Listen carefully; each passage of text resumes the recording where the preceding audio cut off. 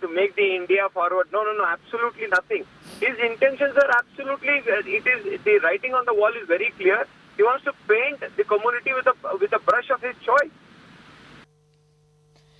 Moving on, primary schools in 2 wards of Jharkhand's Jamtara are giving weekly holidays on Fridays instead of Sundays to students.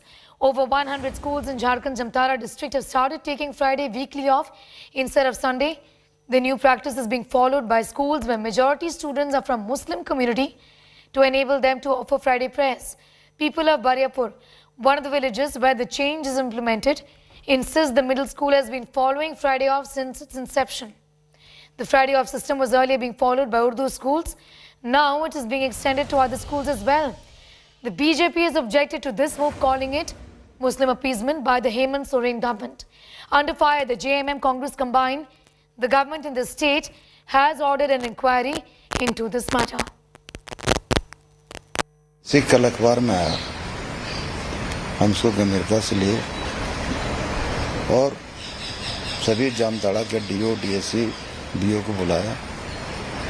बुलाने के बाद उस पर कोई बंद कमरे में हम चर्चा नहीं की।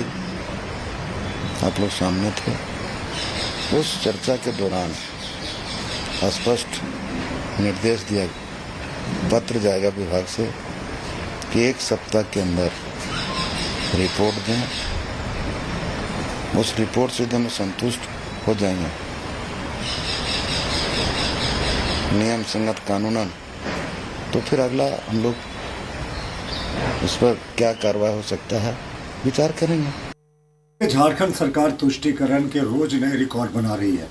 अब नवीनतम उदाहरण जामताड़ा जिले का है, जहां के अनेकों स्कूल में जो मुस्लिम बहुल इलाके में है, वहां रविवार की जगह शुक्रवार को सरकारी नियम के विरुद्ध छुट्टी करा दी गई और यह भी स्थानीय जो मुसलमान हैं उनके दबाव में किया गया और प्रधानाचार्य ने नियम को ताक में रखकर ये छुट्टी शुक्रवार को कर दी ताकि लोग प्रेयर कर सके। और ये कितनी शर्म की बात है कि इन कुछ स्कूलों में स्कूलों के नाम के आगे जबरन उर्दू स्कूल लिखवा दिया गया। तो यानी कि ये सरकार कुछ और कहती है, लेकिन जहां मुस्लिम बहुल इलाके हैं वहां कुछ और कानून चलता है। ये कैसी सरकार है साहब? ये तुष्टीकरण की जो इस सरकार ने नंगा नाच रखा है, इसी का परिणाम है कि नीचे भी इसकी आग अब धीरे धीरे बढ़ रही है। We have seen the manner in which the Jharkhand government continuously has engaged and indulged in vote bank politics to appease one community, because the Congress and JMM, like the Manmohan Singh government always believes in appeasing one community over the others. We have seen how even during the UPA time, the Prime Minister had said that the first right of resources is of one community. Right-wing organizations have called for a ban demanding the celebration of Hindu festivals at Idgah Maidan in Chamarajapet area of Bengaluru. The ownership of the Maidan ran into controversy in June after Hindutva organizations sought permission from BBMP to hold events on this ground. They demand Idgah Maidan be designated as a playground for all. The Karnataka State Board of Waqf has contested that the 2-acre, 10 guntas of land of the Maidan is a registered Waqf property. Pending a resolution, the Bengaluru civic body has clarified that no official permission would be given for any event on the ground. Hindu organizations as well as local groups have joined hands to wage a legal battle as well as challenge the claims of the Waqf board on the Idgah Maidan. Heavy police deployment at Idgah Maidan has been seen and this has now been cordoned off. The police hadn't given any permission to hold a protest here, but still a lot of people have gathered. What are the demands? So we do not require any permission from any authority because we are doing peaceful function, peaceful protest in the interest of the public and in the interest of to maintain as it is for the public field. So the difference of opinion in between the officials, they are making a misuse of it.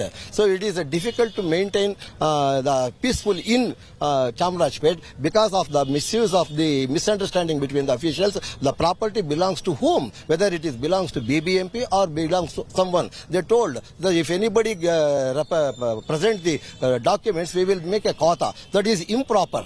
So we request the government to maintain as it is and the maintain the field as it is, and what are the verdict given by the Supreme Court. We have to maintain once in a year. They have to pray for pray, and rest of the time it should be as a public field. So we request the government to maintain as it is in the interest of the public.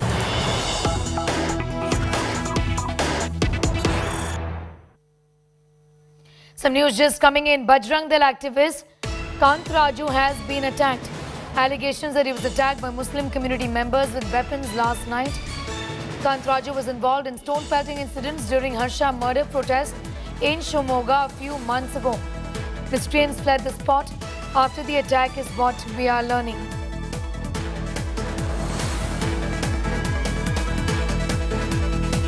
My colleague Priyanka is getting us more details on that story. Priyanka joins us from Bengaluru. Priyanka, tell us more about this incident. Right, Bajrang Dal worker who's been identified as Kant Raju was attacked by Muslim community who had weapons last night. Now Kant Raju was on the road near his house when his family heard his screams and they rushed to the spot. And after he was attacked, the miscreants fled the scene. Now Kant Raju was one of the protesters who was involved in stone pelting incidents during Harsha murder protests in Shimoga in February and March. Harsha was a Bajrang Dal worker, 27-year-old Bajrang Dal worker who was hacked to death by a local Muslim gang in February in Shimoga. Harsha's murder had led to a number of protests and other incidents in the city as well. The Karnataka police back then had also indicated that Harsha's murder could be part of a larger conspiracy as he was involved in organizing protests against the hijab issue as well. With us, Priyanka, I'm just going to come back to you for more on that. We have a soundbite of a worker of the Bajrang Dal. Listen in. ಮಚ್ಗಿಚ್ಚಲ್ಲಿ attack ಮಾಡ್ತಾರ battle ಮಚ್ಚಲ್ಲಿ attack ಮಾಡಿದ್ರು ಅವ್ರ ಹತ್ರ photo ಇದೆ ಹೌದಾ ಮತ್ತೆ ನಿಮಗೆ ಯಾಕೆ ಅಟ್ಯಾಕ್ ಮಾಡಿದ್ದು ಏನಂತ ಗೊತ್ತಾಗುತ್ತಾ ಅದೇ ಹಳೆ ದೇಶ ಬಜರಂಗ ಸಾಹಸ ಕಾರ್ಯಕರ್ತ ಆಗಿದೆ ಹೌದಾ ಎಲ್ಲಿ ಜಿಲ್ಲಾ ಕಾರ್ಯಕರ್ತನ ಅಲ್ಲ ಶಾಸನ ಸದಸ್ಯ ಆಗಿದೆ ಬಿಜೆಪಿಯಲ್ಲಿ ಬೂತ್ ಅಧ್ಯಕ್ಷ ಆಗಿದೆ ಎಲ್ಲಿ ಬಿಜೆಪಿ ಅಲ್ಲ ಬಿಜೆಪಿ ಬೂತ್ ಅಧ್ಯಕ್ಷ ಆಗಿದೆ ಹಳೆ ಜಿದ್ದು ಇಟ್ಕೊಂಡ್ರೆ ಹಳೆ ಜಿದ್ದು ಅಂದ್ರೆ ಏನು ಹಣದ ವ್ಯವಹಾರನ ಅಥವಾ ಏನು ಹಣದ ವ್ಯವಹಾರ ಇಲ್ಲ ಹಿಂದೂ ಮುಸ್ಲಿಂ ಹಿಂದೆ ಹೌದಾ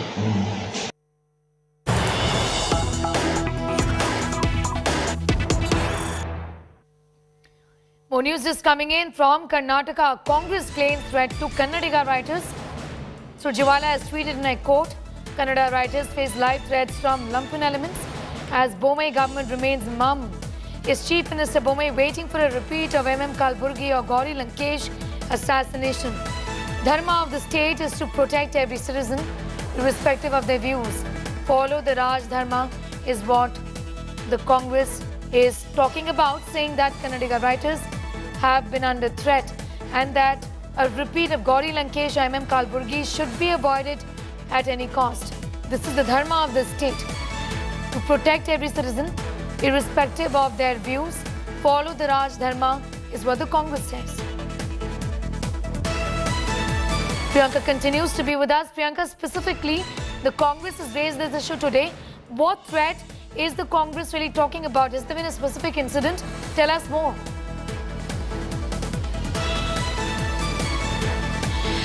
Right, so progressive writers in Karnataka have been receiving multiple death threats. There are reports which Randeep Surjewala was referring to, which said that since April this year, 19 death threat letters have been sent to writers in Karnataka, one of them being to an eminent writer called B.L. Venu in Chitradurga. That's a recent letter, and Randeep Surjewala has questioned the state government that despite all these death threat letters the writers are receiving over the years, no action has been taken. Now Lalita Nayak, who's also a progressive writer and who's fought against Hindu fringe groups after Gauri Lankesh's murder, she's also received a number of death threats. So the reference is to all these death threat letters these writers are receiving. Remember, eminent writers and writer journalists Gauri Lankesh and others had been assassinated, and this is in reference to that. Has there been any response just yet, Priyanka? Because I'm expecting this issue to even snowball further, given that Karnataka heads to polls in just few months from now.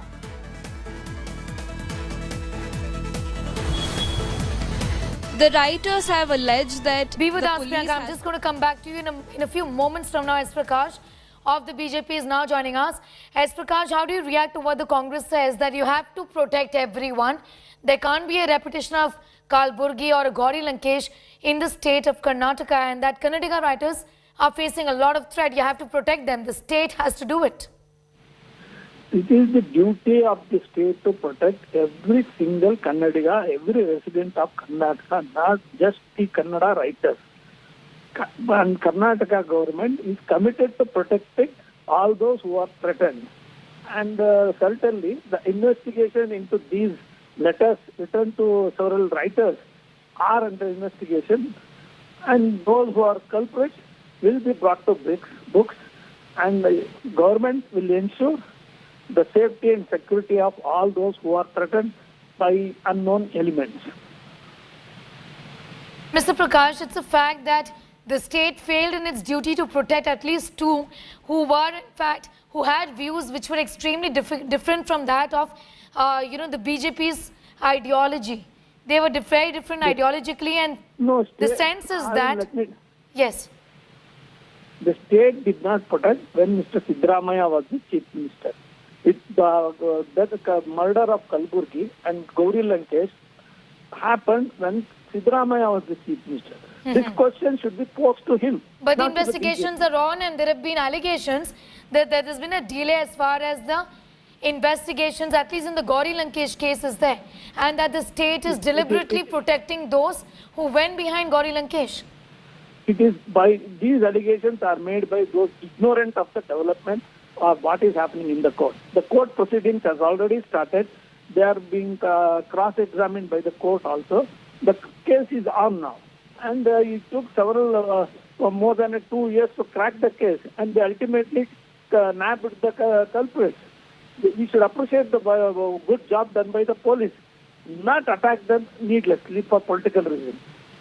S. Prakash, my last question to you. Do you admit that there indeed is a threat? The Congress says that many of these writers are extremely worried, concerned. They've written letters as well. So there is a threat, right?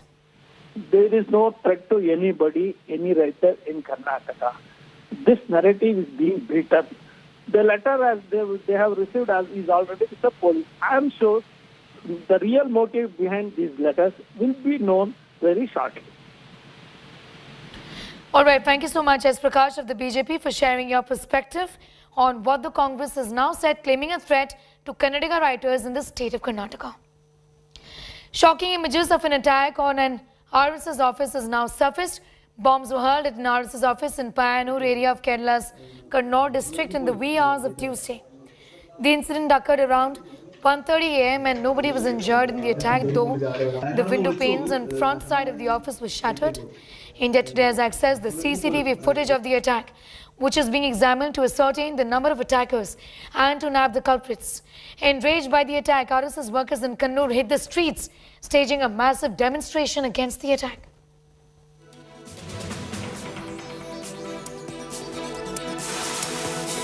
With that report, it's time for a quick commercial break. Here news continues in just 2 minutes.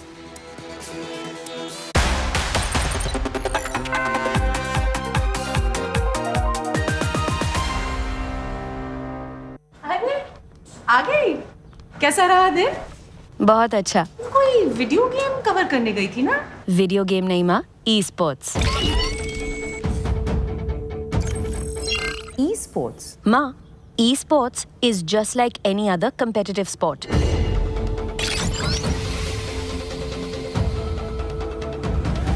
इसमें ना वो सब feelings है जो किसी भी और sports में है। इसमें इमोशन है, इसमें एंगर है,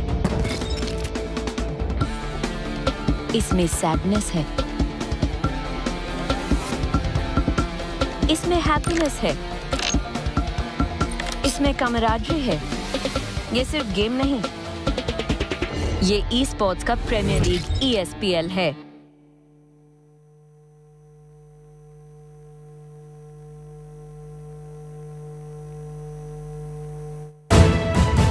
You are watching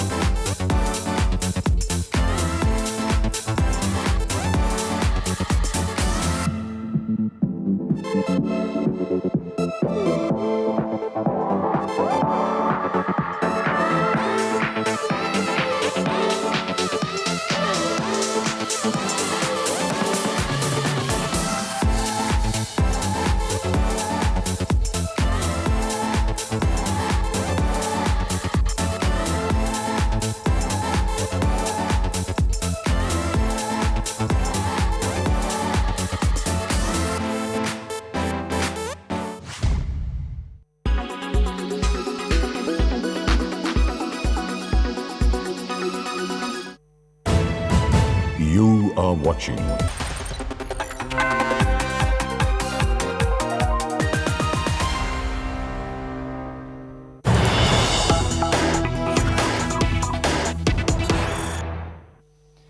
Some news just coming in. WWE wrestler, the great Khali, has allegedly misbehaved with a toll employee in Philor and slapped him. The toll employee allegedly entered his car to click the photographs when Khali lost his cool. We're getting you this video there of the toll employee, who in fact was in a tiff with the great Khali there.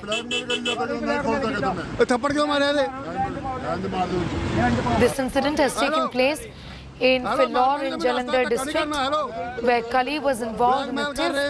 We'll get more details of that story, but this video since has gone viral. Allegedly, the toll employee was trying to enter the car of the wrestler to click photographs with him, and Khali lost his cool. Blackmail नहीं किया, थप्पड़ मारे तू ये कैमरे पर check करा देने ये ब्लैकमेल कर दिया नहीं खोल सके तुमने थप्पड़ क्यों मारे थे हेलो हेलो मारना नहीं, तुम्हें रास्ता है धक्का नहीं करना। हेलो ब्लैकमेल कर रहे हैं, हाँ गड्डिया नंबर है खली दिखा, आई कार्ड दिखा, हैं ब्लैकमेल नहीं कर रहे हमें, ब्लैकमेल नहीं कर रहे। तू है चपेट क्यों मारी, आई कार्ड काट दिया, धक्के किने मारे, थप्पड़ मारे, थप्पड़ क्यों मारा थे मुलाजिम खड़े, ब्लैकमेल नहीं किया, थप्पड़ मारे तू ये कैमरे पर चेक करा देने थप्पड़ क्यों मारे थे हेलो हेलो मारना नहीं, तुम्हें रास्ता है धक्का नहीं करना। हेलो ब्लैकमेल कर रहे हैं।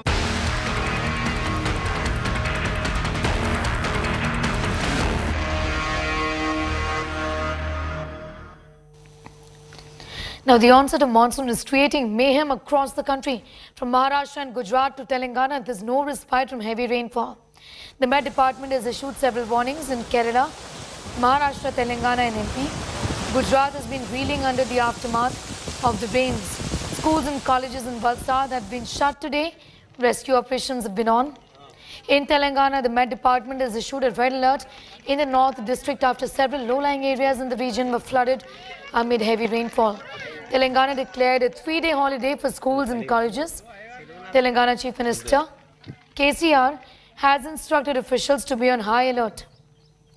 Monsoon mayhem has also been reported from Maharashtra, several regions there, where orange alert has been issued across several districts. Meanwhile, in Madhya Pradesh, the Met Department has issued an orange alert for heavy to heavy rainfall, very heavy rainfall in 33 districts. The department has issued an alert in Kerala as well.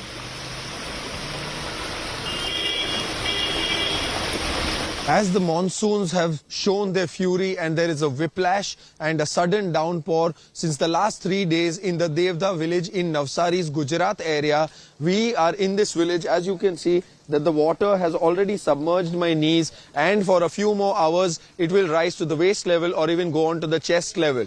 It is because of the overflowing Ambika river that goes through Navsari. The residents of this area have been demanding for a wall to be set up, and they say that this kind of rainfall had occurred last 11 years back in 2011. I will try and understand and also speak to a few girls who are residents of this village. आप लोग से कुछ समझना चाहूँगा कि किस तरह की कठिनाई और किस तरह का परिश्रम करना पड़ता है ये पानी से जाने के लिए। इधर लगातार बारिश हो रही है, 48 आवर से हमको इधर पानी में हम लोग फंसे हुए हैं। आधे लोग को तो खाने का भी प्रॉब्लम हो रहा है, और ये जो लड़के सब बाहर रहते हैं वो लोग ही हमको खाना पहुंचाते हैं, और कहीं के घर में तो पानी भी घुस गया है अंदर, और 2 दिन से हमारी यही परिस्थिति हो रही है। आपकी सरकार से या एडमिनिस्ट्रेशन से क्या विनती रहेगी, आपकी क्या डिमांड है ताकि इस प्रॉब्लम को कहीं ना कहीं रोका जा सके? वो कुछ करे तो अच्छा है, क्योंकि हर साल ऐसा ही हमारा हाल रहता है, क्योंकि यहाँ पानी बहुत बढ़ जाता है। उसकी वजह से स्कूल कॉलेज सब बंद हो जाता है और मेन रोड भी ब्लॉक हो जाता है। इसकी वजह से हमें बहुत तकलीफ होती है।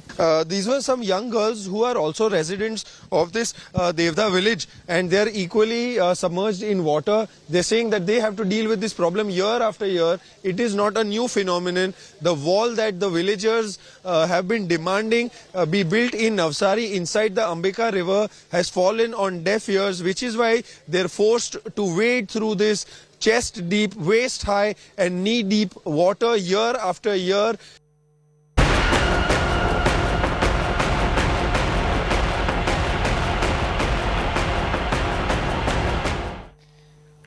Protests continue to rock Lanka as the unrest in the island nation enters day 4. Sri Lanka President Gotabaya Rajapaksa's younger brother, Bisala Rajapaksa, tried to leave the country last night. Immigration staff at Colombo International Airport rebelled from duty and refused to go to the VIP suite to stamp his passport. Lankans have stopped the president's brother from leaving the country. Bisala is the former finance minister of Sri Lanka and recently resigned. Sources close to India Today have revealed that Gotabaya also yesterday signed his resignation letter, which is dated the 13th of July. The resignation letter was signed and handed over to a senior government official who will hand it over to the Parliament Speaker. The Speaker will make a public announcement tomorrow, ending Gotabaya's presidency. Sources have also revealed that Rajapaksa was still in the country and was being protected by the armed forces.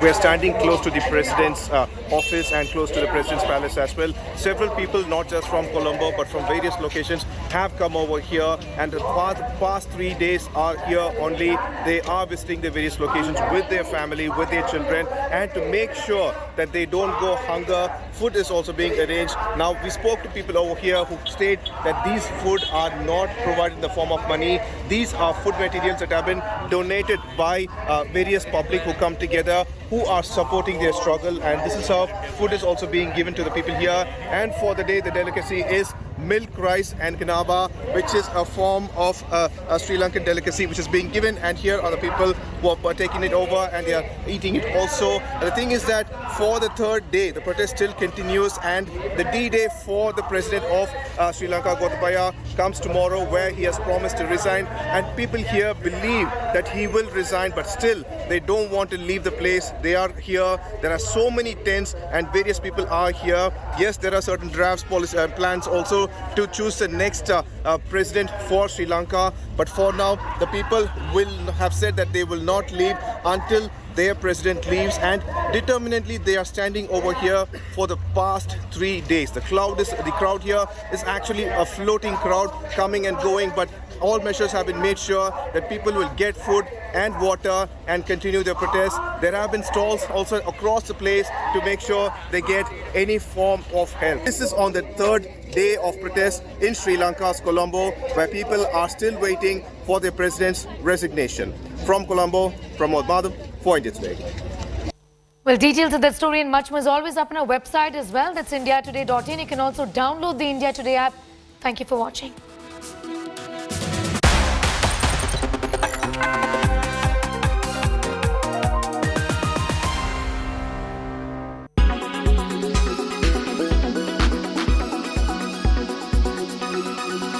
PCOS, PCOD and endometriosis. These are some very common health problems that women face, and these are much talked about. Yes, these are problems associated with women, but each of these problems have different symptoms and are very, very different from each other. PCOS is polycystic ovary syndrome. PCOD is polycystic ovarian disease. Often these are used interchangeably. However, PCOD is used to depict milder forms of delayed ovulation and hormonal imbalance. PCOS is used to refer to severe hormone imbalance and metabolic disturbances.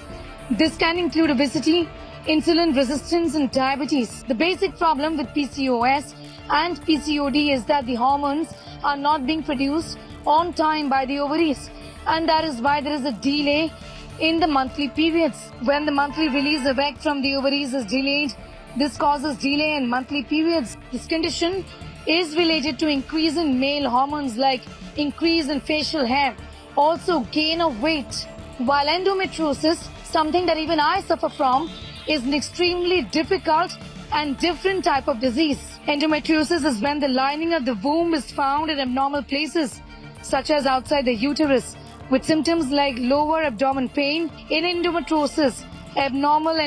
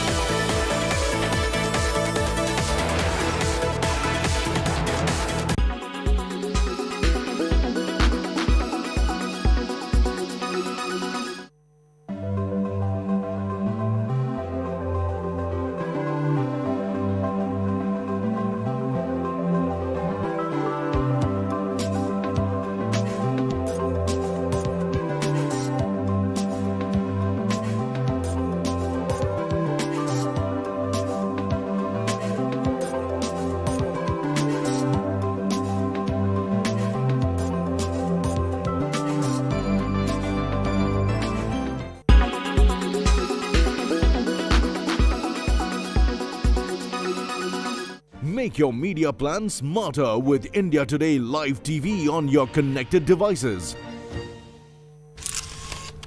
Kerala's public health. All political parties traveling from different parts. Armed with facts, Looking at political black. she takes the news by its horns. Do you think the future of these students are not hampered? Fierce, bold and direct, setting the tone for the biggest stories from every corner and every angle. Expect nothing but the unfiltered truth. News first, niceties later. Watch me, Nabila Jamal, on India Today. Presented by Berger Easy Clean. No dag, no dhabba, only beautiful walls.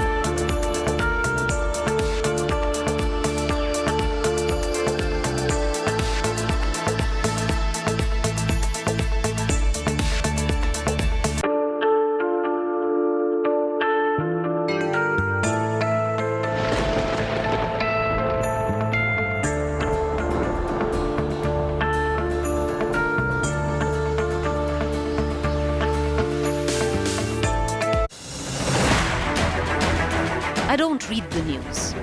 I read between the lines to tell you the true version of events, the true story of our times.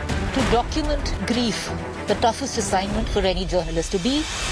From those who matter. Women politicians going to stick up for each other. Of those who should matter. I document the truth. I don't distort the truth. I don't glamorize the truth. I don't gloss over the truth. The ghosts of India's contentious material history have come knocking again. I hustle for the truth. On the ground, in the newsroom, in the studio. I don't try to grab eyeballs. I inform you to make you see the point. To the point with Preeti Chaudhary. At these times, only on India Today. Co-powered by The World Comes Together at Sharda University. In association with Green Lamb Laminates. Har Gustakhi Saaf.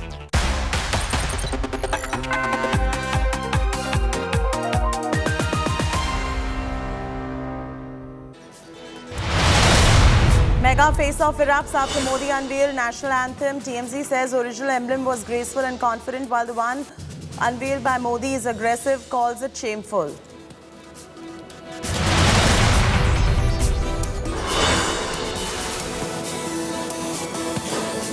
RSS Neta's big attack, claims conspiracy to turn Muslim prayer day of Friday into stone pelting day, slams open beheading calls by Islamist fanatics as un-Islamic. शुक्रवार आया, मुसलमानों की इबादत का दिन है, पर कुछ षड्यंत्रकारियों ने नौजवानों को उकसाकर पहले से तैयार करवाकर अकस्मात हिंसा नहीं भड़की और उस शुक्रवार को पत्थरवार में बदल दिया। Over 100 Jharkhand schools change weekly off to Friday. BJP guns for Hemant Soren. Government calls it Muslim appeasement. Inquiry ordered.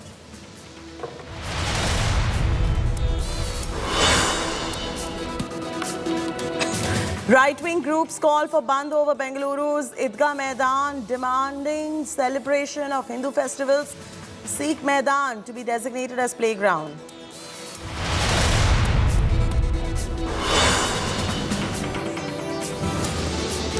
Big climb down by Uddhav Thackeray backs NDA President nominee Draupadi Murmu after pressure from Sena MPs. Cracks in Aghadi. BJP gloats.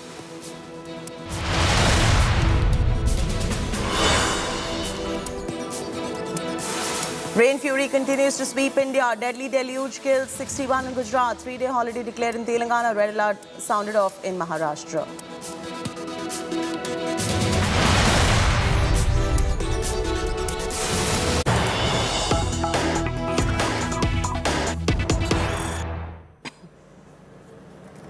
Breaking news just coming in. An explosive face-off over Smriti Irani getting charge of Minority Affairs Minister. TMC targets Smriti Irani, calling her a hardcore Hindu married to a Parsi who got charge of Muslims and Christians in India, questioning if this is BJP's brand of secularism.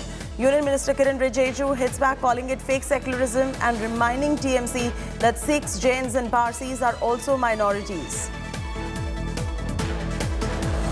Kamaljeet is now joining us for the very latest. Kamaljeet, what is the issue if Smriti Irani is the minority minister? Why this backlash? Well, ever since Mukhtar Naqvi actually stepped down, there is this contention, and this is not something new between BJP as far as TMC is concerned. There has been an ongoing tu-tu meme between the two, but it all started with Rajya Sabha MP Jawahar Sarkar. He obviously hitting out, calling Smriti Irani a hardcore Hindu married to a Parsi, and Kiran Rijiju hitting right back, saying this is a pseudo-secular comment that the Parsi, along with Sikhs and Christians as well as Muslims, are part of minority community. So obviously hitting a back at Jawahar Sarkar. But clearly there have been several questions, even speculations. Shehzad Poonawala is now joining us for a quick reaction on this. Shehzad, I don't understand what is the TMC's problem. How does the BJP respond to this? How does it matter whether she's a Hindu married to a Parsi who got charge of Muslims and Christians in India as long as she's fulfilling her duties? How do you respond to the TMC? First of all, the TMC has proven that it doesn't mean Trinamool Congress, it means Tushikaran Mujhe Chahiye, because in the conception of the TMC, only Muslims and Christians comprise minorities. What about the Buddhists, Sikhs, Jains, Parsis? Aren't they minorities? As per the NCM Act, they are actually. So this shows their mindset that they only want to appease one community for the sake of vote bank politics. And having said that, this country and this government particularly looks at the competence and the character of a person, not at the community. But unfortunately, those who've indulged in the practice of community before character and competence has led the Muslim community down garibi, and we've seen the Satchar Committee report testify that. The more important point, Chaiti, in this, however, is that this is time and again become part and parcel of the politics of Trinamool Congress party. They play vote bank politics on court orders. They play vote bank politics on policy issues. This is a government that has given 80 crore people rations. Mohammed and Mohit weren't distinguished between. This government gave 12 crore toilets to households. Shilpa and Sultana both got those toilets. We gave 6 crore tap water connections to households. Everybody got it, irrespective of their religion. But unfortunately, today when there is is there a compulsion that a particular person has to belong to a particular religion to head a ministry? Absolutely not. It's the character and the competence, and Smriti Irani embodies that more than anybody else. I'm just going to play devil's advocate here, Shehzad. Shehzad, TMC says that she's a hardcore Hindu and she's been made in charge of minorities. If you would explain to the TMC what is the selection criteria and process like? Well, it is unfortunate that the TMC is making that jibe at the Hindu community. The Hindu people are the most secular people. The Hindu people are the most tolerant people and the most mature community that has never indulged in any kind of negative communalized politics. And to say that because she is a Hindu, she can't discharge her responsibilities towards the constitution faithfully is actually not an insult just of Smriti Irani ji, but of the entire Hindu community. We have had prime ministers who belong to Hindu community. Did they not work for the Muslim upliftment? Did Nehru not work for Muslim upliftment in his conception because he's a Hindu? So this kind of ridiculous argument being made by Mr. Jawahar Sarkar actually he's a serial offender when it comes to this. But I would like to ask Mamata Banerjee ji that does the Trinamool Congress mean to say that Sikhs are not minorities, Buddhists are not minorities, Jains are not minorities? And is there a particular community that can only head this particular ministry? Is there a compulsion? Is there a law? TMC has also gone ahead and made a remark that Smriti Irani, who's a hardcore Hindu, who has been married to a Parsi. How does it matter who she's married to? And even if she's married to a Parsi, that should probably serve the interests better because Parsis are minority in this country. Smriti Irani ji's personal life and her personal choices are not up for debate. It is her character and her competence that is at test when she's in public life. She has been an exceptional minister. We are proud of her as a minister and her leadership.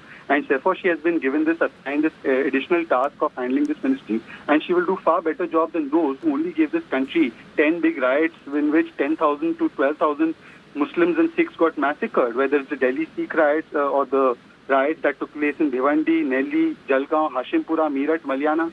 So I think it is the competence and the character of the person, not the community. But unfortunately, Trinamool Congress and the Congress and their ilk only look at people through the lens of communalism, through the lens of vote bank, not through the lens of character and competence. That is not the view of this government.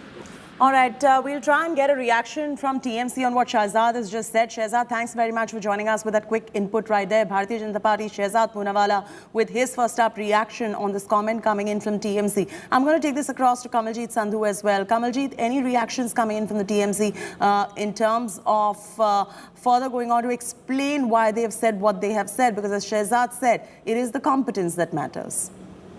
Well, we'll really have to see whether the TMC really supports Jawahar Sarkar's comment, because earlier we saw, as far as Mahua Moitra was concerned, they were distancing of the comment that she had made. And this time around, it is Jawahar Sarkar. And remember, Smriti Irani has held portfolios earlier, whether it's HRD, whether it's Ministry of Textiles, and now she has another feather in her hat. This obviously goes to show that the choice has been made. The government has faith in her as far as holding the portfolio is concerned. Sensitive as it may be in times, especially there have been comments coming in from the BJP regarding how the opposition parties have indulged, especially the Congress and the TMC, in the likes of appeasement of the Muslim community or appeasement of the minority community. So this is a fresh war of words which has now begun. Jawahar Sarkar first earlier making a comment, Kiran Rijiju hitting it out, and we've seen how BJP is now scaling it really up. So whether Jawahar Sarkar gets support of TMC, that now needs to be seen, or whether this is going to only escalate into a war of words. Yes, absolutely. And what do you think is the biggest problem here? TMC is indulging in just politics for the sake of it, or do they have a real problem in taking objection to Smriti Irani been given this charge? Well, Smriti Irani is one of the prominent leaders, whether it is taking on Rahul Gandhi, whether it's taking on opposition. So yes, she is being in the eye of controversy over a several period of time.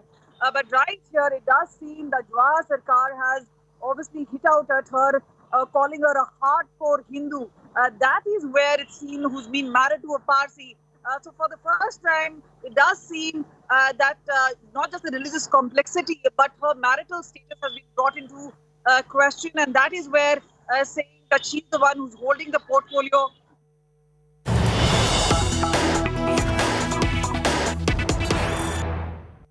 भी प्रदान कर रहे हैं माननीय प्रधानमंत्री जी को। आप सबकी तरफ से जोरदार तालियां अभिनंदन स्वरूप।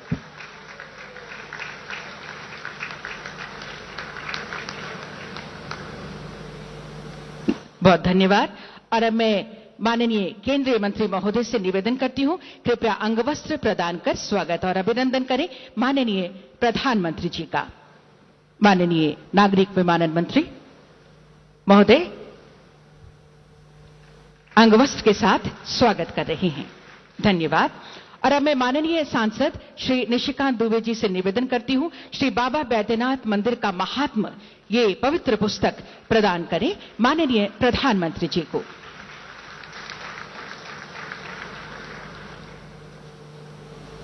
बहुत बहुत धन्यवाद माननीय सांसद महोदय।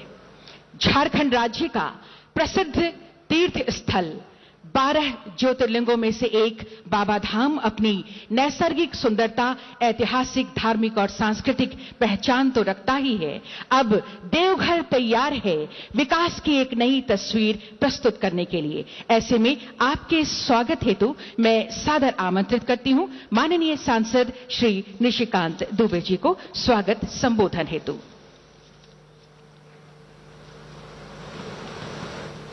भारत माता की। हम सबों के अभिभावक, दुनिया के सबसे लोकप्रिय नेता, जिनके मन में हमेशा दलितों, पिछड़ों, आदिवासियों, महिलाओं, बच्चों के लिए मैंने दर्द देखा है एक सांसद होने के नाते, उनके कार्यकर्ता होने के नाते, वैसे हमारे प्रधानमंत्री जी इस देवघर में पहली बार प्रधानमंत्री के तौर पर बाबा बैद्यनाथ का पूजा, 75 साल में कोई प्रधानमंत्री के तौर पर पूजा करने के लिए नहीं आया। वैसे हम सबों के नेता, देश के आदरणीय प्रधानमंत्री श्री नरेंद्र मोदी जी, मंचासीन सभी शीर्षस्थ मंच और आए हुए तमाम बहनों भाइयों, प्रधानमंत्री जी गुजरात से देवघर का एक अलग कनेक्शन है। 1925 में महात्मा गांधी जी यहां आए थे और उन्होंने अपनी आत्मकथा में लिखा कि वो अपना आजादी का आंदोलन देवघर से ही चलाना चाहते थे। बाद में वो सेवाग्राम गए, लेकिन जब 1934 में वो दोबारा आए तो इसी बैद्यनाथ मंदिर में उस वक्त अनुसूचित जाति और जनजाति के लोगों का प्रवेश नहीं था। अछूत के नाम पर जो है उनका प्रवेश नहीं होता था और महात्मा गांधी जी को इसके लिए लाठी डंडा सब कुछ यहां खाना पड़ा, लेकिन उन्होंने इस मंदिर में अछूत का प्रवेश कराया। आज आप आए हैं इसी झारखंड के जो कड़ी महात्मा गांधी जी ने 1934 में छोड़ी थी, उसको आज आपने पूरा किया है। इस देश के अनुसूचित जनजाति की आवाज द्रौपदी मुर्मू जी को आपने, जो कि झारखंड की हैं, क्योंकि 1936 तक उड़ीसा और झारखंड और बिहार ही था, बिहार का अंग था, उनके बाप दादा सभी इसी झारखंड के हैं, उनको आपने राष्ट्रपति बनाया है। मैं उसके लिए आपका हार्दिक अभिनंदन और धन्यवाद देना चाहता हूं कि आपने महात्मा गांधी की कड़ी को आगे बढ़ाते हुए माननीय द्रौपदी मुर्मू को बनाकर आज इस भूमि में प्रवेश किया है। एक सांसद होने के नाते आपने जो मुझे दिया, इसके लिए मेरे पास कोई शब्द नहीं है। इस गोड्डा लोकसभा में 1 लाख करोड़ की योजना चल रही है, चाहे वो अल्ट्रा मेगा पावर प्लांट हो, चाहे वो प्राइवेट प्लांट हो 1600 मेगावाट का जो कि अगले महीने चालू होने वाला हो, चाहे एम्स हो, चाहे एयरपोर्ट हो, चाहे पॉलिटेक्निक कॉलेज हो, इंजीनियरिंग कॉलेज हो, डैम हो, आप नाम लीजिए, केंद्रीय विद्यालय हो, एग्रीकल्चर कॉलेज हो, इंजीनियरिंग कॉलेज हो, सॉफ्टवेयर टेक्नोलॉजी पार्क हो, प्लास्टिक पार्क हो। मैं यदि गिनाता चलूं तो मुझे शायद जो है 15-20 मिनट जो है उसी योजनाओं को लगेगा। आपने 1 लाख करोड़ से ऊपर की योजना, ये 2014 जो गोड्डा, जो मेरी लोकसभा है, आजादी के 75 साल बाद पिछले साल आपके जन्मदिन के ऊपर 17 सितंबर को मैंने जो है वो रेल गोड्डा के लोगों ने देखा। वो रेल देखने के लिए कम से कम लाखों की भीड़ उस गोड्डा स्टेशन में थी। आप इसी से अंदाजा लगा सकते हैं कि इलाका कितना पिछड़ा था और आपने कितना कुछ किया। इसके अलावा मेरे पास आपको धन्यवाद देने के लिए कोई शब्द नहीं है। एक व्यक्ति के नाते मैं आपको नमस्कार ही कर सकता हूं। आप महामानव हैं और आपने जो इस पिछड़े इलाके को दिया वो शायद भूतो न भविष्यति कोई प्रधानमंत्री नहीं दे सकता। आप आए, इन्हीं शब्दों के साथ जय हिंद, जय Bharat.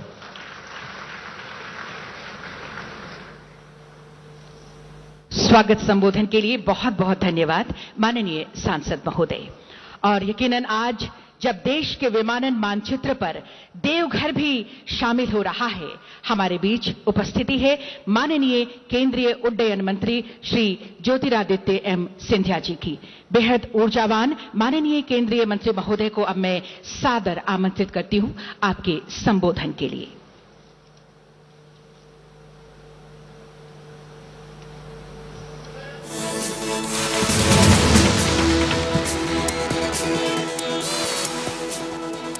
There you go, Prime Minister Narendra Modi in Deoghar right there. We'll get you more details. He's going to be inaugurating the Deoghar airport in Jharkhand. There is an address as well. We'll bring you all those details as we go along the way.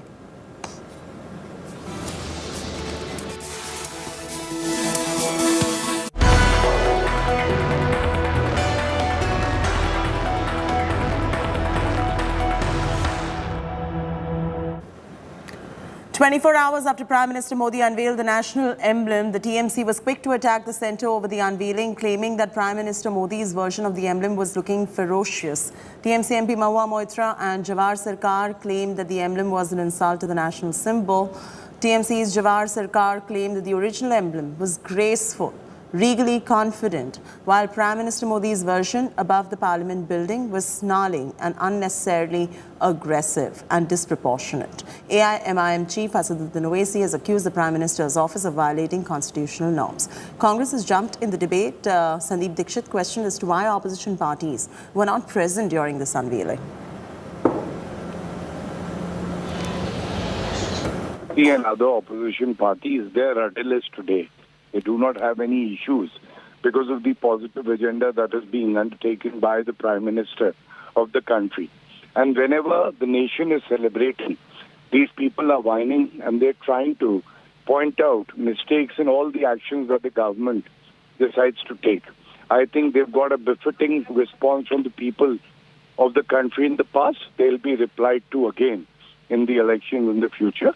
But this kind of opposition for the sake of opposition is not welcomed by the people of India. We are also very loyal Indians. And as, a new parliament building or a Central Vista project, etc., when we did object to it, it was during COVID times because of COVID mismanagement was happening, and there the government was seemed to be very busy with the Central Vista project. Now, it appears that because the opposition had placed certain objections at that time, and that's why none of the leaders of the opposition were called also for the event or for the opening yesterday. But we respect our emblem, we do. Ritik Mondal is now joining us from Kolkata. Ritik, walk our viewers through what is the exact objection that the TMC is taking at this point of time over this entire controversy. In fact, Assaduddin Owaisi has also reacted to this particular emblem and called it unconstitutional. What is the TMC stance? See, actually, Prime Minister Narendra Modi Monday unveiled the new emblem which has been placed atop of Central Vista there in Delhi, and what we have the very next day that TMC, it seems like it's triggering a new flashpoint between opposition TMC and BJP particularly after Jawar Sarkar tweeted that I quote that it is an insult of our national symbol, the majestic Ashokan lion, and Jawar Sarkar demanded immediate change of this emblem. On that particular tweet, Sarkar also posted two pictures of national emblem. One was the previous one and the new one. Let me also mention that just a while back, Mahua Moitra, TMC member of parliament, she also tweeted the same picture but didn't mention anything. But it seems like now TMC is targeting particularly BJP and centre for over this issue. Amid the situation, the opposition brigade are targeting and criticizing this event, what exactly happened yesterday in Delhi. And remember, at a time when BJP particularly are targeting TMC and its Chief Minister Mamata Banerjee over the Khali controversy, there is it seems like another flashpoint that has erupted, that has triggered by TMC senior leaders like Mahua Moitra or Jawahar Sarkar, and this is going to be very interesting to see what stance BJP takes to react on this, as it has been decided by TMC to raise their voice over this issue when the BJP is mounting pressure on TMC over Khali controversy. So now TMC chose to hit back the BJP. Mahar Sarkar of the Trinamool Congress is now joining us for a quick reaction on this story. Mr. Sarkar, firstly, your reaction to this particular emblem. See, I have already mentioned in my tweet that it is a distortion. Okay. However slight the distortion may appear to be, it is a distortion. And under the Act that guide the reproduction of national symbols, the national flag, there is no scope for even a hair to pass. There is no scope for distortion. Now, this distortion has been made in respect of certain features, like the aggression that comes out of the mouth of the lion that has been foisted, the lions that have been foisted. Ashokan lions symbolize royalty in its splendor, in their restraint. You have to understand Ashoka. You don't have to go too far to, architects and visualizers are available here and there. But Ashoka and his philosophy has to be understood in the light of this controversy. Ashokan lions were regal. They were sangyam, as we put in Hindi. They were restrained. They were restrained, they were peaceful. They were trying to convey a placid regality that was peaceful and caring where the people were concerned. These aggressive lions obviously represent the cult of a particular group, but are not in tandem with what India and its symbolism is. So right. If I could also ask you to elaborate legally where this is flouting the law of the land. See, we have two acts guiding the national flag, insult to the national flag, dishonor to the national flag, and we also have an act guiding the national symbols. Correct. And there are laws guiding the national symbols, the scale, the size, the color, everything is guided. You cannot go and put a national symbol on top of your car. You can't. There's a strict law about it, and you can't put fat lions and get away with it. Not on official stationery, not on official things. Yeah. Sometimes we have taken from the printer wrong symbols of the national emblem and we have discarded them. Because even if it's fractionally wrong, it hurts the eye and it draws adverse attention. Now here is a case where you will see the scale, the shape, there is a distortion. I just can't understand. All right, Mr. Sarkar, if I could just ask you to stay on with us because Priyanka Tibrewal would like to respond to you of the Bharatiya Janata Party. Ms. Tibrewal, according to the TMC leader, Mr. Sarkar, this is flouting the law of the land and you cannot be tampering with the emblem like that. How do you respond?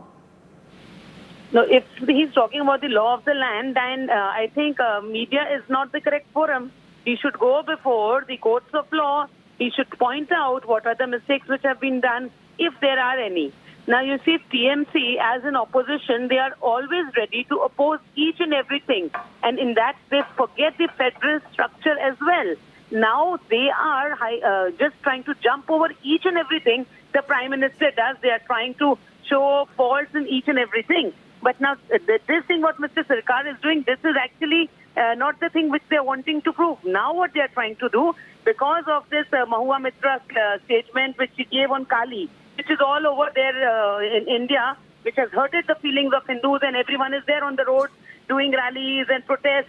So in order to cover that up, they came out with something new. So that if this is there in the media, then people will forget that. No, but that's I don't your assumption, think that this will Mr. Tibrewal. That's a different issue altogether. What Mr. Sarkar is saying is about the emblem. And like you mentioned, that media is not the platform. Then what is the platform? Do you want them to go to court? Mr. Sarkar, are you planning to approach the court with this? Of course, he said that the law of the land has hurt. If you are hurting the law of the land, then go to the courts of law. I agree. Let Mr. Sarkar respond to that. Are you planning to take this up legally, Mr. Sarkar? Your party, rather. We will decide as a collective group. We are not led by a single person as some other parties are. There is a leadership from a particular section, but these decisions are taken in a very democratic manner, and we have good lawyers with us. We will go into that part. But this is not the way of deflecting the issue. The issue at heart is whether there is a distortion, and the lady on the other side must answer that, like we did in a particular seminar just now. The BJP candidate admitted that there is a distortion. The snarl on the face of the lion is so that's a very pointed question you asked, Mr. Sarkar. Ms. Tibrewal, is there a distortion as alleged by the TMC? Now, that is what I'm saying. Whatever they are seeing through their eyes, we will answer to that. If they think that there is legally any fault in the same, you go to the court of law and we'll answer you there, if required. But like I said, just to cover up things, just to cover up their faults, they are coming with these kind of issues. And we all know that and understand that well. Mr. Sarkar, the BJP says you're opposing for the sake of opposing, but your point here is the distortion of the emblem. If you could respond to Ms. Tibrewal on this. That is a very painful reply, a painful response, because it sort of upsets the entire background of what I have done in my life. I am not an originally political person. I had to come out to the street to oppose the destruction of democracy, but that's a different question. Yeah. We are on a very pointed issue of whether there is a distortion in the statute or not. I am claiming that there is distortion. So if government has necessarily to set up an artist committee or a committee of experts, then you can go into the issue. Number two, where the nation's property is concerned and visual world has become so strong, the visuals can go parallelly for the nation to take a call. Why should the nation's decision on everything? The nation has eyes. The nation can take its own calls whether the eyes meet the reality, whether it's distortion. So whether it is reality or distortion is a question that the public themselves can do it. And Mr. Sarkar, would you say this is against federalism because the Parliament House is not going to be occupied by one particular party alone? It will be occupied by the opposition as well. No, the person who spoke does not know F of federalism. Every act in the last 8 years has been anti-federal. Anti-federal, from demonetization that was not consulted with the states to every act is an act of drama, is an act of hegemony, is an act of stupendous force being rammed down the throats of the people of India and the states. Expansion of the jurisdiction of PSF. Whatever they have done is done with a unitary principle in mind, with very little respect for either democracy, plurality or federalism. The person has absolutely no right to speak on federalism, non-federalism. They have no idea. She is distorting the issue. Ms. Tibrewal, what's your response to Mr. Sarkar? That is what I'm saying. Look who is speaking about federalism. One by one. Ms. Tibrewal, respond. Please. Let me complete. I did not interfere when you were speaking. Yes, Ms. Tibrewal. Look who is speaking about federalism where the TMC fails. Where they fail to respect the federal structure. Here in the state of West Bengal, no schemes of the central government are implemented here. Whether it is Ayushman Yojana, whether it is Awas Yojana, TMC doesn't, or whether it is the Kisan Samman Nidhi, TMC doesn't allow any scheme to reach to the people. And now they're talking about the federal structure, although they always demand funds from the center, but they fail to provide the audits and reports to the same. Ms. Tibrewal, both of you, with all due respect, let's not digress to the other issues. Here we're talking about the emblem. Let's restrict our conversation about the emblem. How do you respond to Mr. Sarkar on the violation of federalism? I have specifically stated that whether it is a violation or not, only their opposing will not prove the same. If he feels that there is a violation, if he feels that something has been distorted, then he should do it before the court of laws and we'll answer it there. And one question here, as a journalist, I want to ask Ms. Tibrewal here is that were there other political parties who were invited and consulted before this new emblem was unveiled? I am not aware of the same. I am not aware of the same. I am not aware of the same. But yes, once again, I'm saying that we believe in the federal structure. We believe in the constitution. So if they think that something has gone wrong as per law, then they can proceed. Mr. Sirkar, was the TMC approached? Listen, as a member of parliament, why are you branding me all the time as TMC? I'm a member of parliament with a broader heart than the person who's Absolutely. Were there any other political parties? We are talking, no parliamentarian was consulted at all about what building is being made for them, why it is being made. Why is it necessary to spend hundreds and thousands of crores in the beautification of an area that would perhaps have to be renamed after a particular individual? The seeking of personal glory and immortality does not obviate the necessity of day-to-day administration and the crisis that we have to lead to. No parliamentarian was consulted in this. I have asked repeated questions as to why Parliament was not consulted, to which the minister has said, we consulted the speaker, we consulted such and such, we consulted a small group. That's all. It is an undemocratic thing. The whole thing is undemocratic. So what are we talking about? And obviously things done in autocratic haste through favoritism of architects and designers is bound to land up in such messes. Now let them samhalo the mess. Now, like I said, just because they want to oppose each and everything, Mr. Sirkar's limited point here that the parliamentarians were not consulted. Is that true? Now, that's what I'm saying. Whether this is true or not, all parliamentarians should answer this. No, only with his claim, this will not turn out to be true.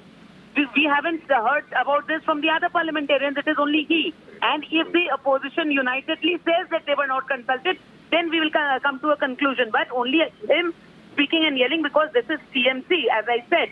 They have a nature of objecting and opposing each and everything. And this started when this Central Vista project started. Only then they started doing it. So whatever the government does, they will oppose because that is in their nature. That is in their nature. And Mr. Sirkar, I think you are not even aware that when in West Bengal, the entire office was shifted from Writers Building to Nabanna, I would like to ask you how many members of the Legislative Assembly were consulted. You know, since they don't work there. They don't work either in Writers or in Nabanna. Get your facts clear. They don't work there. All right. Who doesn't work there? You shifted everything from Writers to Nabanna. No one was consulted. Now, like I said, your basic nature is to oppose, and that is the reason you're opposing. MLAs don't work in Writers' Building. Don't bring on distortions and imaginary points from here and there. Mr. Sirkar, there is a growing chorus coming in from the BJP. I just spoke to Shehzad Poonawala a little while back as well, who said that, you know, the TMC has started opposing things for the sake of opposing. Case in point, the Smriti Irani issue and giving her the charge of Minority Affairs Ministry as well. Any reaction from you as far as that is concerned, Mr. Sirkar? No. I'm glad that they have woken up to the reality of the issue. The more they shout, the more the public issue will come out.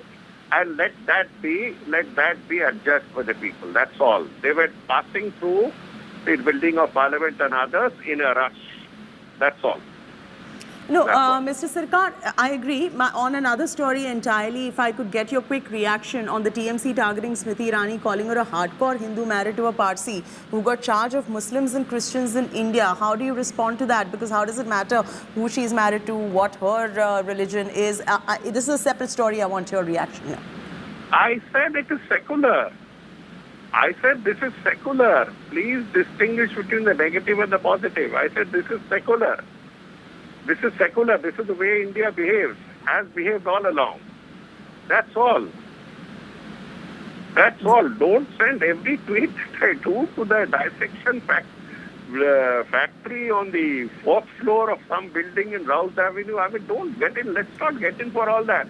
It's a very positive tweet I made. That's all. I remain stand by it, that is a very positive tweet. And that ended with a question mark also. Correct. Okay. Ms. Tibrewal, would you like to respond? Conclude would say that whatever his queries are, he can once again, I would say and suggest that go to the court of law. We'll answer it there. And I really sympathize because of the issues that they are having regarding the new parliament building and everything. So the public at large will not give them a chance much to sit in the building. We've moved on to your reaction on Smriti Irani, being given the charge of Minority Affairs Ministry, and of course the TMC has taken objection to it as well. Ms. Tibrewal, what do you have to say to the TMC at this point? Miss Smriti Irani has always proved through her work that she can handle each and every responsibility which has been given to her. This is yet another responsibility which has been given to her. And what is the wrong which TMC is seeing in this, I do not understand. Although here we see a TMC who does the politics of appeasement here in West Bengal, and that is the reason that when sentiments of Hindus are hurt, they are quiet and mum on that, they do not speak. Because that is the intention. That is the intention. That is the reason they have not for once spoken what Mahua Moitra said against Khali. So this appeasement politics is done by TMC and we do not appreciate speaking on such issues. Mr. Sarkar? It is called secularism. It is called secularism, which is an integral part of our constitution, which is distorted by fanatics to call it as appeasement politics. It is called secularism. It is called plurality. These are the pillars on which our constitution is based. The distortion of these principles by unprincipled people who believe only in communalism, communal riots, and in the killing of Muslims and other minorities does not obviate us from the fact that both secularism and plurality are integral parts Mr. of our Sarkar, I don't understand. Your tweet says that Smriti Irani has been assigned the charge of Ministry of Minority Affairs after Naqvi has resigned. Hardcore Hindu, married to a Parsi, given charge of Muslims, Christian. Is this the BJP's brand of secularism? I don't understand where the problem is. If you could just explain what you're trying to say. There is no problem. I'm asking them a question, so they take it after a week, after analyzing everything that they can bring up. There is no objection. It's just a question. Is it your brand of secularism? Because remember, they had made the word secularism into secularism, a very dirty word. Yeah. They had made, it is we who cherish secularism. It is we who do not look at religious barriers. So now, by obviating religious barriers, are you secular? That's all. And we are not as secular as they are. All right. We are not as secular as they are because hurting the feelings and religious feelings deliberately with the intent to wound their religious feeling is secularism as per them. And when the Chief Minister was shouting and yelling to arrest Nupur Sharma, was their appeasement to Muslims, and now they are quiet on the same issue. So this is what their secularism is. This is your secularism. Yes, of course, this is your deliberate secularism with the intent to wound the religious feelings of Hindus. You are quiet and mum. But when it is about to be fair, Ms. Tibrewal, they have condemned the issue. To be fair, Ms. Tibrewal, the TMC has condemned what Mahua Moitra has said. I'm going to let you both go. And thank you very much for joining us on this broadcast. We're slipping into a short commercial break. When we return, right-wing groups call for a bandh over Bengaluru's Idgah Maidan, demanding celebration of Hindu festivals. Seek Maidan to be designated as a playground.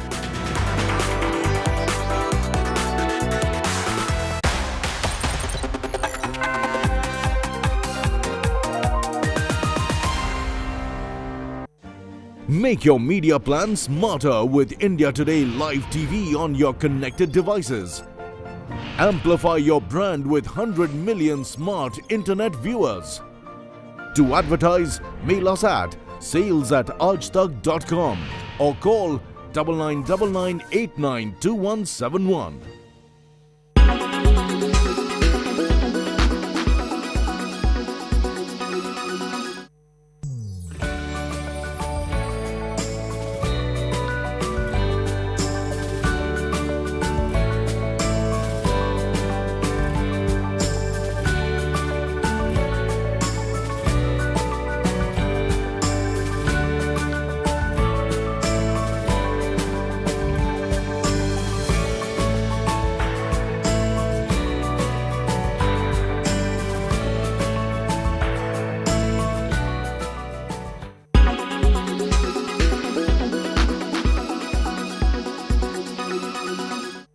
Everyone's busy finding what's trending. You're busy finding out why. India Today, for those who research before reacting. Download the India Today app now.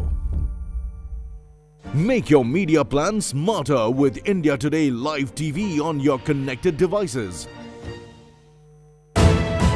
You are watching India Today.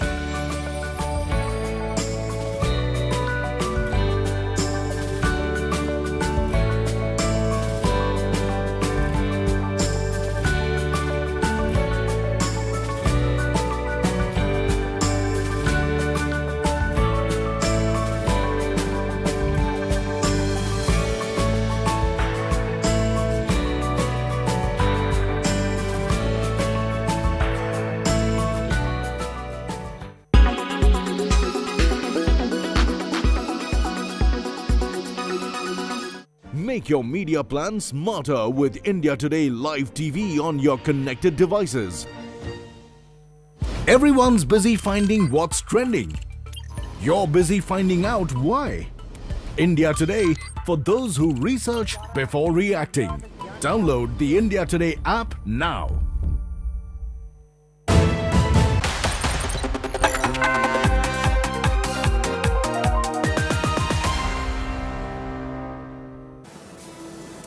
Welcome back. RSS leader Indresh Kumar has stoked a controversy, alleging that some people were trying to weaken the country's social fabric. The RSS Neta claimed that conspiracy was underway to pit people against each other in the name of religion and community and weaken the country's unity. He said that Friday is the day for prayers for Muslims, but some people have converted it into a day for stone pelting. The RSS Neta further said that some people were working towards weakening the country's social fabric and vitiating its atmosphere, adding that in situations like this, Muslim outfits do not need to come forward and condemn them, but identify and deal toughly with them.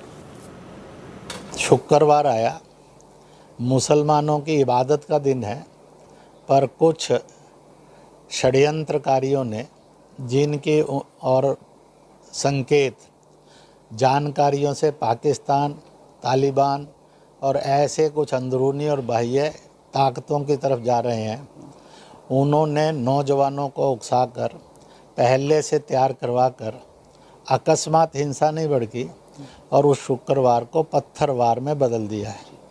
और हमने मुसलमानों को appeal की है कि अब आपके सामने एक चुनौती है कि आप अपने शुक्रवार को पत्थरवार की बजाय और मोहब्बतवार में बदलने का काम करिए, ताकि यह जो दाग लगा है ये हट जाए। और इस प्रकार से जिन्होंने पत्थरवार बनाने का काम किया, उनकी भी पहचान करके उनके खिलाफ भी कार्रवाई होनी चाहिए। पहली बात, इंद्रेश कुमार जी अगरचे फ्राइडे का दिन स्टोन पेंटिंग ना हो इसके बारे में बात कर रहे हैं तो उसका स्वागत करते हैं, बट इंद्रेश कुमार जी की नीयत वो नहीं है। He wants to really create a fear साइकोसिस in people's mind on Friday. That is, and Friday being an important day on for Muslims across the globe, and he is trying to play a psychological game and political game. It has nothing to do with asking the community or the community leaders to come forward to make the India forward. No, absolutely nothing. His intentions are absolutely. The writing on the wall is very clear. He wants to paint the community with a brush of his choice. The primary schools in 2 wards of Jharkhand's Jamtara are giving weekly holidays on Fridays instead of Sundays to the students. Over 100 schools in Jharkhand's Jamtara district have started taking Friday weekly off instead of Sunday. The new practice is being followed by schools where majority students are from the Muslim community to enable them to offer Friday prayers. People of Baryarpur, one of the villages where the change is implemented in the middle of the school, has been following Friday off since the inception. The Fridays off system was earlier being followed by the Urdu schools. Now it is being extended to other schools. The BJP objected to the move, calling it Muslim appeasement by Hemant Soren government. Under fire, the JMM Congress government has ordered an inquiry into this particular matter. जैसे कल अखबार में आया, हम उसको गंभीरता से लिए और सभी जामताड़ा के डीओ, डीएससी, बीओ को बुलाया। बुलाने के बाद उस पर कोई बंद कमरे में हम चर्चा नहीं की। आप लोग सामने थे।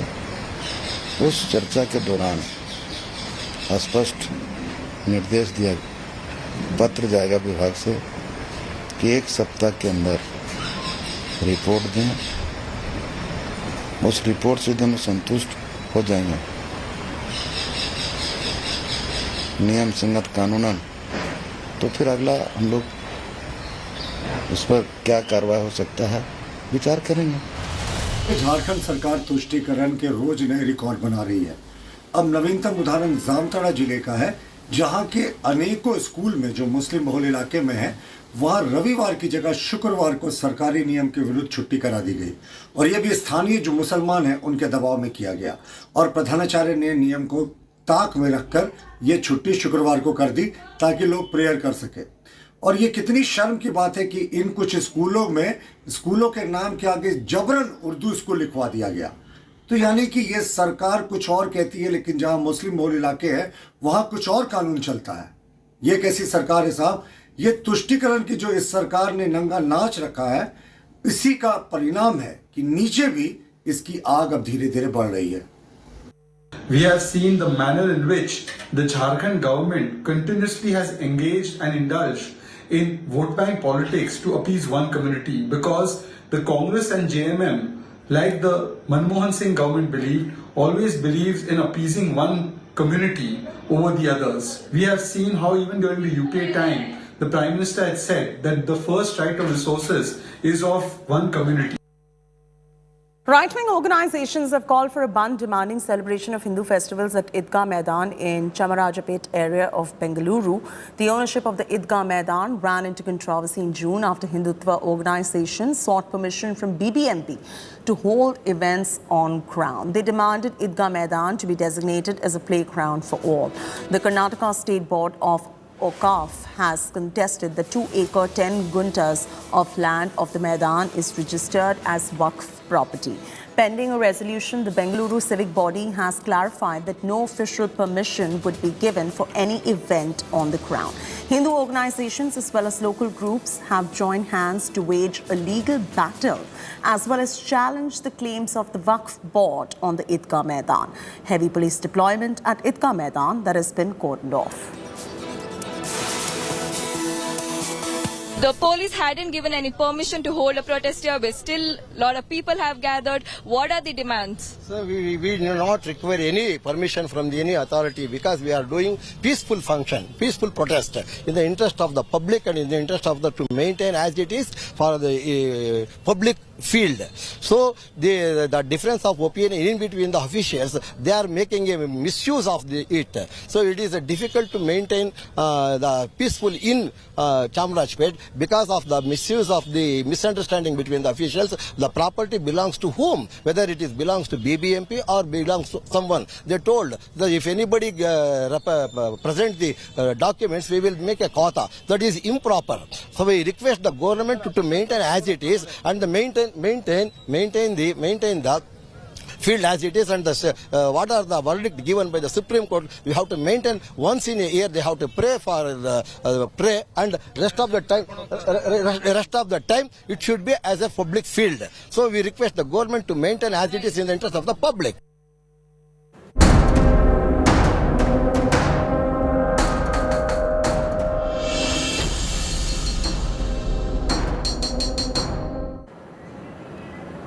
The Maha that recently lost power in Maharashtra is at a breaking point after a mega climb down by Uddhav Thackeray. The beleaguered Sena chief has now been forced to back the NDA presidential candidate Draupadi Murmu. The massive U-turn comes after majority of the Sena MPs rooted for Draupadi Murmu. Uddhav, along with Maha Vikas Aghadi ally Sharad Pawar, earlier backed opposition president nominee Yashwant Sinha. The U-turn led to the murmurs of dissent amongst Uddhav's allies, but led to the ruling Eknath Shinde-BJP combined openly gloating. Uddhav, who recently lost 40 of his MLAs to Chief Minister Eknath Shinde and the BJP, had little other option than to avert a split of his MPs. You see, as you may recollect, that Mr. Uddhav Thackeray had joined in to file the nomination papers of Mr. Shiv Sena as the MVA candidate, or the UPA candidate, as you may call him. Cutting straight across to Prime Minister Narendra Modi in Deoghar. Take a look. Project का लोकार्पण और शिलान्यास हुआ है।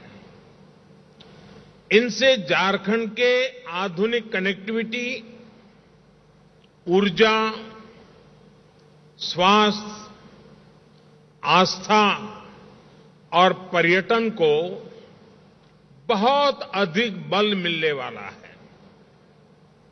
हम सभी ने Deoghar airport को और देवघर एम्स, इसका सपना लंबे समय से देखा है। ये सपना भी अब साकार हो रहा है। साथियों, इन प्रोजेक्ट से झारखंड के लाखों लोगों का जीवन तो आसान होगा ही, व्यापार कारोबार के लिए, टूरिज्म के लिए, रोजगार स्वरोजगार के लिए भी अनेक नए अवसर बनेंगे। विकास के इन सभी परियोजनाओं के लिए मैं सभी झारखंड वासियों को बहुत बहुत बधाई देता हूं, अनेक अनेक शुभकामनाएं देता हूं। ये जो प्रोजेक्ट्स हैं, ये झारखंड में भले शुरू हो रहे हैं, लेकिन इनसे झारखंड के अलावा बिहार और पश्चिम बंगाल के भी अनेक क्षेत्रों से सीधा लाभ होगा। यानी परियोजनाएं पूर्वी भारत के विकास को भी गति देगी। साथियों, राज्यों के विकास से राष्ट्र का विकास, देश पिछले 8 वर्षों से इसी सोच के साथ काम कर रहा है। पिछले 8 वर्षों में हाईवेज, रेलवेज, एयरवेज, वाटरवेज, हर प्रकार से झारखंड को कनेक्ट करने के प्रयास में भी यही सोच, यही भावना सर्वोपरि है। आज जिन 13 हाईवे प्रोजेक्ट का लोकार्पण और शिलान्यास हुआ है, उनसे झारखंड की बिहार और पश्चिम बंगाल के साथ साथ बाकी देश के साथ भी कनेक्टिविटी मजबूत होगी। मिर्जा चौकी से फरक्का के बीच जो 4 लेन हाईवे बन रहा है, उससे पूरा संथाल परगना को आधुनिक सुविधा मिलने वाली है। रांची जमशेदपुर हाईवे से अब राजधानी और इंडस्ट्रियल सिटी के बीच यात्रा का समय और ट्रांसपोर्ट के खर्च दोनों में बहुत कमी आएगी। पलामा गुंडला सेक्शन से छत्तीसगढ़ तक वहां पहुंच बेहतर होगी। पारादीप पोर्ट और हल्दिया से पेट्रोलियम पदार्थों को झारखंड लाना भी और आसान हो जाएगा, सस्ता हो जाएगा। रेल नेटवर्क में भी जो आज विस्तार हुआ है, उससे पूरे क्षेत्र में नई ट्रेनों के लिए रास्ते खुले हैं। रेल ट्रांसपोर्ट और तेज होने का मार्ग बना है। इन सभी सुविधाओं का सकारात्मक असर झारखंड के औद्योगिक विकास पर पड़ेगा। साथियों, मुझे 4 साल पहले देवघर एयरपोर्ट का शिलान्यास करने का अवसर मिला था। कोरोना की मुश्किलों के बावजूद भी इस पर तेजी से काम हुआ और आज झारखंड को दूसरा एयरपोर्ट मिल रहा है। देवघर एयरपोर्ट से हर साल लगभग 5 लाख यात्रियों की आवाजाही हो पाएगी। इससे कितने ही लोगों को बाबा के दर्शन में आसानी होगी। साथियों, अभी ज्योतिरादित्य जी कह रहे थे, हवाई चप्पल पहनने वाला भी हवाई यात्रा का आनंद उठा सके। इसी सोच के साथ हमारी सरकार ने उड़ान योजना की शुरुआत की थी। आज सरकार के प्रयासों का लाभ पूरे देश में दिख रहा है। उड़ान योजना के तहत पिछले 5-6 सालों में लगभग 70 से ज्यादा नए स्थानों को एयरपोर्ट, हेलीपोर्ट और वाटर एरोड्रम्स के साथ उसके माध्यम से जोड़ा गया है। 400 से ज्यादा नए रूट्स पर आज सामान्य से सामान्य नागरिक को हवाई यात्रा की सुविधा मिल रही है। उड़ान योजना के तहत अभी तक 1 करोड़ यात्रियों ने बहुत कम मूल्य पर हवाई यात्रा की है। इनमें से लाखों ऐसे हैं जिन्होंने पहली बार एयरपोर्ट देखा, पहली बार हवाई जहाज पर चढ़े। कहीं आने जाने के लिए कभी बस और रेलवे पर निर्भर रहने वाले मेरे गरीब और मध्यम वर्ग के भाई बहन अब कुर्सी की पेटी बांधना ये भी उन्होंने सीख लिया है। मुझे खुशी है कि आज देवघर से कोलकाता के लिए फ्लाइट शुरू हो चुकी है। रांची, पटना और दिल्ली के लिए भी जल्द से जल्द फ्लाइट शुरू हो, इसके लिए भी प्रयास चल रहे हैं। देवघर के बाद बोकारो और दुमका में भी एयरपोर्ट्स के निर्माण पर काम चल रहा है। यानी झारखंड में आने वाले समय में कनेक्टिविटी निरंतर और बेहतर होने वाली है। साथियों, कनेक्टिविटी के साथ साथ देश के आस्था और आध्यात्म से जुड़े महत्वपूर्ण स्थलों पर सुविधाओं के निर्माण पर भी केंद्र सरकार बल दे रही है। बाबा बैद्यनाथ धाम भी प्रसाद योजना के तहत आधुनिक सुविधाओं का विस्तार किया गया है। इस प्रकार जब संपूर्णता की सोच से काम होता है तो पर्यटन के रूप में समाज के हर वर्ग, हर क्षेत्र को आय के नए साधन मिलते हैं। आदिवासी क्षेत्र में ऐसी आधुनिक सुविधाएं इस क्षेत्र की तकदीर बदलने जा रही है। साथियों, पिछले 8 वर्ष में झारखंड को सबसे बड़ा लाभ गैस आधारित अर्थव्यवस्था की तरफ बढ़ते देश के प्रयासों का भी हुआ है। जिस प्रकार का इंफ्रास्ट्रक्चर पूर्वी भारत में था, उसके चलते गैस आधारित जीवन और उद्योग यहां असंभव माना जाता था। लेकिन प्रधानमंत्री ऊर्जा गंगा योजना पुरानी तस्वीर को बदल रही है। हम अभावों को अवसरों में बदलने पर अनेक नए ऐतिहासिक निर्णय कर रहे हैं। आज बोकारो आंगुल सेक्शन के उद्घाटन से झारखंड और ओडिशा के 11 जिलों में सिटी गैस डिस्ट्रीब्यूशन नेटवर्क को विस्तार मिलेगा।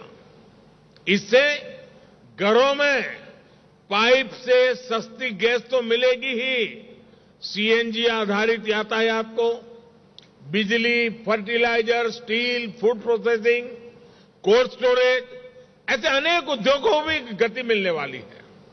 साथियों, हम सबका साथ, सबका विकास, सबका विश्वास और सबका प्रयास के मंत्र पर चल रहे हैं। इंफ्रास्ट्रक्चर में निवेश कर विकास के रोजगार, स्वरोजगार के नए रास्ते खोजे जा रहे हैं। हमने विकास की आकांक्षा पर बल दिया है, आकांक्षी जिलों पर फोकस किया है। इसका भी लाभ आज झारखंड के अनेक जिलों को हो रहा है।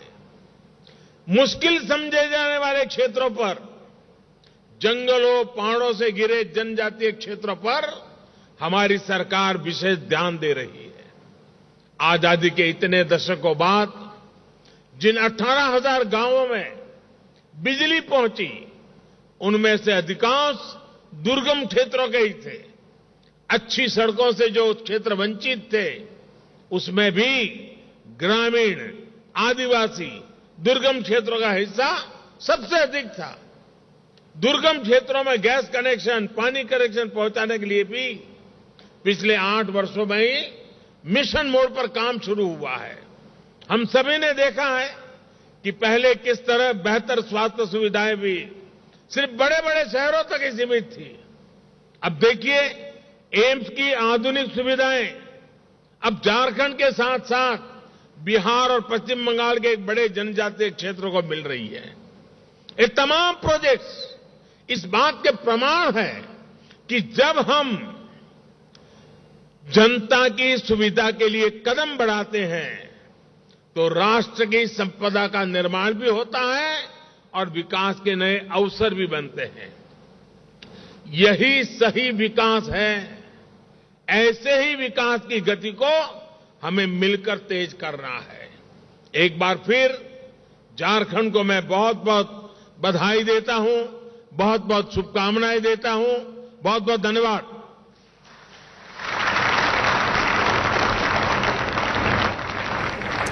All right, Prime Minister Narendra Modi right there in Deoghar in Jharkhand, and we're getting you all the very latest details of the inauguration of Deoghar airport as well. Mega Aarti at Jharkhand Deoghar Temple too. Those are the live visuals coming in of the Prime Minister Narendra Modi's East outreach. We'll continue getting you more details as we go along the way, but that was the Prime Minister inaugurating the Deoghar airport, his East outreach right there. We'll bring you more details of the centenary celebrations in Bihar too, but for now, we are getting you some breaking news that is coming in.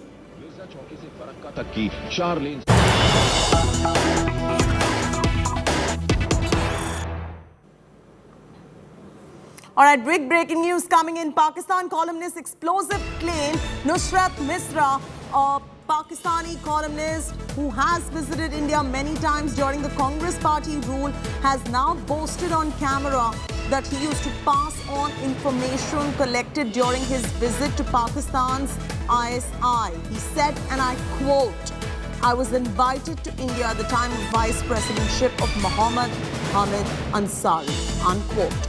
This is a big breaking news coming in at this point of time. Let's get our reporters and our editors to get you a better perspective on this story. This is a big story where the Pakistani columnist has claimed he passed information to the ISI from his India visits. Listen to what he had to say. 2010 में फिर हमें बुलाया गया है जब हामिद अंसारी साहब नायब सदर थे, तो एक सेमिनार था बहुत बड़ा जिसमें टेररिज्म पे था, तो उन्होंने उस वक्त भी हमने इन्हें 2011 में मैं लास्ट गया था जब वो एक दिल्ली में एक जफरुल इस्लाम साहब हैं जो मिल्ली गजट निकालते हैं वहाँ का अखबार अंग्रेजी में, उन्होंने हमें बुलाया था। तो फिर हम यहाँ से हम ले गए थे। तो अब मतलब ये है कि रीजनेबली हम समझते हैं। तो अब बात ये है कि आपको जो काम करना है तो उसका जो आपके यहाँ पाकिस्तान में क्या होता है कि एक चीफ गया तो उसने जो सारा का सारा जो पुराने वाला चीफ काम करके गया था उसको सबसे तौबा किए और अपना नया प्रोग्राम शुरू कर दिया। इस तरह से कहा DGI चला गया। खुर्शीद कुसरी ने मुझसे कहा कि भाई ये जो तुम इंफॉर्मेशन लाए हो ये तुम इसको दे दो क्यानी को। उस जमाने में क्यानी DGI था। मैंने भाई मैं तो नहीं दूंगा, लेकिन आप देना चाहते हैं दे दें, मैं आपको ये दे के जा रहा हूँ। तो खैर वो उन्होंने दे दी थी। फिर बाद में किसी आदमी ने, एक ब्रिगेडियर ने मुझे फ़ोन किया, कहा कि साहब ऐसी इन्फॉर्मेशन हमें और मिल जाए तो अच्छा। तो मैंने कहा भाई ये इन्फॉर्मेशन काफ़ी नहीं है, इस पर ही काम करो। तो इनका एक रिसर्च विंग ज़रूर है, ये नहीं कह सकते कि आप ये लोग वहाँ के हालात को नहीं जानते हैं। हमारे जो ISI जो है वहाँ के सारे शहरों के बारे में इनके पास इन्फॉर्मेशन है। उनकी जो लिविंग है, उनके यहाँ जो कमजोरियां हैं, जहाँ पर वो सब जानते हैं, ये लोग जानते हैं. All right, this is an explosive India Today exclusive news break of Spygate revelations right there. Pakistani columnist is on camera. There you can hear him. You can watch him claiming that he's passing information to ISI from his India visits. Gaurav Sawant is now joining us for the very latest on this. Gaurav, what is going on over here? He used to come to India, pass on information to the Pakistani ISI, and all this took place during the UPA rule. You know, these are damning allegations that are being leveled by a very, very senior Pakistani journalist and columnist. Nusrat Mirza, in fact, has been writing columns for close to 50 years. He writes for prestigious newspapers like The Jung. He's been a former advisor of the Chief Minister of Sindh province. And he says that he has come to India repeatedly on invitation extended, for various seminars and talks, including one on terrorism. And that's his point. In 2011, when Hamid Ansari was the Vice President of India, and he says whatever information he was able to glean while traveling to India, he would then pass on that information to Pakistan's ISI, including on the advice of one Pakistan Army general to then DG ISI, Lieutenant General Kayani. So very, very damaging. And that is point one. Point two, we are still waiting to hear, if at all, from the former Vice President Hamid Ansari. I've been trying to reach out to some who had worked with him when he was the Vice President of India, but we are still waiting for a response. But clearly, the former Vice President Hamid Ansari, who was Vice President from 2007 to 17, is no stranger to some issues being raised, including once by a former RAW officer when Hamid Ansari was posted in Iran. All right, Gaurav, continue to be with us right there. Sushant Sareen is joining us on this broadcast. Abhishek Bhalla is also joining us. First, I want to take this across to Abhishek Bhalla. Abhishek, what does this mean for India? I mean, how could this even have been allowed by the UPA? Because he came on the invitation of Hamid Ansari. Well, it clearly looks like a betrayal from Pakistan, because when you allow somebody in your country as a guest, as a journalist, you don't really expect them to go back and share information with the ISI. And, also raises questions on our background checks, our intelligence agencies, because clearly if this was a plot by Pakistan, then this particular journalist shouldn't have got a visa to come to India in the first place. And it's not once, he's come to India several times. In fact, he himself has said that he was extended a lot of favors. Usually Pakistanis get a visa to visit 2 to 3 cities, but he would get visas to visit multiple cities. And in his various visits to the country, he's literally roamed around the country and gone back and shared inputs on ISI. Now, what the question remains here is, and everybody needs to know, what kind of information did he pass on to the ISI, and what really did ISI want him to share with them? All this needs to be answered, not just by our intelligence agencies, but by Pakistan as well. Absolutely. I want to get Sushant Sareen in as well. Your first up reaction to this explosive Spygate story that is breaking here on India Today. Pakistani columnist there going on to claim passing information to ISI from his visits to India. Look, my approach is quite different from everybody else's. Number one, if the ISI depends on a guy like Nusrat Mirza to get information out of India, then I think we have nothing to worry about. Nusrat Mirza is a clown. He comes on Pakistani television. Have you ever read any of his columns in Urdu? The man is a low-level conspiracy theorist, number one. Number two, in Pakistan, it's a very normal thing. You think all these other fellows who come from Pakistan, the journalists who come from Pakistan, do not get debriefed when they go back to Pakistan? I know it for a fact. Many people I know who have come to India, have often told me that when they go back, the ISI gets in touch with them, not because there is some classified information they are carrying back from India. Very often, these guys basically go and give their impression. Many intelligence agencies do it, especially in the third world, to get an independent kind of a view. Although in the case of Nusrat Mirza, everybody knows, what kind of an establishment tout he has always been throughout his life. But I really suggest that you listen to his conspiracy theories, which are utterly bizarre. Number 3, look, when things were not as bad as they are between India and Pakistan, many people would get certain exceptions, and not for any other reason, simply because they would just get some exceptions that instead of 1 or 2 cities, they would get 4, 5, 6 cities which they could go and visit. So again, nothing exceptional in that. Number 4, I don't know whether Mr. Ansari directly invited him or he was associated with a particular program in which this fellow had come. I'm not aware of that, those details. But frankly speaking, I think maybe we are just flying off the handle, because Nusrat Mirza is a loudmouth. He went onto a television program and he said that he went to a program which was organized by Mr. Ansari. Mr. Ansari, as vice president, I don't think would be organizing any program. He could be associated with some. Again, we don't have the details on that. If indeed there is something very serious against Mr. Ansari, then I think the government should come out with it, or order an inquiry into it and come out with it. But on the face of it, frankly speaking, I don't see anything really amiss. And frankly, Nusrat Mirza is a bit of a joke, honestly.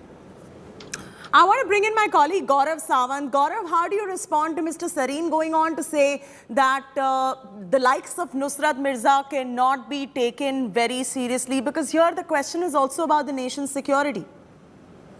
I disagree with Sushant Sareen on the aspect that Pakistanis coming to India post 26/11, getting easy access to visas, getting to go to multiple cities. Remember, he's talking about 2011. So you've already had a 26/11 Mumbai terror attacks. You've already burnt your fingers with a David Coleman Headley, who, being a Pakistani spy with an American passport, was snooping around at very sensitive locations, including at National Defense College and several other locations in different parts of the country. Despite that, Pakistanis were getting visas and easy access to India. Why was that happening? And that's very serious. Why is it that you have top leaders and including those at constitutional authorities, were they waking up to the kind of threat? Yes, go on, Gaurav. All right, we've lost Gaurav right there. I want to bring in Abhishek Bhalla also. Abhishek, there are certain aspects on which Gaurav Sawant disagrees with Mr. Sareen. What's your take on this? Well, we still don't know what the nature of information is that he shared with the ISI. If he's just given a perspective of his visits and things that are already in public domain, then obviously it's not a problem. It remains to be seen. Facts and details need to still come out as to what access did he have in India, who were the people that he met, if there were official functions that he attended, where the vice president had gone or was part of, then I don't really think that he would have had his hand to any information that was extremely critical. But the larger question is this the norm for ISI? Anybody coming to India, if he goes back and gives a brief to the ISI, that's something that needs to be looked into. Right. And perhaps a review needs to be done by the Indian government on who to give visas to. Absolutely. Smita Prakash is also joining us. Smita, do you feel that there have been many like Mr. Mirza who have come and passed on information to the ISI over the course of the years, but probably Pakistan has not acted on it since FATF came into existence, and they've been scared because the FATF has been keeping a close eye on Pakistan for not fulfilling the parameters to counter terrorism in the country. But, when you have visas which is given to the likes of Mr. Mirza who go on and pass this kind of information, does this not become a huge security threat to the country? Well, Pakistanis have been coming, especially Pakistani journalists have been coming in to India on the invitation of the Indian External Affairs Ministry, on the invitation of several news organizations which hold conclaves. They've been coming and going for a long time till 26/11 happened. And then there was a kind of a slowing down, crackdown, what you may call it. Similarly, Indian journalists have also been going to Pakistan. And, what happens is that did the ISI act on what information was given to them? Many times journalists who come here, they meet up with the same kind of ecosystem, same kind of journalists, who talk about betterment of ties and all. But at times they do meet up with former intel people, they meet up with serving intelligence officers, with serving government officers. They used to go to Indian government offices, meet up with them. Now, what information they could gauge out of that, what they could fathom about how Indian policy making is going to be, what did they feed back to the ISI is not something which is in the control of India. When you give visas and when the country gives visas to journalists, they give them for two states or two cities in India. I think it's two cities. So they used to come to two cities. So invariably it would be Delhi and Amritsar. That's what everybody wanted to do. Or it would be Delhi and Ajmer. They would go to Ajmer and these are the two places. Now, what did they give that information? I think it's premature to say that A journalist or B journalist phuka hua kaartoos hai, useless hai, small fry tha. Sometimes people who we think are useless and who have a very jovial kind of an exterior, they are the ones who run deep. So you really don't know what is that facade that they had. Mr. Serene, would you like to respond to what Smita Prakash has said? Because you said, there is no threat as far as Mr. Mirza is concerned. But as Smita Prakash is saying that, you cannot take this lying down. No, look, the point which Smita is making is unexceptional. You don't underestimate anybody. But, frankly, none of you, I follow Pakistan very closely. So I've seen this joker on television. I've seen his columns. I really want you people to look at what he writes. The man is a bizarre conspiracy theorist, number one. Number two, he could still be used. I'm not denying it.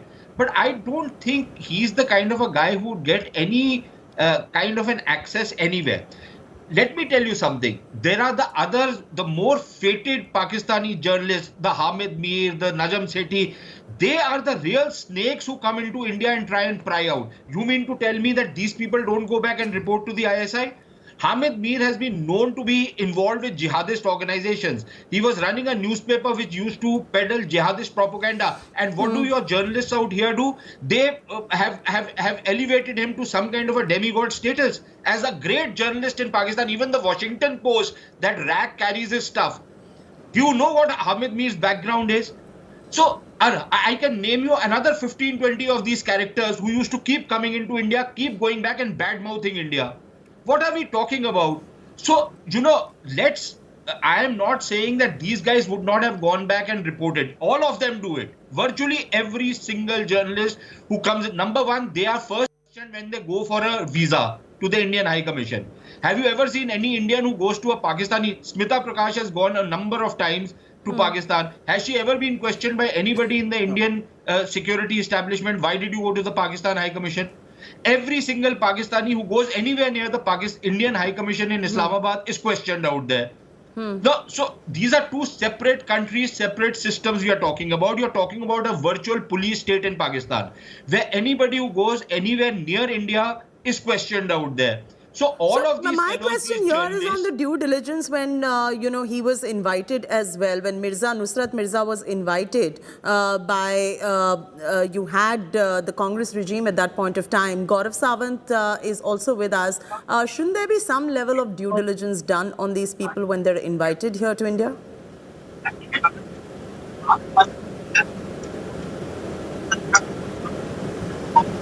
Gaurav, can you hear me? Go on, come again, please. Yeah. No, I'm saying that, whoever it is, when a man like Mr. Hamid Ansari is inviting a Pakistani columnist, journalist, what have you, shouldn't there be a layer of due diligence done before a man like that is invited into India? I completely agree with Sushant Sareen. You're absolutely right in terms of where the threat comes from. The threat could be from anywhere. The only point, and especially post 26/11, is the kind of leeway that was given to those with coming from Pakistan. Why would we invite anybody from Pakistan, especially when Pakistan's not taking any action against India-centric terror? They still refuse to, and there is this entire ecosystem in our country that wants to continue to engage with them at people-to-people level, despite inaction against India-centric terror. This entire thought process in our country that says, let civilian rule prevail in Pakistan. So what if there are a couple of terror attacks? My only grouse is on that is on those issues that India has to hold Pakistan's feet to fire, whether it's the military leadership, the civilian leadership, people whom we may consider clowns, or people who may run rags in that country and be taken very seriously in our country. It's the entire country that we need to beware, given the tendency to promote terror, given the tendency to look at Kashmir separately in their country. So that is where India as a nation needs to adopt a policy where some of our constitutional leaders, political leaders, civil society, they need to wake up to the kind of threats our country is facing.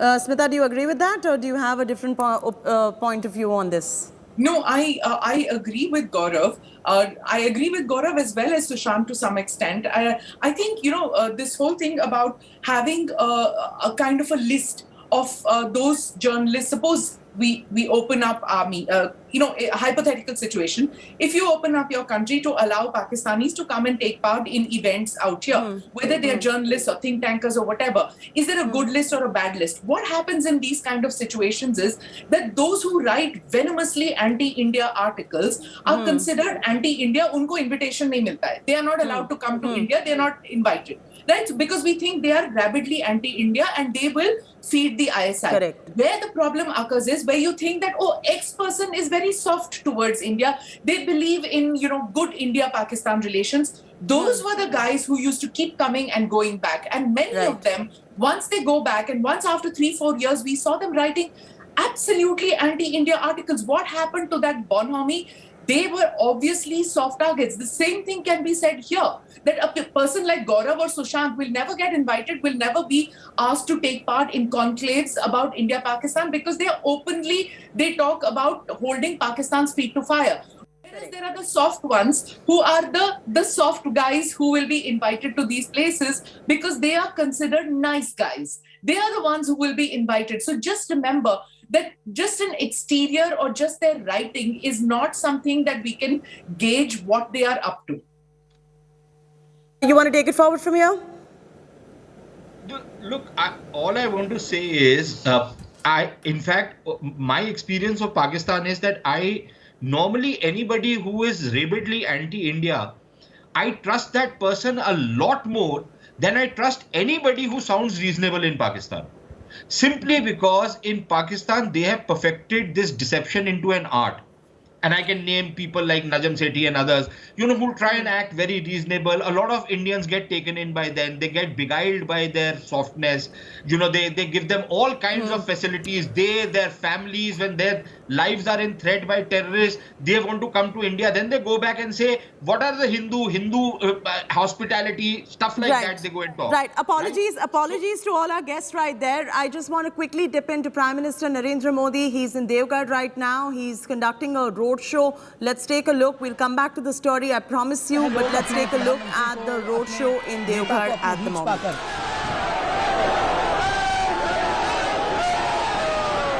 और गाड़ियों के साथ में road के किनारे किनारे लोग दौड़ रहे हैं, भाग रहे हैं ताकि प्रधानमंत्री के साथ जो है वो भी चल सकें, उनके काफिले के साथ में चल सके और जितनी देर हो सके प्रधानमंत्री का दीदार कर सकें। ये देखिए, ये तस्वीरें अब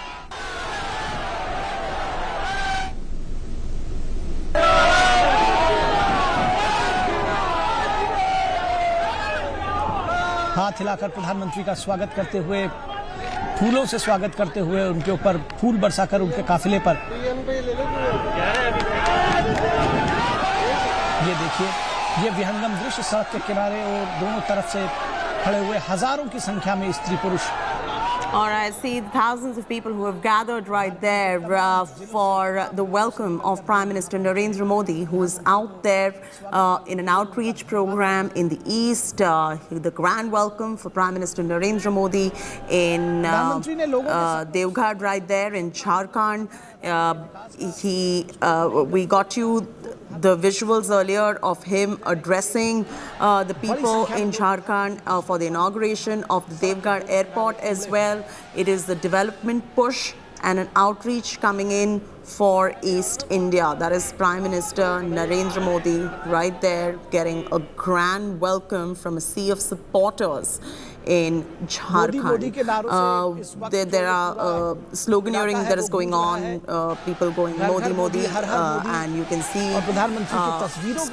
scores of supporters right there listening to what's going on. जिस जगह पे प्रधानमंत्री अभी नहीं पहुंचे, वहां बहुत धैर्य के साथ में बहुत घंटों से लोग खड़े हुए हैं। ये तस्वीरें देखिए किस तरह से बड़ी संख्या में लोगों का हुजूम उमड़ा हुआ है और सुरक्षा कर्मियों को कड़ी मशक्कत करनी पड़ रही है इन लोगों को रोकने में।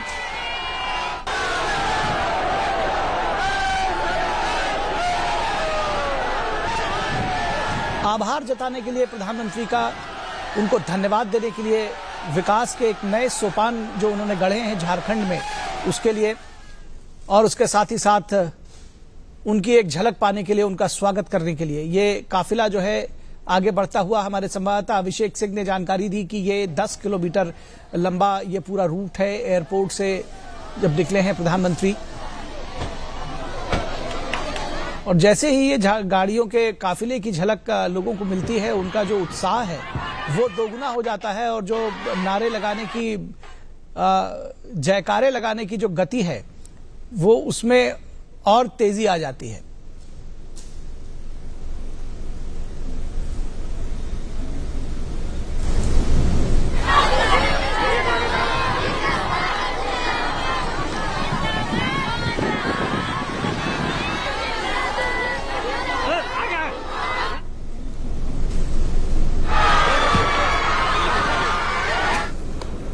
Scores of supporters gather right there in Deoghar, in Jharkhand. Prime Minister Narendra Modi waving out to the crowds who have come there to welcome him.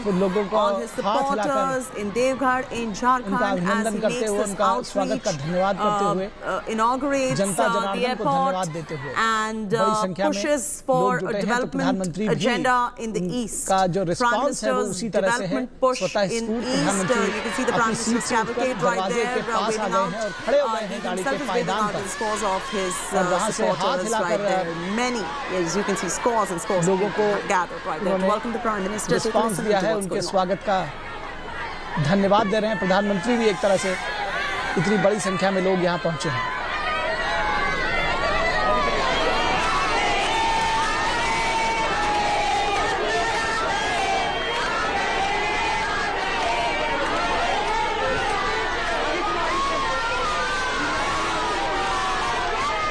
मातृशक्ति का वंदन करते हुए प्रधानमंत्री हाथ जोड़कर उन्होंने नमस्कार किया। महिलाओं का दल जो एक खड़ा हुआ था सड़क के किनारे, उनका गीत गाकर स्वागत करते हुए।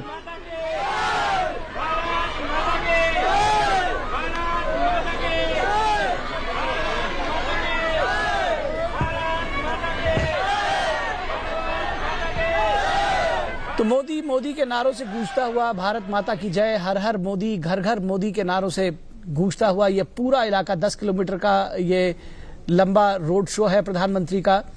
और यहाँ इस पूरे इलाके में सड़क के दोनों तरफ बड़ी संख्या में लोग उमड़े हैं प्रधानमंत्री की एक झलक पाने के लिए, उनका स्वागत करने के लिए, उनका आभार जताने के लिए, उन्हें धन्यवाद देने के लिए।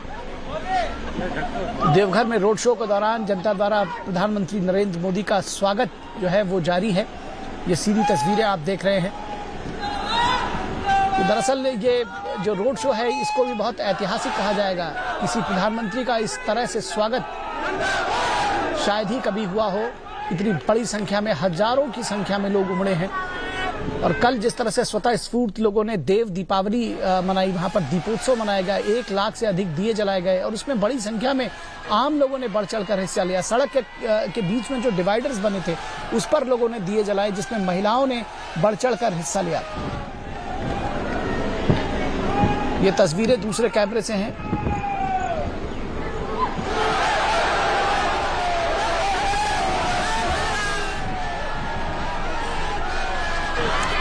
प्रधानमंत्री नरेंद्र मोदी ने आज 16,800 करोड़ से अधिक की परियोजनाओं का शिलान्यास और उद्घाटन किया और देवघर को, झारखंड को के विकास को एक नई गति दी। एक एयरपोर्ट का, देवघर एयरपोर्ट का उन्होंने उद्घाटन किया, एम्स अस्पताल का उन्होंने उद्घाटन किया और उसके साथ ही साथ 13 रोड और हाईवे की परियोजनाओं का उद्घाटन और शिलान्यास किया। तमाम परियोजनाओं का उन्होंने उद्घाटन और शिलान्यास किया। विकास की एक नई राह पर अब चल रहा है देवघर, उसके आसपास के जिले संथाल परगना पूरा और झारखंड।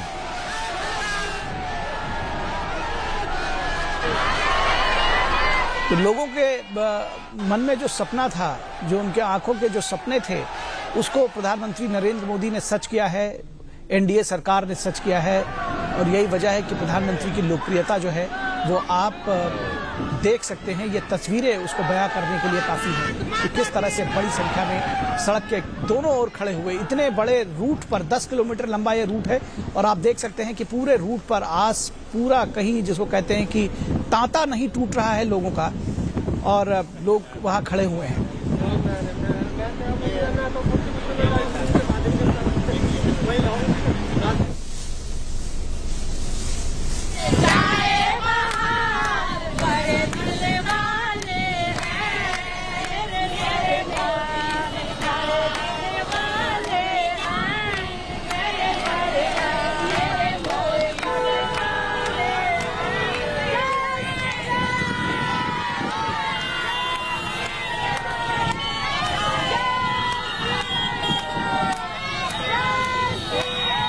प्रधानमंत्री नरेंद्र मोदी का कथन कि अगर 125 करोड़ लोग एक कदम आगे बढ़ाएं तो हम 125 करोड़ कदम आगे बढ़ेंगे। उस सूक्ति वाक्य को भी लोगों ने वहां पर अपने हाथ में उसके पोस्टर बनाकर अपने हाथ में लिए हुए हैं। महिलाएं गीत गा रही हैं और जो तमाम सारे लोग हैं वो तालियां बजाकर, नारे लगाकर, गीत गाकर अभिनंदन कर रहे हैं प्रधानमंत्री नरेंद्र मोदी का सड़क के किनारे खड़े हुए बहुत समय से। और सबसे खास बात है कि संथाल परगना के इस आदिवासी इलाके में भी ये एक बहुत अच्छी बात है कि लोगों के हाथ में मोबाइल फोन्स हैं और ये मोबाइल फ़ोन प्रधानमंत्री नरेंद्र मोदी की तमाम योजनाओं के बाद जिस तरह से उन्होंने उन योजनाओं को गति दी है, उसके बाद से लोगों के हाथ में मोबाइल फ़ोन और उसके ज़रिए जो कनेक्टिविटी है उसको किया है। लोगों के अकाउंट में जिस तरह से सीधे पैसे पहुंचने लगे हैं, लोग मोबाइल फ़ोन्स का इस्तेमाल करने लगे हैं। डिजिटल इंडिया की जो एक धमक है वो उसकी भी एक झलक है। ये मोबाइल फ़ोन दिखाता है कि संथाल परगना के इलाकों में, ये दूसरा एक इलाका है, हमारे दूसरे कैमरे से देखिए, यहाँ तक बड़ी संख्या में लोग। ये तस्वीरें अपने आप में बहुत कुछ कहती हैं। ये एम्बियंस आप सुनिए और समझिए कि इसके क्या मायने हैं।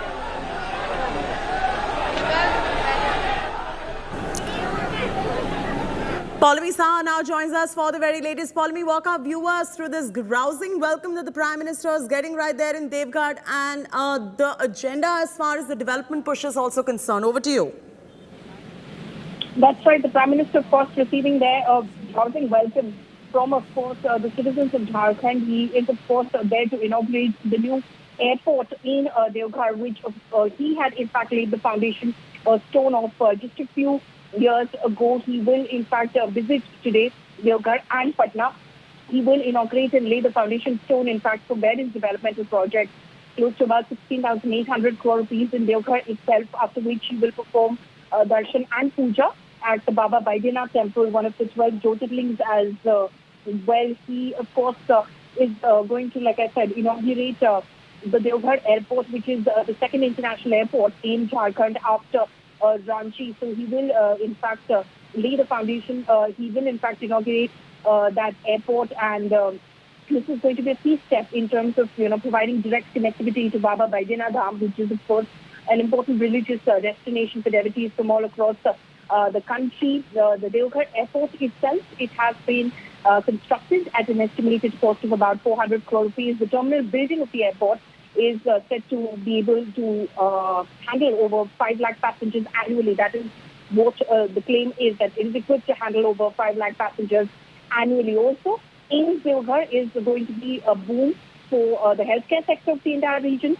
Services in Deoghar will get a further boost as the Prime Minister will dedicate it to the nation, and the inpatient department and the operation theatre services at AIIMS Deoghar. This is in accordance with the Prime Minister's own vision of course, providing healthcare facilities in all parts of the country. So an important push over there as far as the projects that he is, of course, going to inaugurate in Deoghar as we speak. And he's, of course, receiving the drought and welcome from the people of Jharkhand as well. What we understand is do we have more on his agenda as far as the centenary celebrations of the Bihar Assembly is concerned as well, Paulami? That's right. He is, of course, going to be in Patna later this evening. He will address the closing ceremony of the centenary celebrations of the Bihar Legislative Assembly. He will also inaugurate the Shatabdi Smriti Stamp, which has been built to commemorate 100 years of the Vidhan Sabha. He will also lay the foundation stone of the Vidhan Sabha Museum, different galleries in the museum, which demonstrate the history of democracy in Bihar and the evolution of the current civic structure. And what about the railway projects? We're picking up that he's going to be laying the foundation for 3 railway projects as well in Jharkhand? That's right. He, in fact, will be dedicating 2 railway projects. That is the Boda-Hansiha electrified section and the Garhwa-Mahuria doubling project to the nation. Now, these projects, as the Prime Minister's office say, will help in facilitating seamless traffic movement of goods for industries and powerhouses. Remember, the Jharkhand houses a lot of industry.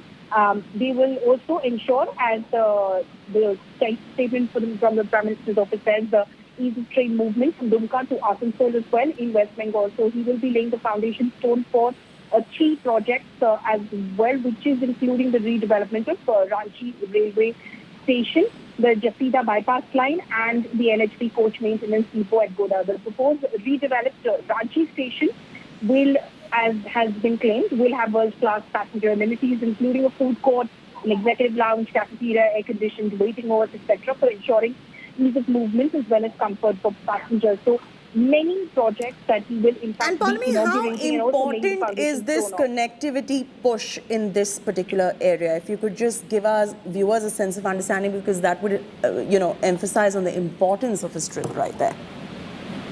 Well, connectivity is extremely important. If you're laying out, all of these developmental projects and infrastructure projects, connectivity is going to be extremely critical to it, because it is about not just about just reaching these sites, but ensuring smooth ease of movement for goods and movement of goods, so to say. So there are multiple road projects as well, worth about 10,000 crores, which he will be in fact inaugurating and laying the foundation stone for. These projects that are being inaugurated include the 6th laning of Gorhar to Barwada section of NH2, widening of the Rajganj Chas up to West Bengal border section of the NH32, among others. Also, major projects whose foundation stone he will be laying include the 4-laning of the Mirza Chowki Farakka section of the NH80, the 4-laning of the Hariharganj to Parva More section of NH98, the 4-laning of the Palma to Gumla section of NH23, and the elevated corridor of Kateri Chowk to Pitka More section of NH75, among others. So, huge infrastructure projects in terms of connectivity, which the centre says will provide a further boost to connectivity in the region, ensure ease of movement for the people, and also, like I said, because industry is big in this region of Jharkhand, Bihar, West Bengal, for the movement of goods as well. These are major projects that the Prime Minister will in fact be inaugurating and laying the foundation stone for, which includes some energy infrastructure projects as well, worth about 3,000 crores for the region. These projects, as far as the energy projects that are to be inaugurated, include the Bokaro-Angul section of the Jagdishpur-Haldia-Bokaro-Dhamra pipeline of jail.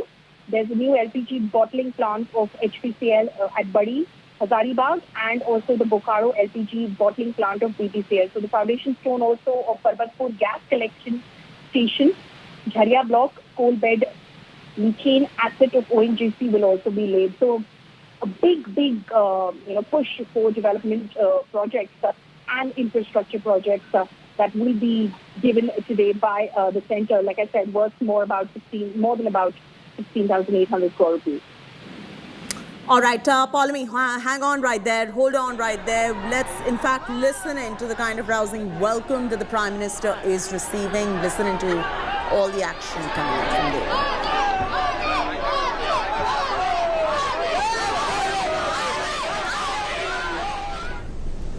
लोगों के उत्साह का बांध जो है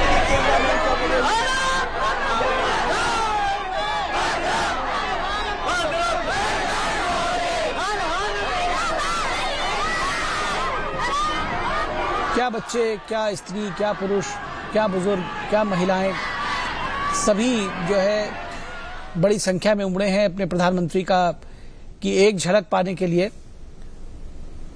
मोदी मोदी, हर हर मोदी, घर घर मोदी, वंदे मातरम, भारत माता की जय जैसे नारों के साथ में प्रधानमंत्री नरेंद्र मोदी का स्वागत किया जा रहा है। और ये प्रधानमंत्री की जो अपार लोकप्रियता है उसका परिचायक है। किस तरह से लोग उमड़े हैं यहाँ पर। इससे पहले हम नहीं देखते थे कि किसी साधारण कार्यक्रम में प्रधानमंत्री पहुंचे और वहां पर उनका स्वागत करने के लिए इतनी बड़ी संख्या में लोग सड़कों पर उमड़ आए।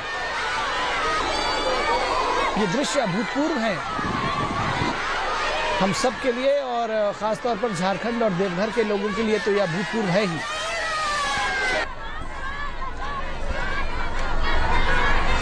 प्रधानमंत्री नरेंद्र मोदी ने आज देवघर में 16,800 करोड़ रुपए की परियोजनाओं का शिलान्यास और उद्घाटन किया।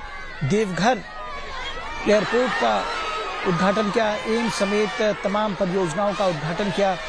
और इस वक्त प्रधानमंत्री नरेंद्र मोदी का रोड शो चल रहा है जो कि 10 किलोमीटर लंबा है और सड़क के किनारे दोनों तरफ लोगों की भारी भीड़ उमड़ी है प्रधानमंत्री नरेंद्र मोदी का स्वागत करने के लिए, उनकी एक झलक पाने के लिए।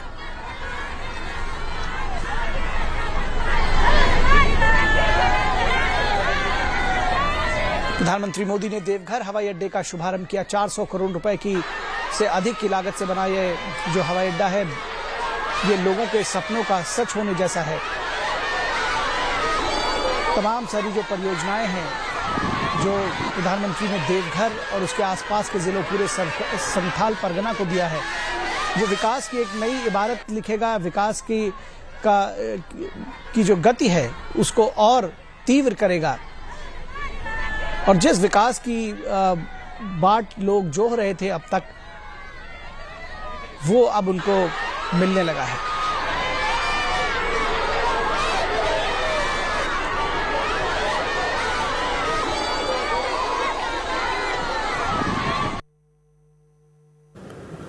All right, Prime Minister Narendra Modi's East outreach out there. You saw the kind of rousing welcome that the Prime Minister is getting right there in Deoghar. A big push to connectivity in that area and development push as well. My colleague Polemy has some updates. Over to you, Polemy.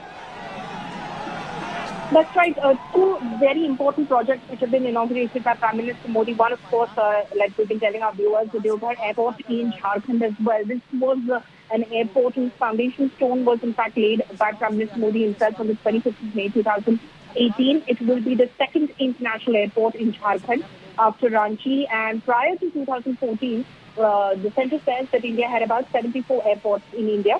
But in the last 7 years, 66 new airports have been established, taking the total to 140 airports. This includes, of course, heliports and water domes as well. This is the figure as of April 2022. Now, under the Udan scheme, more than 420 routes have been operationalized as far as air routes are concerned. Up until June 2022, more than 1,79,000 flights have flown under this scheme, is what the government says. The Udan scheme has immensely benefited several sectors pan-India, including especially, of course, because it's targeted towards the hilly states, it's targeted towards the northeastern region and the islands, which lacked connectivity.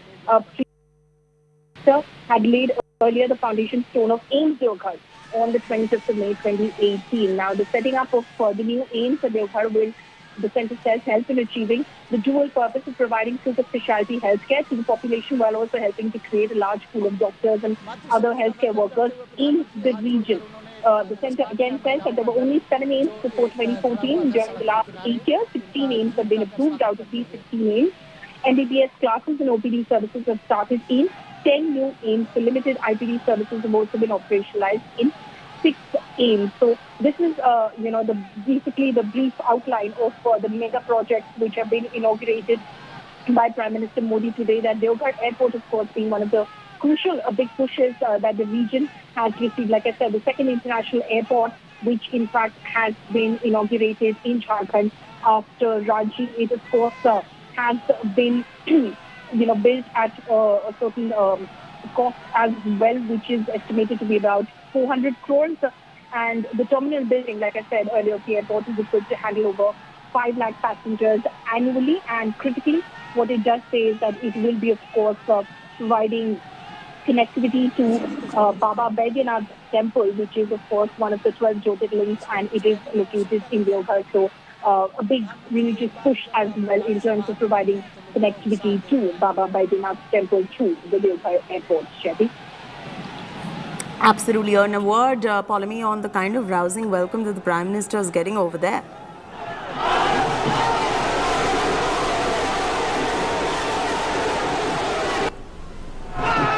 Polemy? BJP is obviously looking to make inroads in Jharkhand because it is, of course, ruled by the opposition GMM in, of course, support with the Congress. The BJP has been looking to make inroads in Jharkhand after losing power in the last election to the JMM-led government. So they're looking for a massive push, and the 2024, with its eyes set on the Lok Sabha elections of 2024, the BJP now targeting states where it has obviously, not been able to either make inroads or lost power in, previous assembly elections. So a big push this for Jharkhand and the region that the BJP hopes will, of course, tilt in its favor come 2024. So a big push over there, and definitely I said on Lok Sabha 2024 as far as Jharkhand is concerned.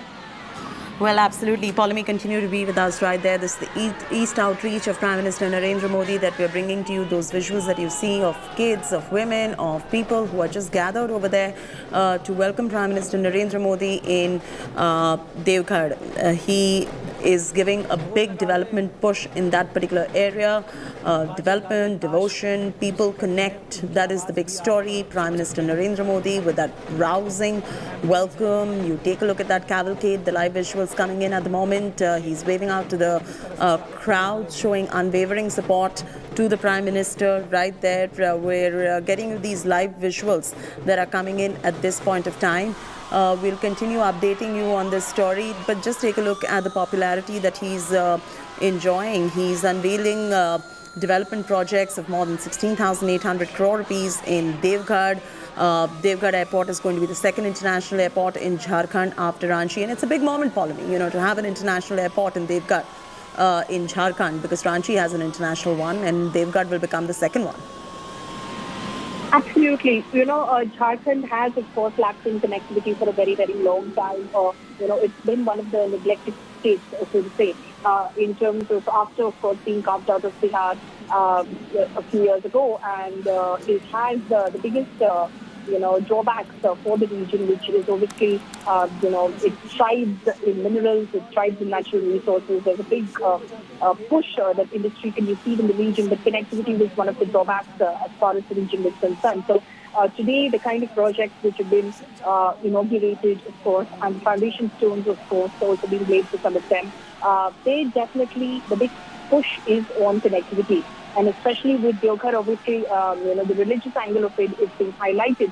But the fact that this is the second international airport in Jharkhand after Ranchi, it's a big boost for, in terms of the region receiving a big push as far as connectivity goes. So a big day as far as Jharkhand is concerned with the inauguration of this airport, which, like I said, is expected to handle at least about 5 lakh passengers annually, built with a cost of estimated cost of about 400 crore rupees.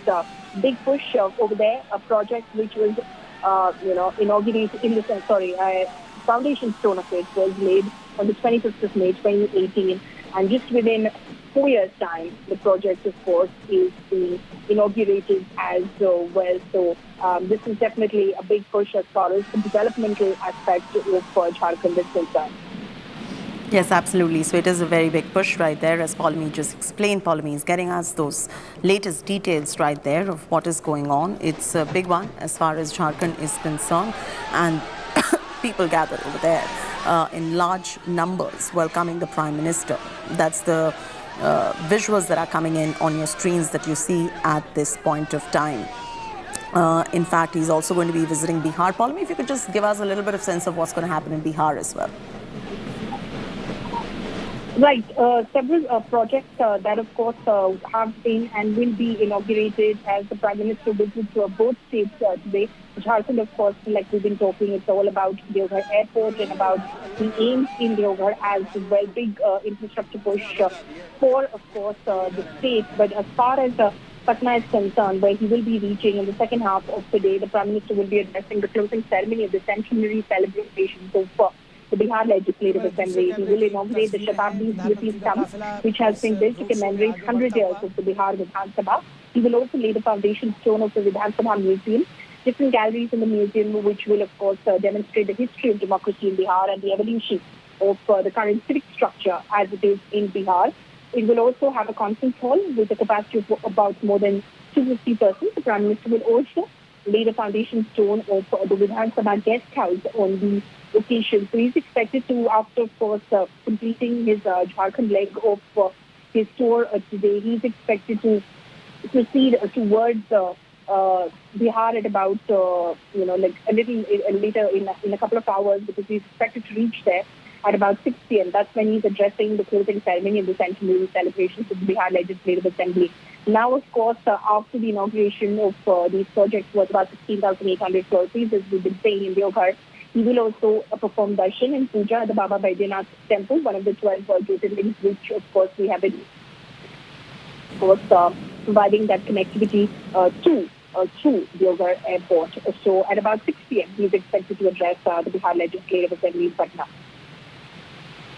All right, so that was an update from Paulami on the Prime Minister's itinerary in Bihar as well. We just brought you, we're bringing you those visuals from Jharkhand on your screens right now. Mega Aarti at Jharkhand Deoghar Temple as well. The Prime Minister is also likely to be dedicating aims in Deoghar. Paulami, how many of these are going to be dedicated? As far as aims is concerned, this is a project which the foundation stone for this was in fact laid in 2018 on the same day as the foundation stone for the Deoghar airport. So aims, of course, is another big step as far as development in the region is concerned. Of course, it is being described as a boom for healthcare sector of the entire region. Services that AIMS Deoghar will, of course, get a further boost as the Prime Minister will dedicate to the nation the inpatient department and the operation theatre services at AIMS Deoghar. This is, of course, in order to, provide excellent healthcare services in the region, which has been, of course, bereft of some of these services. So this is how, of course, all right, Paulami continues to be with us on this broadcast, who's bringing us up to speed with the very latest development. Visuals coming in from Jharkhand right there. On these visuals, we're taking a short commercial break. Pooja Shali on the other side with the top headlines.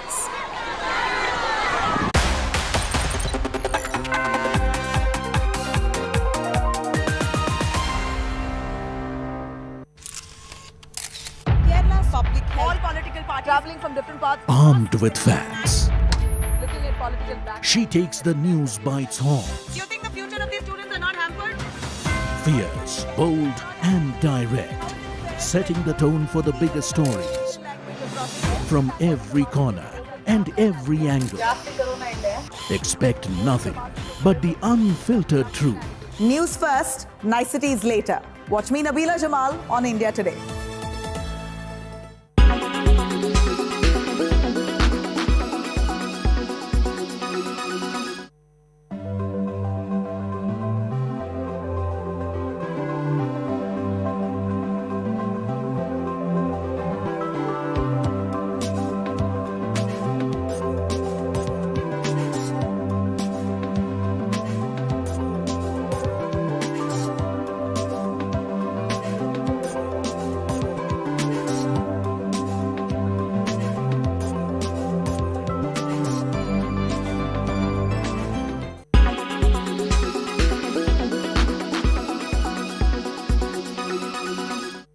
Make your media plan smarter with India Today Live TV on your connected devices.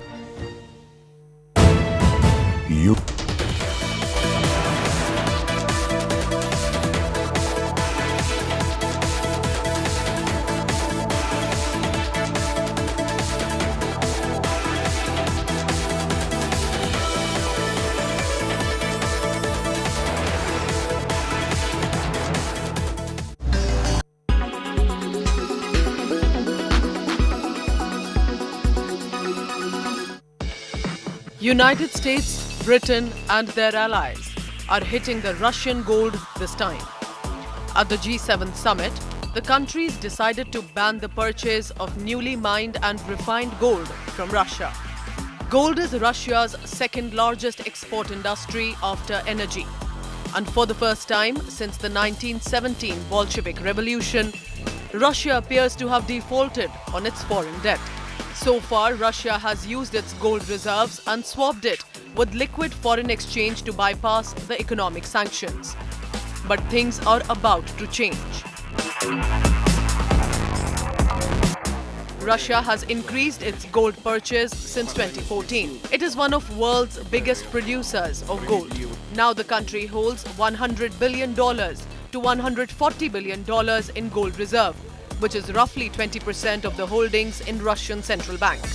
Russia is being sustained by a high level of export receipt since sanctions were imposed after February 24. The gold ban will impact the ability of Russia to earn export revenue. Secondary sanctions could be imposed on countries that trade with Russia. It could also lead to the seizure of gold exports from countries that have participated in the ban. For instance, Swiss customs officials are tracking roughly 3 tons of Russian gold worth more than $202 million.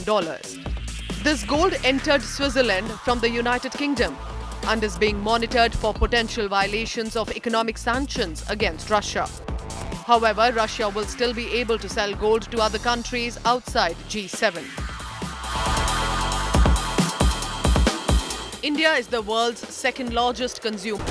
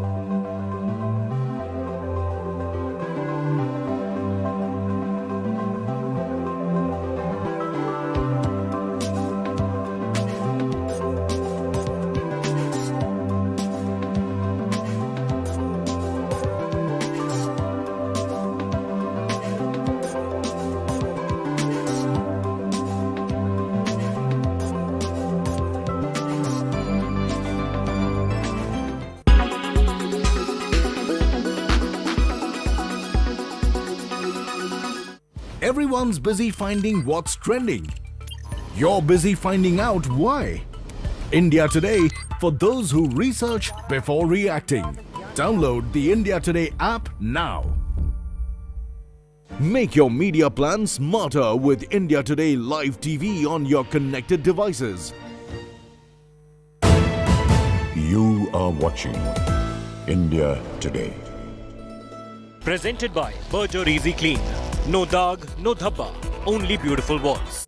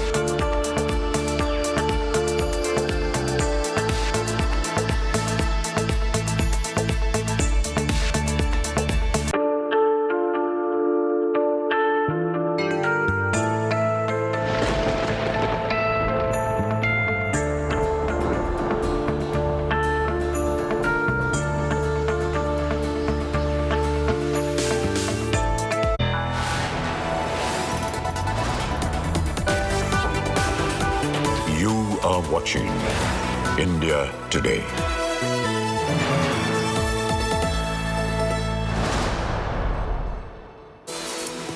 Good afternoon and welcome. Thank you for tuning in. I'm Pooja Shali. Let's begin first with the headlines.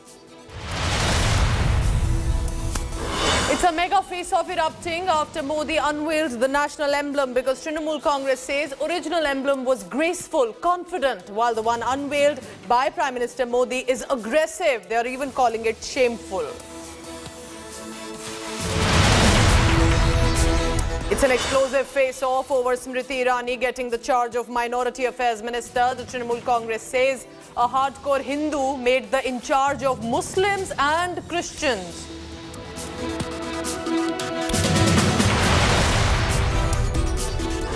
RSS Neta's big attack claims conspiracy to turn Muslim prayer day of Friday into stone pelting day, slams open beheading calls by Islamist fanatics as un-Islamic.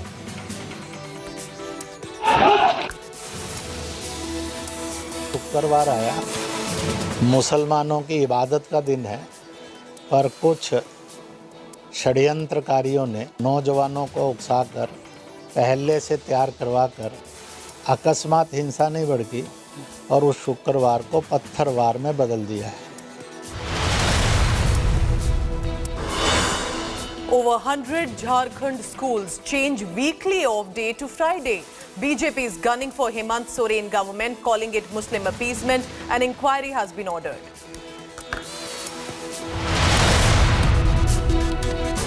Right-wing groups call for Band over Bengaluru's Idgah Maidan, demanding celebration of Hindu festival, seeking Maidan to be designated as playground.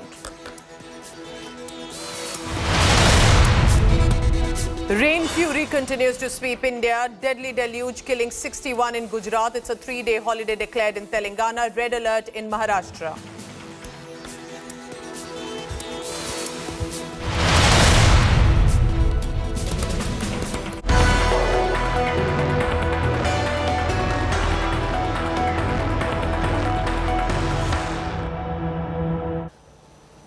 It's been 24 hours since Prime Minister Narendra Modi unveiled the national emblem. But what happened ever since? The Trinamool Congress was first and quick to attack the government at the centre over the unveiling, claiming that Prime Minister Narendra Modi's version of the emblem was looking ferocious as opposed to how it was earlier. Now, TMC MP Mahua Moitra and also Jawahar Sarkar are claiming that the emblem is an insult to the national symbol as it stands today and was unveiled by Prime Minister Modi. TMC Jawahar Sarkar not just that but also claimed that original emblem was graceful, regally confident, while Prime Minister Modi's version above the new parliament building is snarling, unnecessary, aggressive and disproportionate. Owaisi has also jumped in, AIMIM chief, who has accused Prime Minister's office of violating constitutional norms because he's the one that who inaugurated that specific bronze cast in the new building. Congress also has reacted. Sandeep Dixit of the Congress party questioning as to why were opposition parties not present during the unveiling. Representation which has been adapted now, if you look at it, is the same emblem with 4 lions. But the point is, look at the face. It is full of anger. It snarls, no, which is not the case because this is not something which gives you relief, which gives you peace, no, which gives you any sort of solace. It makes you angry. Why the lion is angry? Why should it look? Why should it snarl? You know? So that is something which is absolutely different from what we adopted. 75 साल की आज़ादी में जितने custom प्रतीक जो थे हमारे प्रजातंत्र के जो बनाए गए, भारतीय जनता पार्टी की केंद्र सरकार एक-एक करके सबको नष्ट कर रही है. We believe in the federal structure. We believe in the constitution. So if they think that something has gone wrong as per law, then they can proceed. Listen, as a member of parliament, why are you branding me all the time as TMC? I am a member of parliament with a broader heart. No parliamentarian was consulted at all about what building is being made for them, why it is being made, why is it necessary to spend hundreds and thousands of crores in the beautification of an area that would perhaps have to be renamed after a particular individual. The seeking of personal glory and immortality does not obviate the necessity of day-to-day administration and the crisis that we have to lead to. And suggest that go to the court of law, we'll answer it there. And I really sympathize because of the issues that they are having regarding the new parliament building and everything. So the public... Whether it is the Congress or the TMC and other opposition parties, they are rudderless today.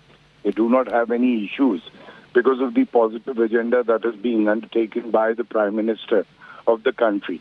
And whenever the nation is celebrating, these people are whining and they're trying to point out mistakes in all the actions that the government decides to take. I think they've got a befitting response from the people of the country in the past. They'll be replied to again in the elections in the future. But this kind of opposition for the sake of opposition is not welcomed by the people of India. We are also a very loyal Indians. And as, a new parliament building or a Central Vista project, etc., when we did object to it, it was during COVID times because of COVID mismanagement was happening, and there the government was seemed to be very busy with the Central Vista project.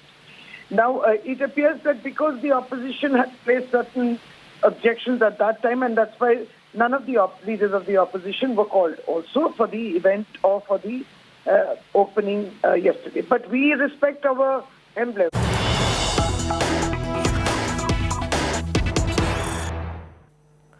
Now, amid this goddess Kali controversy that is still ongoing, Minister Smriti Irani conducted a puja at the Kali temple in Howrah's Panchla in Bengal. This, remember, just day after the BJP also performed Kali Puja in Krishnanagar, which is the constituency of TMC MP Mahua Moitra.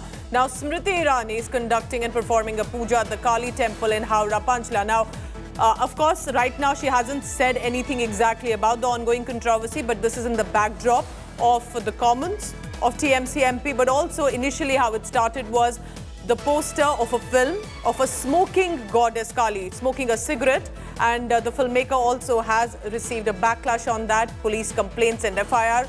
The BJP has said this is deliberate religious sentiments that are hurt. Let's take a look at the ground report coming in. Smriti Irani is in Howrah right now, in Howrah's Panchla, and right now she is offering her prayers to a very popular Kali Ma's temple over here in Panchla. Panchla becomes important for BJP because this is where their party office was burnt in Howrah during the Agniveer protest. Right now, there is another subtle message with the ongoing controversy on the Kali film poster. We can see that the Union Minister herself is over here. She was here in Calcutta since yesterday, and right now in Howrah's Panchla, she is offering her prayers at a Kali temple. With camera person Shamchandar Ghosh, this is Suryagni Roy for India Today, Howrah. But there is now an ugly, explosive face-off over Union Minister Smriti Irani getting also now the charge of the Minority Affairs Ministry. What exactly happened will surprise you. TMC's Jawahar Sarkar targeted Smriti Irani personally, calling her a hardcore Hindu married to a Parsi who has now got the charge of Muslims and Christians in India. Taking to social media site Twitter, Jawahar Sarkar, who's a Trinamool Congress Member of Parliament, questioned if this was BJP's brand of secularism. Union Minister Kiren Rijiju was quick to hit back at this personal attack made against Smriti Irani. Now, calling it fake secularism and reminding TMC, Rijiju said, Sikhs, Jains, Parsis are also minorities designated in the country.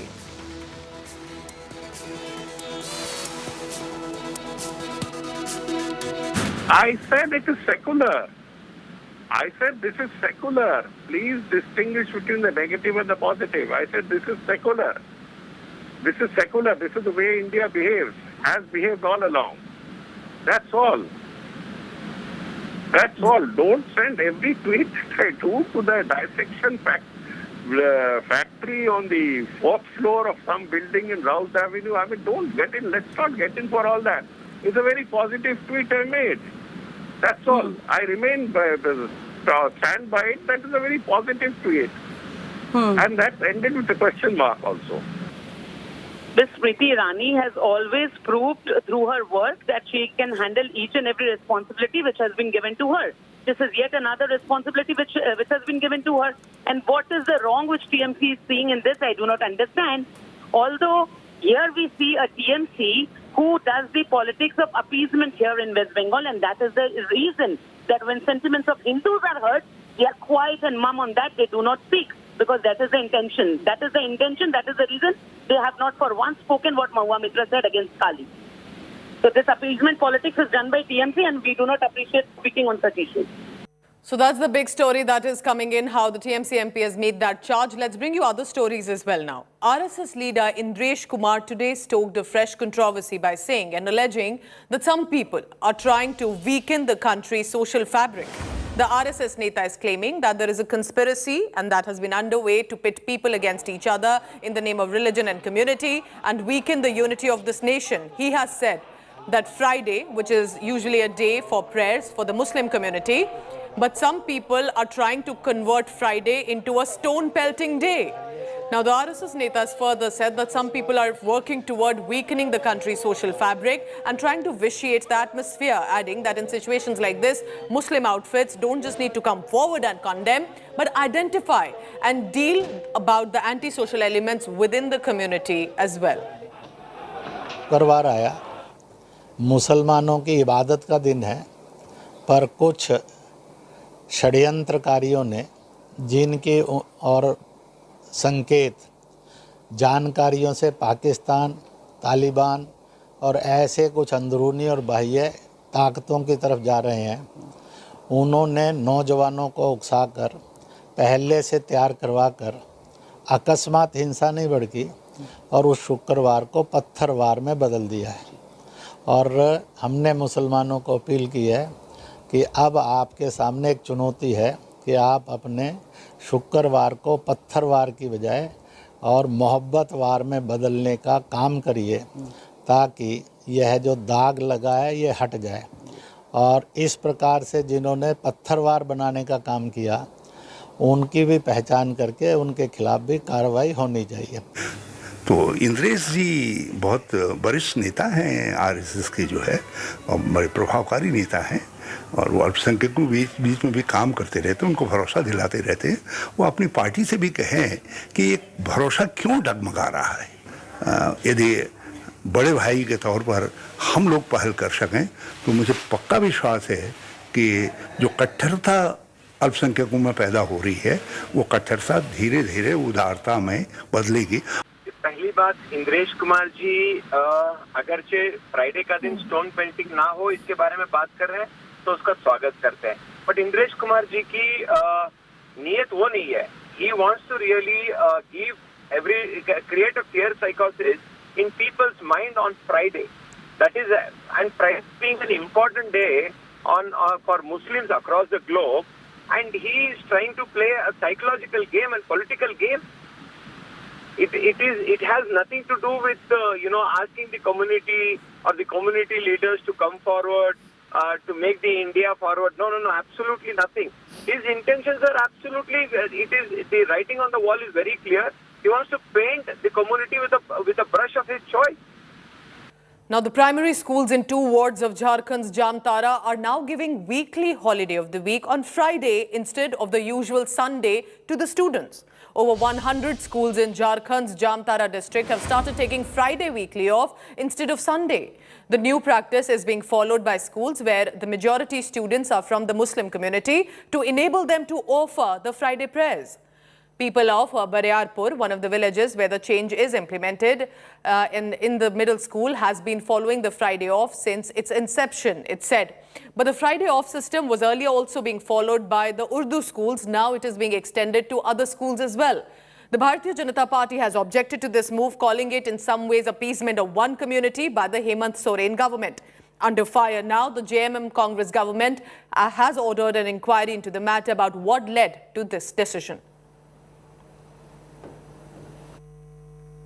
जैसे कल अखबार में आया, हम उसको गंभीरता से लिए और सभी जामताड़ा के डीओ, डीएससी, बीओ को बुलाया। बुलाने के बाद उस पर कोई बंद कमरे में हम चर्चा नहीं की, आप लोग सामने थे। उस चर्चा के दौरान स्पष्ट निर्देश दिया, पत्र जाएगा विभाग से कि 1 सप्ताह के अंदर रिपोर्ट दें।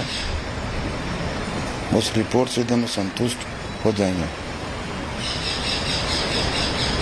नियम संगत कानूनन, तो फिर अगला हम लोग उस पर क्या कार्रवाई हो सकता है विचार करेंगे। झारखंड सरकार तुष्टीकरण के रोज नए रिकॉर्ड बना रही है। अब नवीनतम उदाहरण जामताड़ा जिले का है, जहां के अनेकों स्कूल में जो मुस्लिम बहुल इलाके में है, वहां रविवार की जगह शुक्रवार को सरकारी नियम के विरुद्ध छुट्टी करा दी गई, और यह भी स्थानीय जो मुसलमान हैं उनके दबाव में किया गया, और प्रधानाचार्य ने नियम को ताक में रखकर ये छुट्टी शुक्रवार को कर दी ताकि लोग प्रेयर कर सके। और ये कितनी शर्म की बात है कि इन कुछ स्कूलों में स्कूलों के नाम के आगे जबरन उर्दू स्कूल लिखवा दिया गया। तो यानी कि ये सरकार कुछ और कहती है, लेकिन जहां मुस्लिम बहुल इलाके हैं वहां कुछ और कानून चलता है। ये कैसी सरकार है साहब? ये तुष्टीकरण की जो इस सरकार ने नंगा नाच रखा है, इसी का परिणाम है कि नीचे भी इसकी आग अब धीरे धीरे बढ़ रही है। We have seen the manner in which the Jharkhand government continuously has engaged and indulged in vote bank politics to appease one community, because the Congress and JMM, like the Manmohan Singh government always believes in appeasing one community over the others. We have seen how even during the UPA time, the Prime Minister had said that the first right of resources is of one community. Now, the right-wing organizations have called for a bandh demanding celebration of Hindu festivals at a Maidan, which is commonly called as the Idgah Maidan, at the Chamarjpet area in Bengaluru. Now, the ownership of the Idgah Maidan ran into controversy in June after some of the Hindu right-wing organizations sought permission from the BBMP to hold events in that ground. Now, they're demanding that the Idgah Maidan be designated as a playground for everyone. The Karnataka State Board of Awqaf has contested that 2 acre 10 guntas of land of this ground is registered Waqf property. Pending a resolution, the Bengaluru civic body has clarified that no official permission would be given for any event on the ground. Hindu organizations as well as local groups have joined hands to wage a legal battle as well as challenge the claims of the Waqf board on the Idgah Maidan. Heavy police deployment meanwhile at the ground has been deployed and the area has been cordoned off. The police hadn't given any permission to hold a protest here, but still a lot of people have gathered. What are the demands? So we do not require any permission from any authority, because we are doing peaceful function, peaceful protest in the interest of the public and in the interest of to maintain as it is for the public field. So the difference of opinion in between the officials, they are making a misuse of it. So it is difficult to maintain the peaceful in Chamarjpet because of the misuse of the misunderstanding between the officials. The property belongs to whom? Whether it is belongs to BBMP or belongs to someone. They told that if anybody present the documents, we will make a quota. That is improper.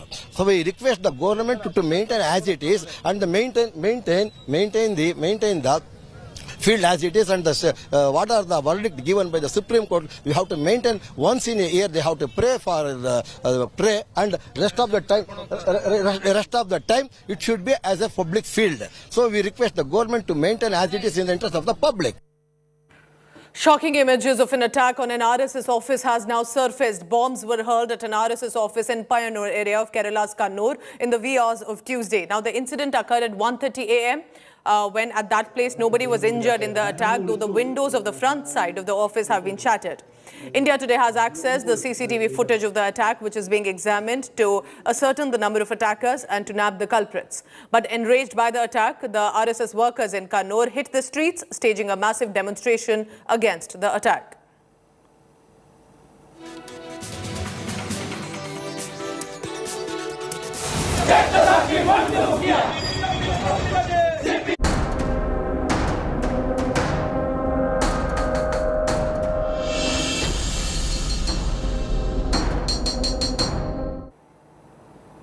Interesting developments taking place in the state of Maharashtra. The Maha Aghadi, which recently lost power in Maharashtra, could be at a breaking point because after a mega climb down by the Uddhav Thackeray section right now, it appears that the Sena chief has now been forced to back the NDA presidential candidate Draupadi Murmu.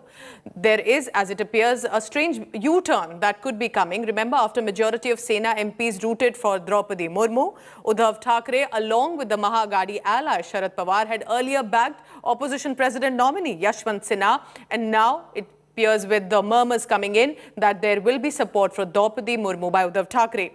Now there is, remember, also a dissent among Uddhav's allies, but led the ruling Eknath Shinde BJP combine openly gloating over it. Uddhav recently lost 40 of his MLAs to Chief Minister Eknath Shinde. BJP had little other option to avert the slip of the MPs here in Maharashtra.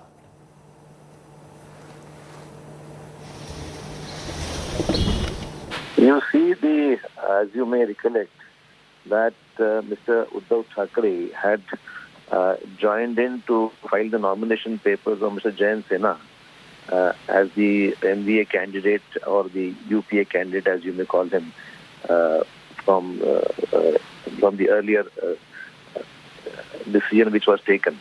Now, it seems there is a change of stand of the Shiv Sena. I can understand the type of pressure which Mr. Uddhav Thackeray is going through.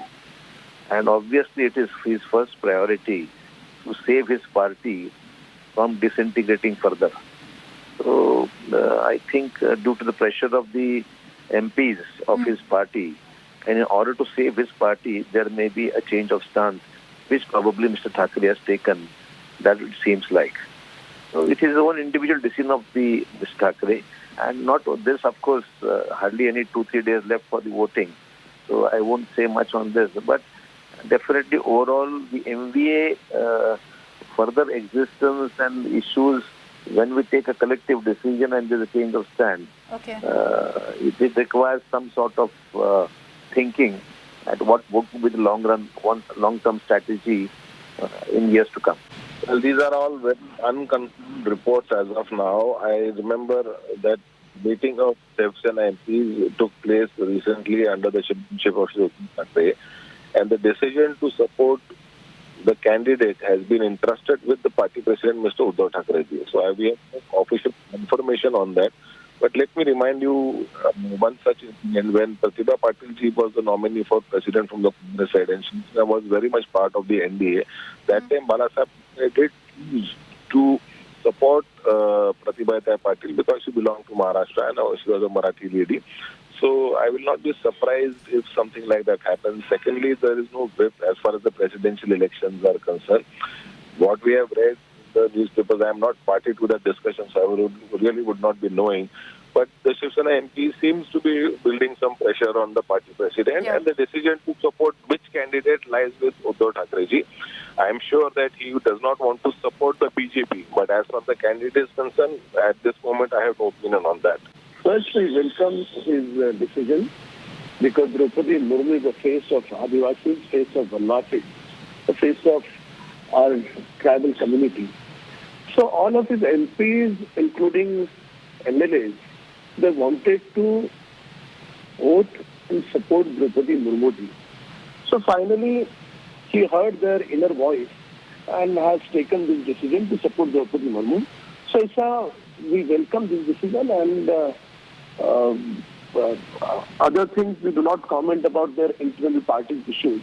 But when we talk about the president post, and the first time we have seen that the kind of face our party has going to give for the country as the president is from the tribal community.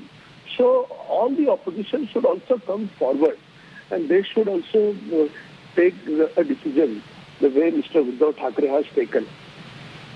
We welcome this decision because, all MPs, they represent you 20-25 lakh people. And these are the sentiments of Maharashtra. So that everybody come together and should support Droupadi Murmu ji. And I think they rightly have put before Uddhav's sentiments, and he has taken a good decision. We welcome this decision. we think that this would create a kind of good atmosphere, or this is a good thing. That for us, it's a ray of hope. That is what I feel. We all request you to support the candidate what respected Narendra Modi ji has given. And after this, all MPs were against, because all these incident happened from last 1 month.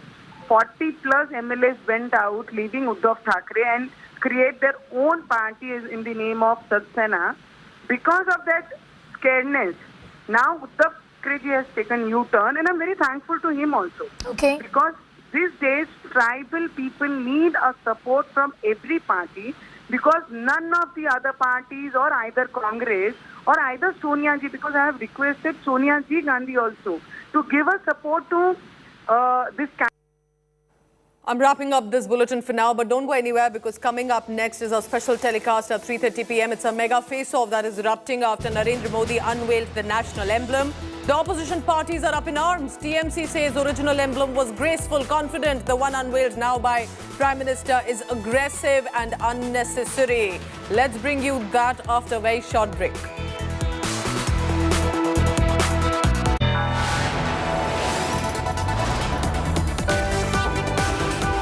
You are watching India Today.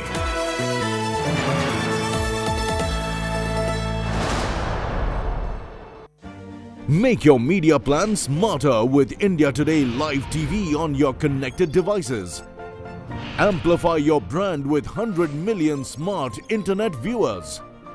To advertise, mail us at sales@aajtak.com or call 9999892171.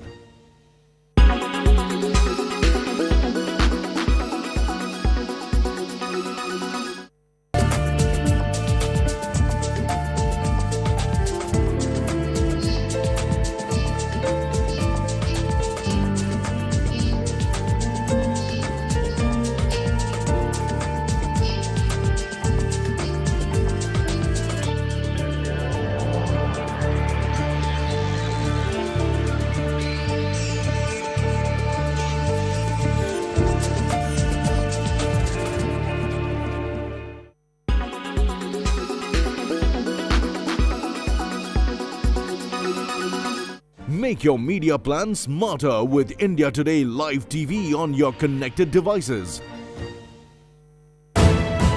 You are watching India Today. You are...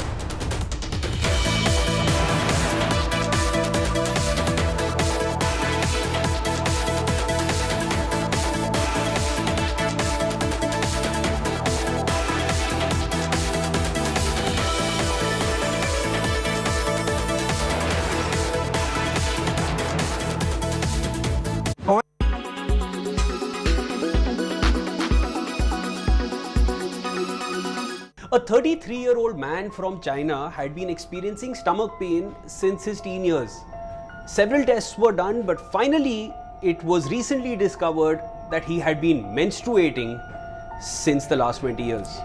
So he identified as a man all his life and goes by the alias Chen Li to hide his actual identity. Now, he had been experiencing abdominal pain and recurring loss of blood while he urinated since the time he was 13 years old.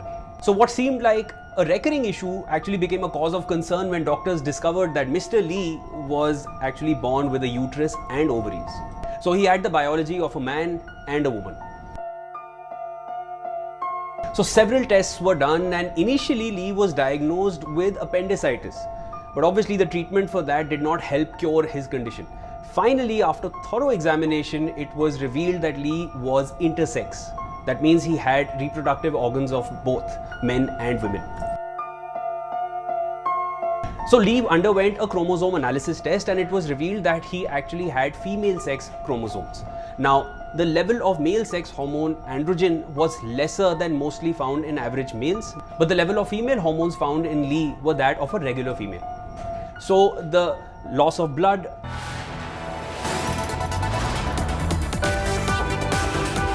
You are watching India Today.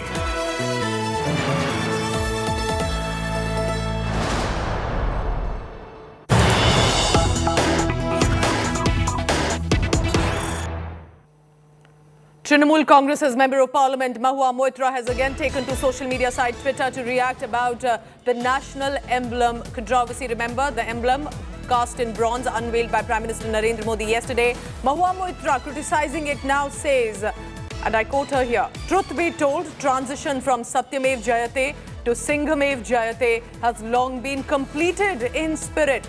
Now, Singhamev, of course, referring to the lions here that are portrayed in the national emblem, to which previously also just about few hours ago she had shared two different images on your screen right now.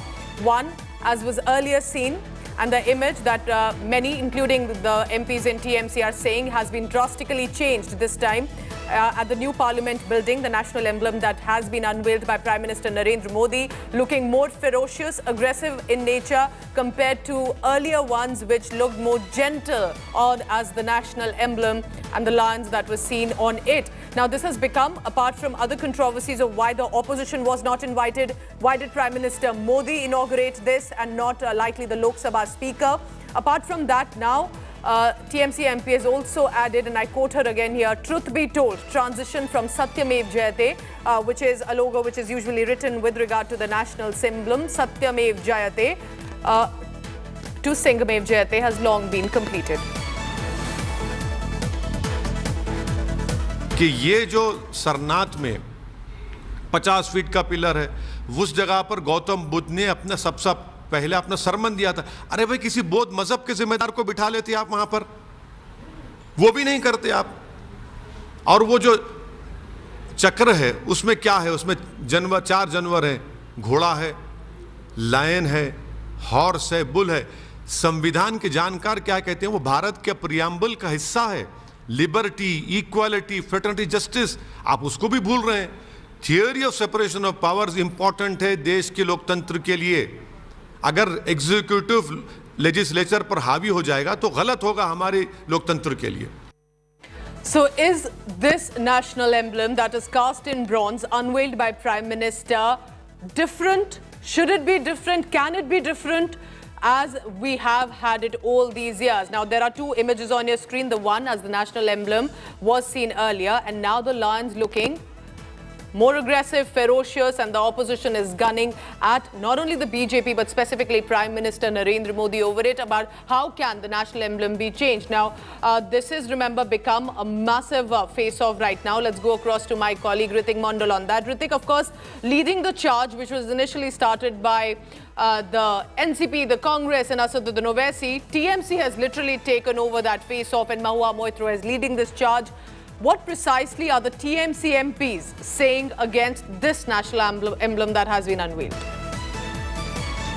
See, what exactly, we know that the project Central Vista remaining as a very prestigious and a dream project of this government, which is at this point in time in center. But unveiling the new national emblem by Prime Minister Narendra Modi on Monday triggered a fresh controversy erupting between opposition and BJP.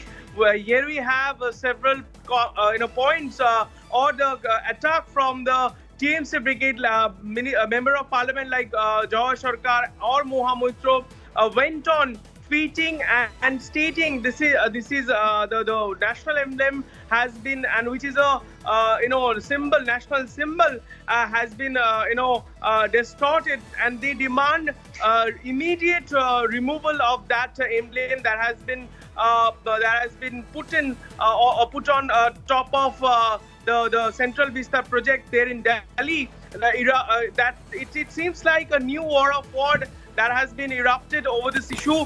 We heard that what Deoghar Sarkar stated that this is nothing but a distortion of national pride. and we believe, as per the TMC sources are concerned, just to replay here what Mahua Moitra has said. She's just taken to social media site Twitter to share the two different images of one how the national emblem was earlier and now how it looks like cast in bronze at the new Parliament building inaugurated by Prime Minister Modi. Then she's also playing with words here. She's saying, truth be told, transition from Satyamev Jayate, which means truth alone triumphs and is a part of the national emblem, to Singhamev Jayate. It is the victory of the lion, so to say, has been completed in spirit. So, of course, a cryptic tweet there, nothing related directly to, of course, this national emblem, but she's previously also shared a picture without a caption. Is she being slightly cautious with the backlash that she faced earlier for Goddess Khali? But she's definitely charging at the government. All of this in the backdrop of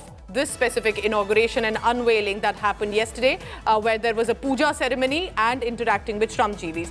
Ritik, has Mamata Banerjee said anything yet? Because remember, both Jawahar Sarkar and Mahua Moitra are two senior members of parliament and two big faces of a party.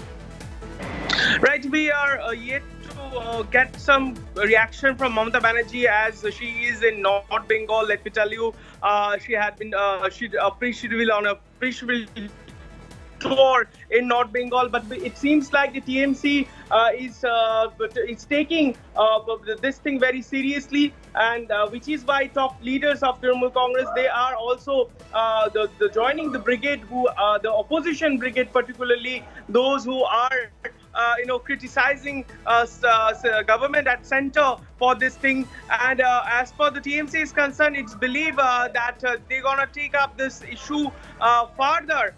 Because the political war of war has been erupted as of now, but it's very it's another point to let me mention that what exactly we do see at this point in time, whether it is in Bengal or in center, or it's another opportunity where opposition and center or the government there in Delhi, they do not come up under a platform, whether it is in Kolkata when the occasion of inauguration of event by Calcutta Metro. Yesterday we did see that no one from the state government, they skipped that particular event, stating Ritik, that can we say that this is the TMC-BJP face-off after what we saw in Goddess Khali? That after that controversy, this is the next big political face-off between both parties? Yes, it's a face-off definitely between BJP and TMC, because as per the situation is simmering, we know that amid the situation when BJP is continue to mounting pressure over the controversy, after Mahua Moitra, a senior member Tracking all the latest coming in. So after Goddess Khali controversy, it is the national emblem face-off between the TMC and the BJP over the change of the lions as it appears in the unveiling. Thank you so much, Ritik Mondal, for all the latest.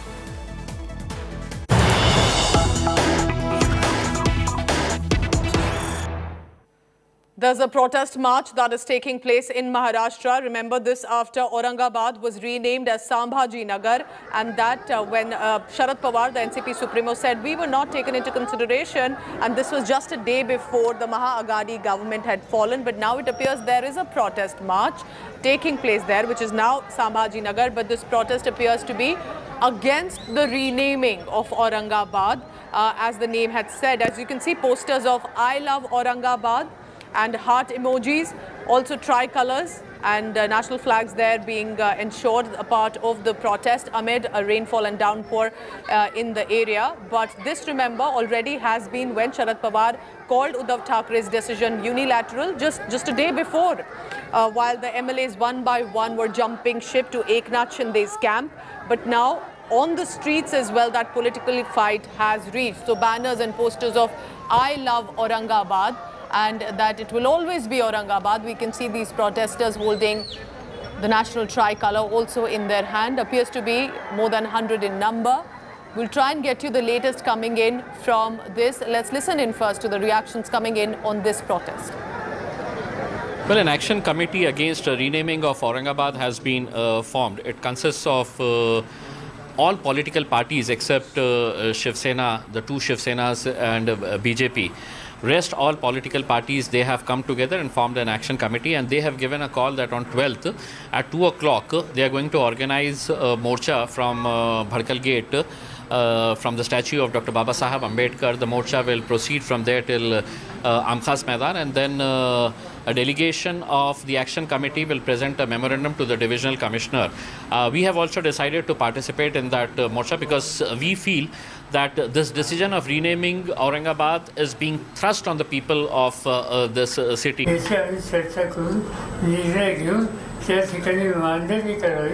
अशी सूचना आमच्या पक्षाच्या वतीने झाली नव्हती, पण ही गोष्ट आम्हाला मान्य करावं लागेल.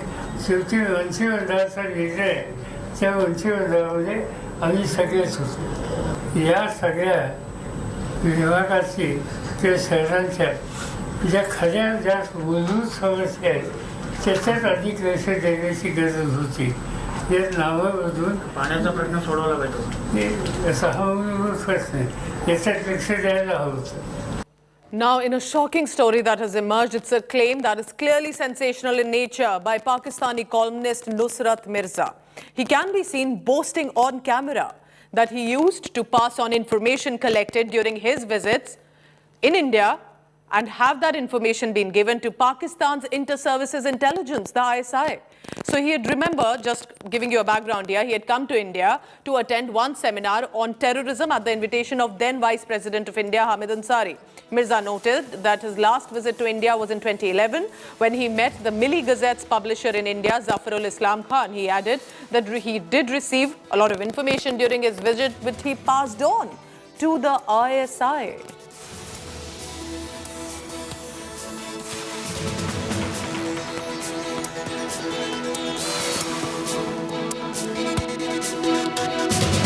These are people who sometimes even come with a brief from the ISI to find out or probe into certain areas of interest to the ISI. Again, nothing very classified, but to get some kind of political intelligence, to get some kind of intelligence on how people are thinking, how things are unfolding in India. And these are people we need to be worried about much more than the odd ball like Nusrat Mirza. We're now shifting focus to Deoghar in Jharkhand, where Prime Minister Narendra Modi is presently on a one-day visit. Let's cut across to those live visuals coming in from Deoghar.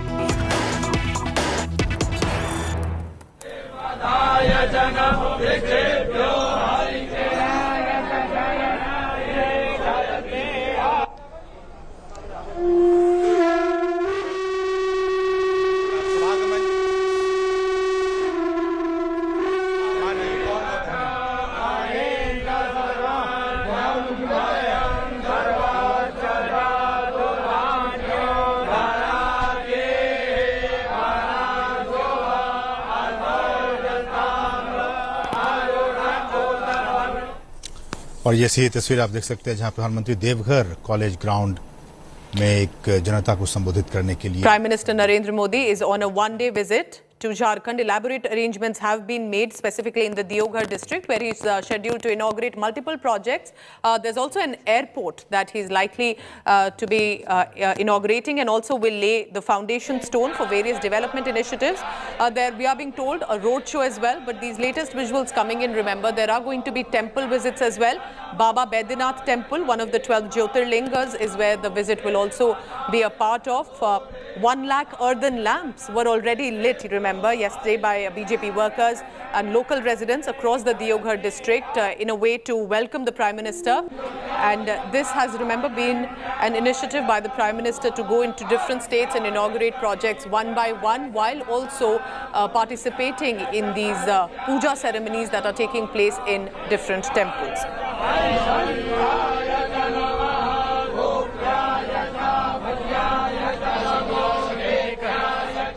आदरणीय प्रधानमंत्री जी का स्वागत करें।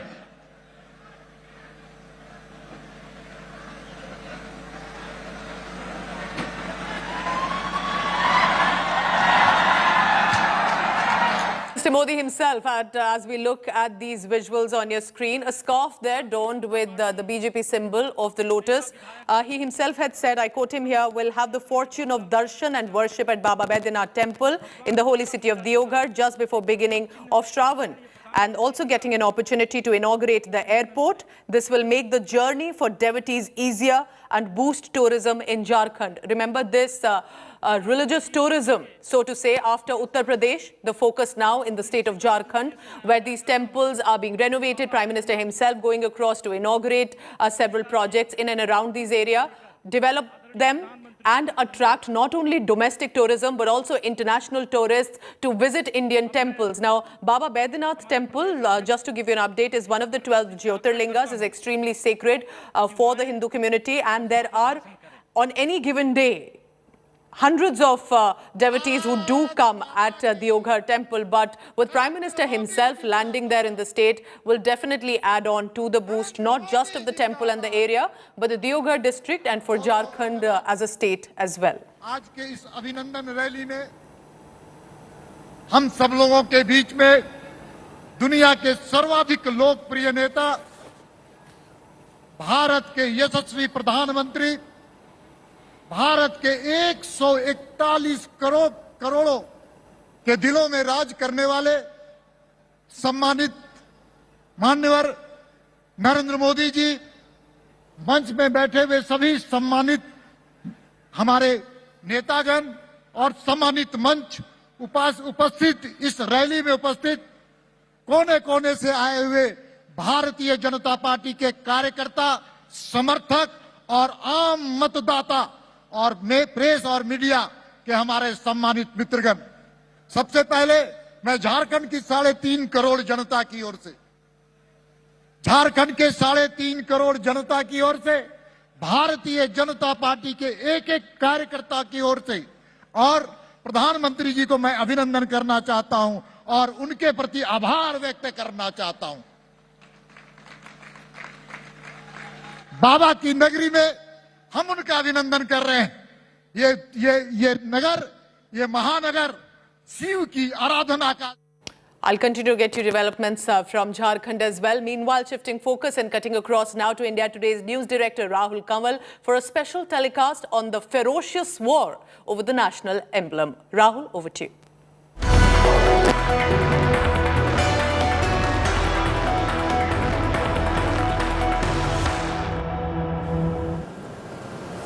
A ferocious controversy has broken out over the representation of the national emblem atop the new building of Parliament. Is the opposition justified in feeling left out? Is the Modi government indeed tweaking and changing on constitutional emblems without building a broader consensus? Or is it just the same emblem and the opposition is making a big song and dance for absolutely no reason? Leaders of the opposition are saying the lions you see in that Ashok Stamb are toxically masculine. Is that just a way of seeing things? Because those who made the sculpture are saying it's just the same stump which has been represented going back to 1860. Joining us on the news track, I want to welcome first Jawahar Sarkar, Member of Parliament of the Trinamool Congress, joining us from Kolkata. With us on this broadcast is one of India's leading advocates, Aryama Sundaram, Senior Advocate in the Supreme Court. Lakshman Vyas joins us. Lakshman Vyas is an artist, a sculptor, joins us from Jaipur, was involved in this construction project. Rahul Srivastav is our National Affairs Editor and he joins us as well. I want to go across to Jawahar Sarkar to lay out his objections to the manner in which this ceremony was conducted, to the lions in the way that they've been depicted. Why is it that you think the government is out of line in getting the Prime Minister to inaugurate the emblem and in the manner in which the lions have been depicted? You see, relating to the first question about the ceremony, as a member of parliament, I feel hurt when a new parliament building is to be inaugurated or one of its important structures is being unveiled with a lot of ceremony and we know nothing about the building. No one was consulted. There was no parliamentary debate on how the new building should be. if at all we required a new building, what are the parameters, what is the structure, what is the architecture, what is the layout. Nothing was discussed. It is like, I give it, you say clap me, that's all. And about the ceremony was also true to style. I think just 4 persons, they tugged at some string or a switch and the statue went up perhaps hydraulically. Now there were no leaders of the opposition. The LOP, the leader of the opposition, at least in the Rajya Sabha, is a statutory position. Other leaders of the opposition could also have been called instead of making it such an exclusive event of only BJP supporters. Anyway, now moving on to the wider question is, it's not a question of whether I am saying. I am just pointing out to the people of India who have a discerning eye to see whether the lions in the Ashok Sthamb, in the national symbol that we have, or the state emblem as we call it, matches that of the replica that has been put up. There are so many distortions that hit the eye. There are photographs of people who have taken by people who have gone up, and you can see there is an unnecessary aggression in the mouths of the lions. This is the sort of aggression that you see in dear Hanuman, who's portrayed as a lovely creature in our imagination, but comes out rather cruel and aggressive on the stickers behind cars. It's that same aggression that's coming out. Now it's up to the government to explain that there is no distortion. Okay, let me put that question then to Sanju Verma from the BJP, Mr. Sirkar, who joins us on this broadcast. You're saying it's like the angry Hanuman controversy, a genial, kind God, then shown in a very ferocious avatar. It's what we are doing with the lions as well.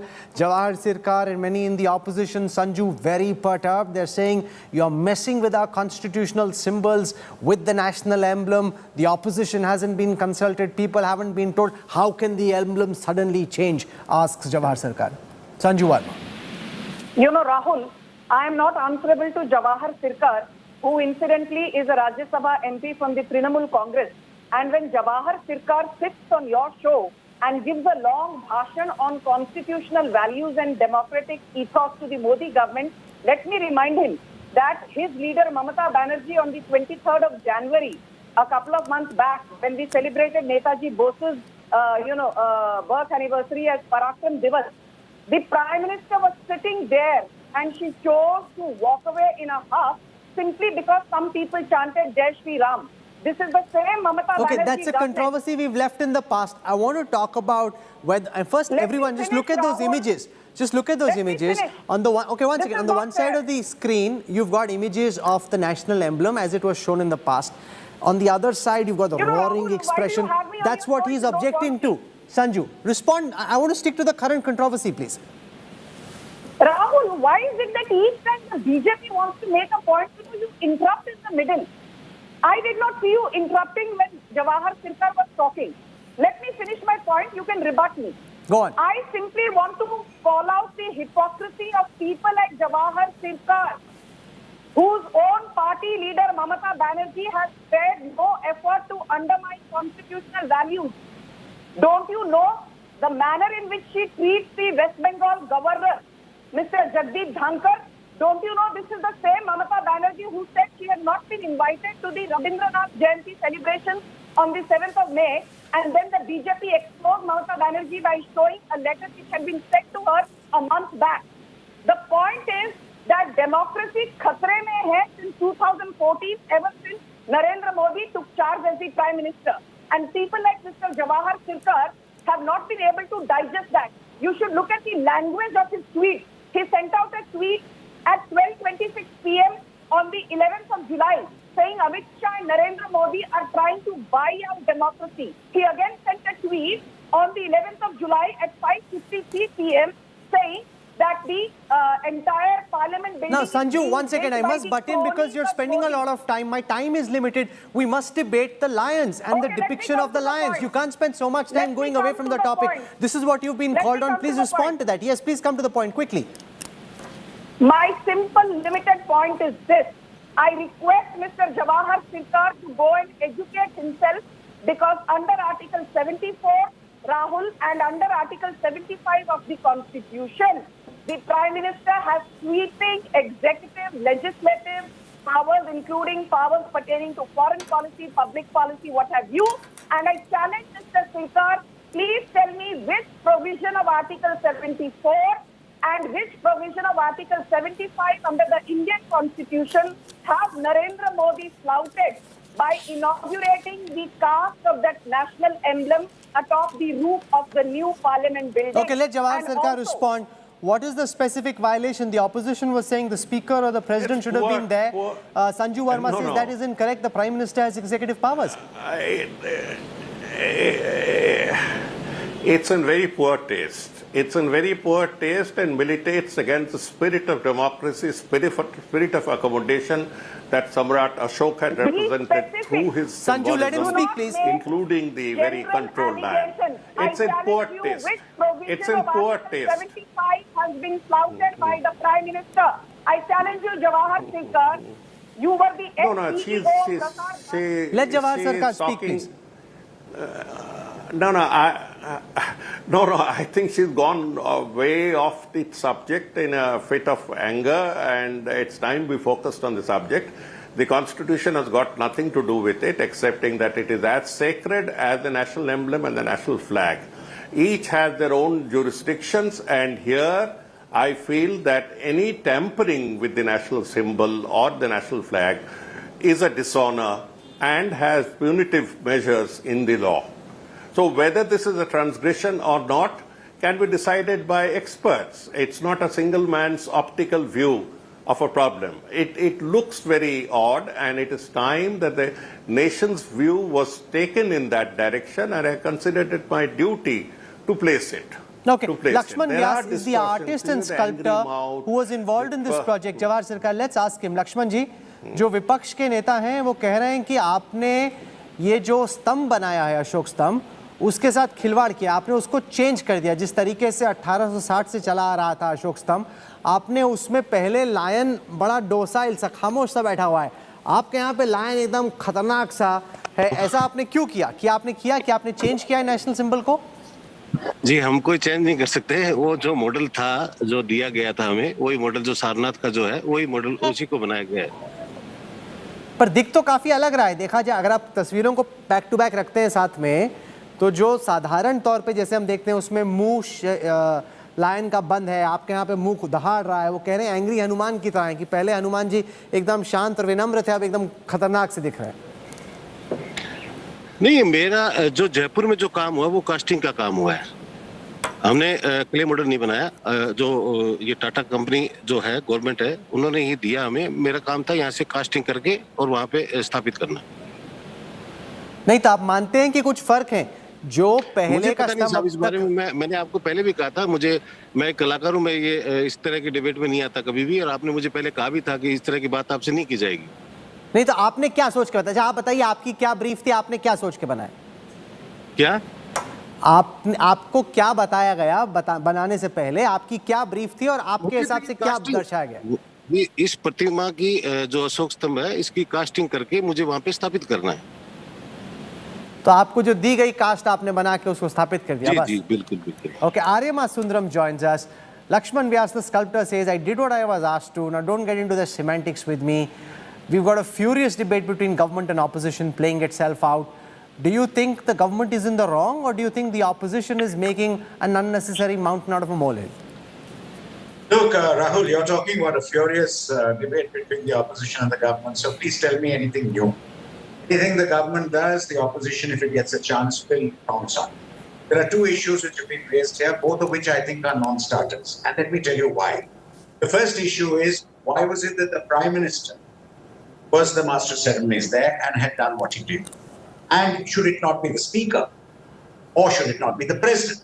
Let's understand one thing. although in India we have the executive, legislature, and the judiciary, the actual executive and legislature are very combined in India. It's not like the United States where you can't be a legislator and be a minister. You have to give up one or the other. Well, in India, you have to be a legislator to be a minister, so the executive and legislature is intertwined. Now let's understand. The de facto leader of the House, the master of the House is the Speaker. The de facto leader of the House is the Prime Minister. The head of the executive is the President. But the de facto head of the executive is the Prime Minister, because the President acts on his advice. So actually, if you look at it that way, the Indian parliamentary system, it is the Prime Minister who's really de facto the person who's both the head of the legislature and the head of the executive. So while you may stand on semantics and said niceties may have required someone else to do it or etc., the fact of the matter is the Prime Minister doing so cannot be faulted, because the Prime Minister, after all, is the elected head of government, the elected head by the people of India. So I feel what we made out is a mountain out of molehill. Maybe someone could have said, look here, good form would have said, why could the Speaker not be there? Why could the President not be there? That's a matter of form. It is not a matter of substance. And I really cannot find any fault in the Prime Minister as the elected leader of the country being the person to have done so. That is point number one. The second is on the emblem itself. Now, the fact of the matter is a disrespect, let's understand, disrespect to the emblem, disrespect to the flag, these are offenses. Now, you may turn around and say, this is not ditto or identical with the emblem as it stood. The sculptor should have done an absolute carbon copy replica. That could be a view. But the emblem which has been done is not a disrespect to the national emblem for anyone to turn around and say you have disrespected the emblem. On a much lighter vein, I for one will say that in 1860, maybe the passive lion was more representative of the times, and maybe today, in 2022, a more aggressive lion shows India's position in the whole world. Now, these are matters of opinion. But the fact is there has been no disrespect shown to the emblem to make such a fuss out of. Interesting point from Arima Sundaram there. Kanchan Gupta is the media advisor to the government of India. He joins me on this broadcast. But even if we move from a passive to aggressive lion, and even if that was representative of India back in 1860, a more aggressive lion represents New India and people like it, the question the opposition asks is, why change a constitutional symbol without a wider consultation and debate? Why not involve the opposition? Why not have a discussion which then leads to change? Why suddenly inaugurate a lion that looks different from the lion of the past? Kanchan Gupta. Let me just cut in for 1 second. The constitutional emblem has not been changed. It continues being the three lions. That has not been changed. The depiction of the lion might have been artistically changed a bit. And according to me, that is not disrespect to the emblem at all. Okay. Arima Sundaram thinks it's not disrespect. Let Kanchan Gupta come in now. Kanchanda. I don't want to wade into a debate with what Mr. Sundaram said is very substantive and really sums up the core of the issue. And as for the rest, I don't want to wade into a debate with them because they clearly are ignorant of the story behind the national emblem. The Sarnath capital, the lion capital at Sarnath, which was atop the Ashoka pillar, is still preserved, and anybody can go and see and find out what the four lions, what do they look like, and the picture of that can be easily accessed on the internet. What has been put atop the new Parliament building is a copy of the original lion capital of Ashoka, which was on top of Ashoka pillar at Sarnath. And a comparison between what has come up and what is preserved will tell you that they are similar. Now, whether the mouth of the lion is open wider by an inch or by a couple of inches, that's a matter of perception. That doesn't take away from the fact that it is a true copy. Number one. Number two, when we come to the national emblem, people talk of the national emblem as Mr. As the eminent lawyer on your show just now explained, that the national emblem has not been changed.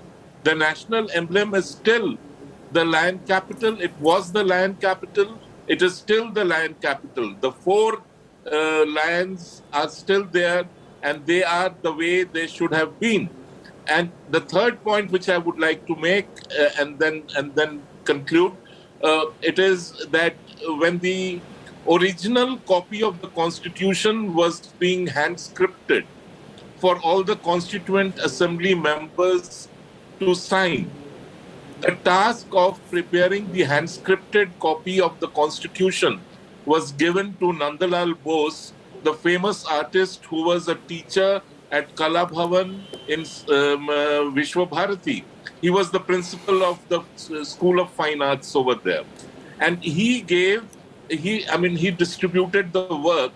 The opening page of the Constitution was to have the national emblem, which is the lion capital. So he gave the job of reducing a four-dimensional object into a three-dimensional object, a three-dimensional depiction to his student Dinanath Bhargava. And Dinanath Bhargava then adapted. It was more a line drawing than a painting. He adapted a three-dimensional version of the four-dimensional lion capital, and that is how it appears on the opening page of the Constitution. Now, if you look at the various forms in which the national emblem appears, they appear on pips of defense and security personnel. It appears on letterheads. It appears on cards, and no two depiction is the same. But the fact is, and again I go back to what Mr. Sundaram said, that there is absolutely no change in the national emblem.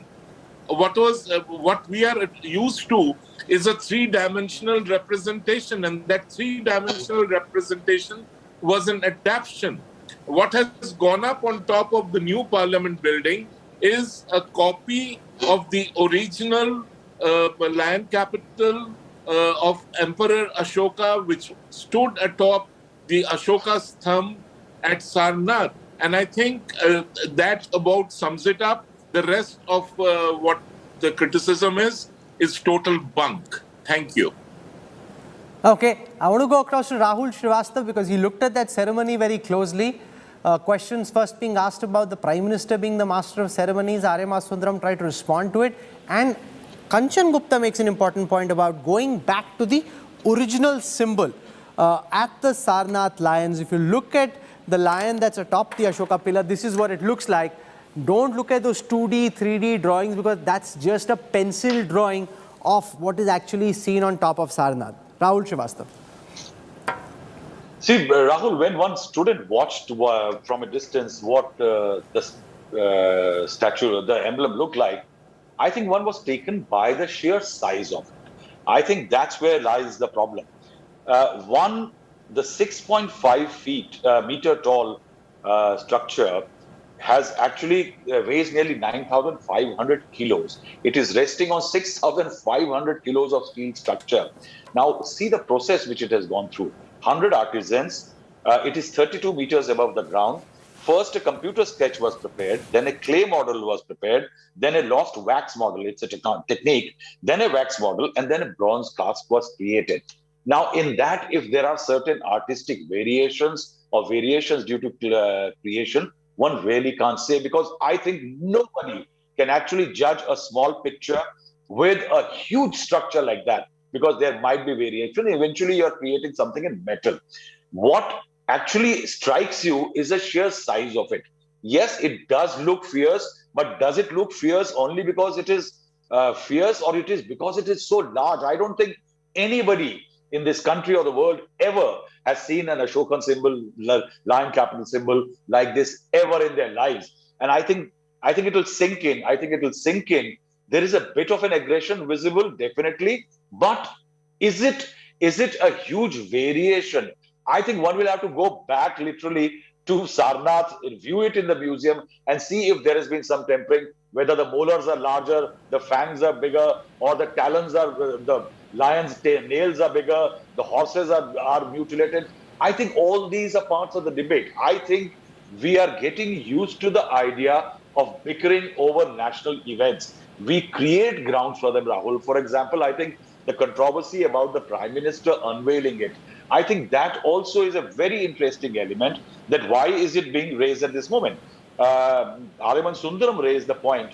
If you go back to the Constitution's Article 79, it says there shall be a parliament for the union which shall consist of the president and the two houses. Means the president is the intrinsic part. Even if you go to Call and Shakdar, it says that the parliament consists of the two houses and the president.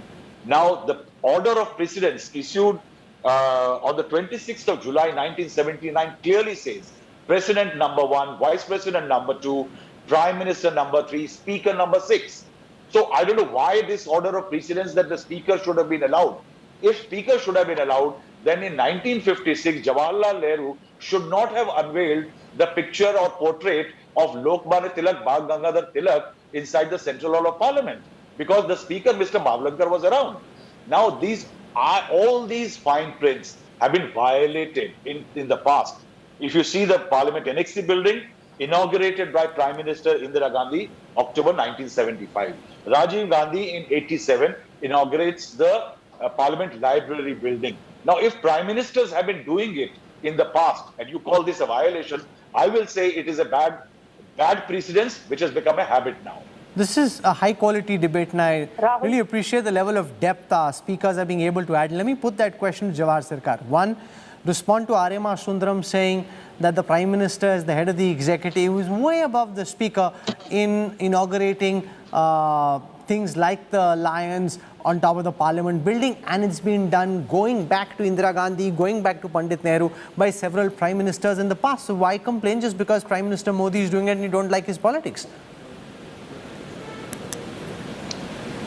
No, that's not the question. That's being oversimplistic, and we have had a lot of information, some relevant, some not so relevant.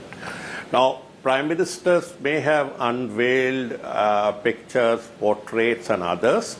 This is not the same as in unveiling the national symbol on the top of Parliament House that will hopefully be lasting more than 100 years that the present House has lasted.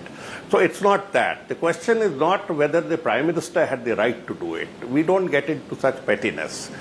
We said that why went leaders from the opposition also called for a participatory environment? That's all, to show the breadth of heart. That was the only question that I had raised. On the question of the program. No, but let's now come to the mouth of the lion. Because what I did is, when I was hearing Kanchan Gupta speaking, just one second, Sanju.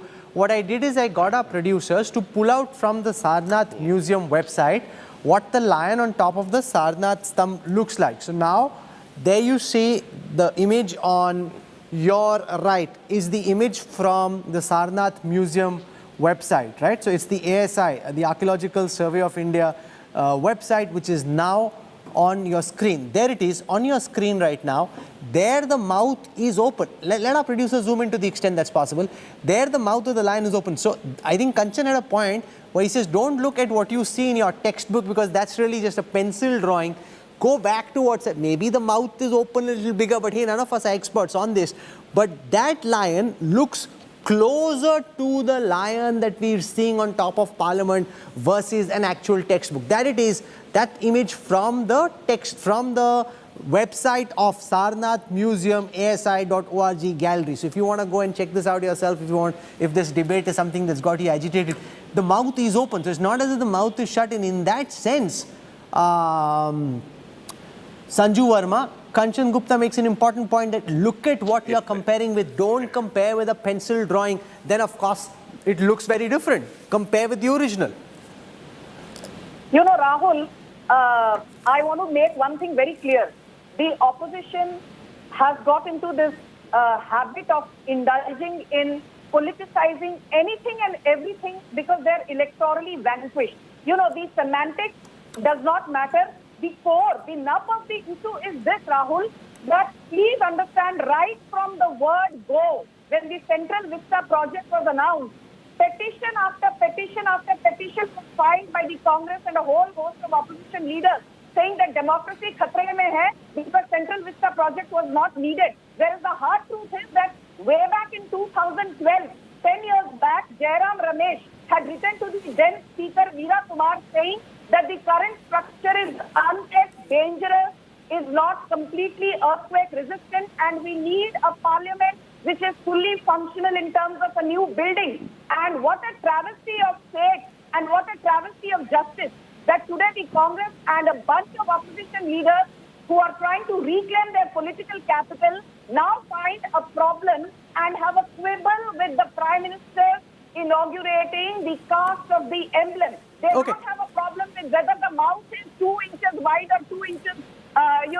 smaller. Their problem is that why is it that they were not invited? I just want to tell them one thing.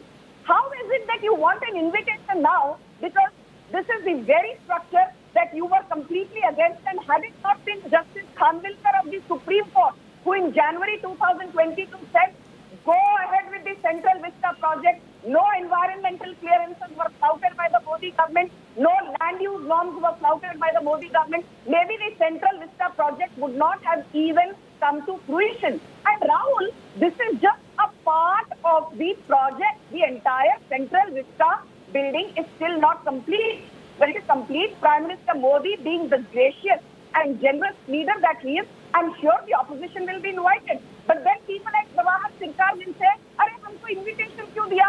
Humko falane bulaya nahi gaya tha." So the opposition is completely electorally demolished, and that is the reason they try to bring these innocuous things into play to reclaim political capital. My message to Mr. Sirkar is, पहले बंगाल से बाहर अपनी party को चुनाव जीतना सिखाइए. You said okay, this has nothing to do with elections outside Bengal. Okay, now I don't want to get diverted because it's now back. What we've established over the course of this debate has literally played itself out over the last half hour or so. And I want to go back to Aryamar Sundaram, is if you compare with the Sarnath lions on top of the Ashok pillar, their mouth is open, and I am the last thing close to an expert on archaeology of any kind, but the mouth seems bigger. The likes of Jawahar Sirkar say it's more ferocious. Others have jumped in to say it represents toxic masculinity. I don't know what about those lions represent toxic masculinity, but people are seeing it just what you see is actually just dependent on the lenses that you've got on. Look, that's why I said, Rahul, earlier, let's understand one thing. Our national emblem are the lions. The national emblem are the lions which are structured. Artistic depiction of these lions would vary from time to time. No, but can I ask you a question? Like we have the flag, and I'm genuinely wanting to understand from you. Like there's the flag, you can't tweak the flag. So can you tweak the way can you tweak the representation of the lions? Like, isn't there a particular form in which those lions are supposed to be depicted? Can that be tweaked? Can the mouth be opened more? That is the whole point. The lions have been taken from a three-dimensional Sarnath lions. Two-dimensional on paper, it will look different. Correct. The fact is, what is the emblem? The national flag is very simple. It is saffron, white and green with the chakra in the middle. It is very, very simple. Now, it can be depicted two-dimensionally because anyway the flag does not have depth. Now, this is three-dimensional to start with. Correct. Artistic depiction of it may vary. That's why I said the true test is disrespect being shown to the emblem? If disrespect is being shown to the emblem, then certainly it is a cause to complain.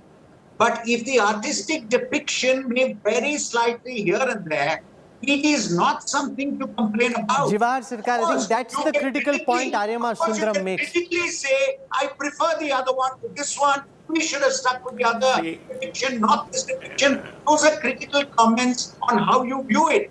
But I do not think it's a matter to make a mountain out of a molehill. On the contrary, I see nothing wrong in it. Jawahar Sirkar.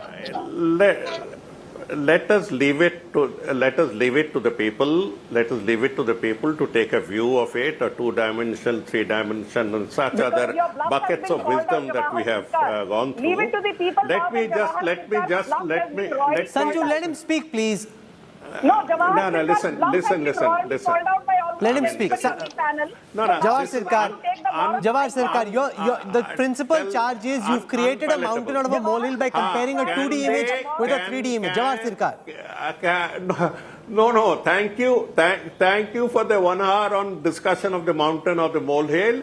Can you put 4 Disney lions and say that I have put 4 lions? Think of it. An inch opening up your mouth by an inch makes a lot of difference. I wish the lady, I can't see her, tried it.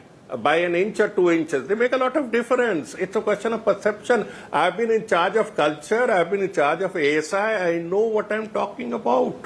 So there is a distortion. Okay, there is a difference, and whether that amounts to distortion or disrespect is for others to decide. I have pointed out to the difference. I have pointed out and have given my very personal view that it amounts to a distortion, and a national symbol, national flags and others do not permit an inch of this distortion at all. They don't permit. No, but it comes back to the point Arima Sundaram makes, Rahul Srivastava, where if you look at what's in our textbooks in school, for example, or in any, like if you pick up a copy of the Constitution, you're looking essentially at a 2D image.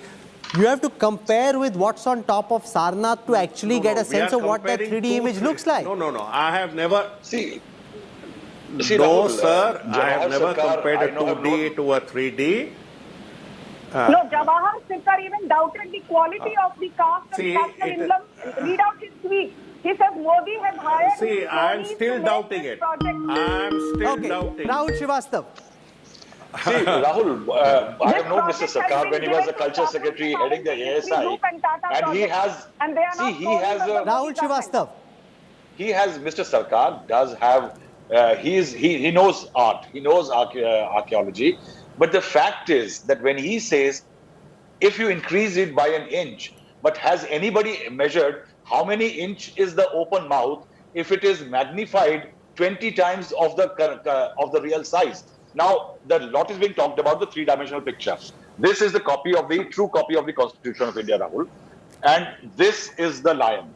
Now, how can you measure? If you see the side profile here, then the mouth is open. Just lift it a bit. It's getting cut. Just lift it a bit. How do you say that this is 1 inch wider or 1 inch narrower? Now, that's where lies the catch. That when you're magnifying a small picture or an object into a size which is 9,500 kilos and actually 6.5 meters in height, is it distortion deliberate, or is it a distortion which happens because it was being done?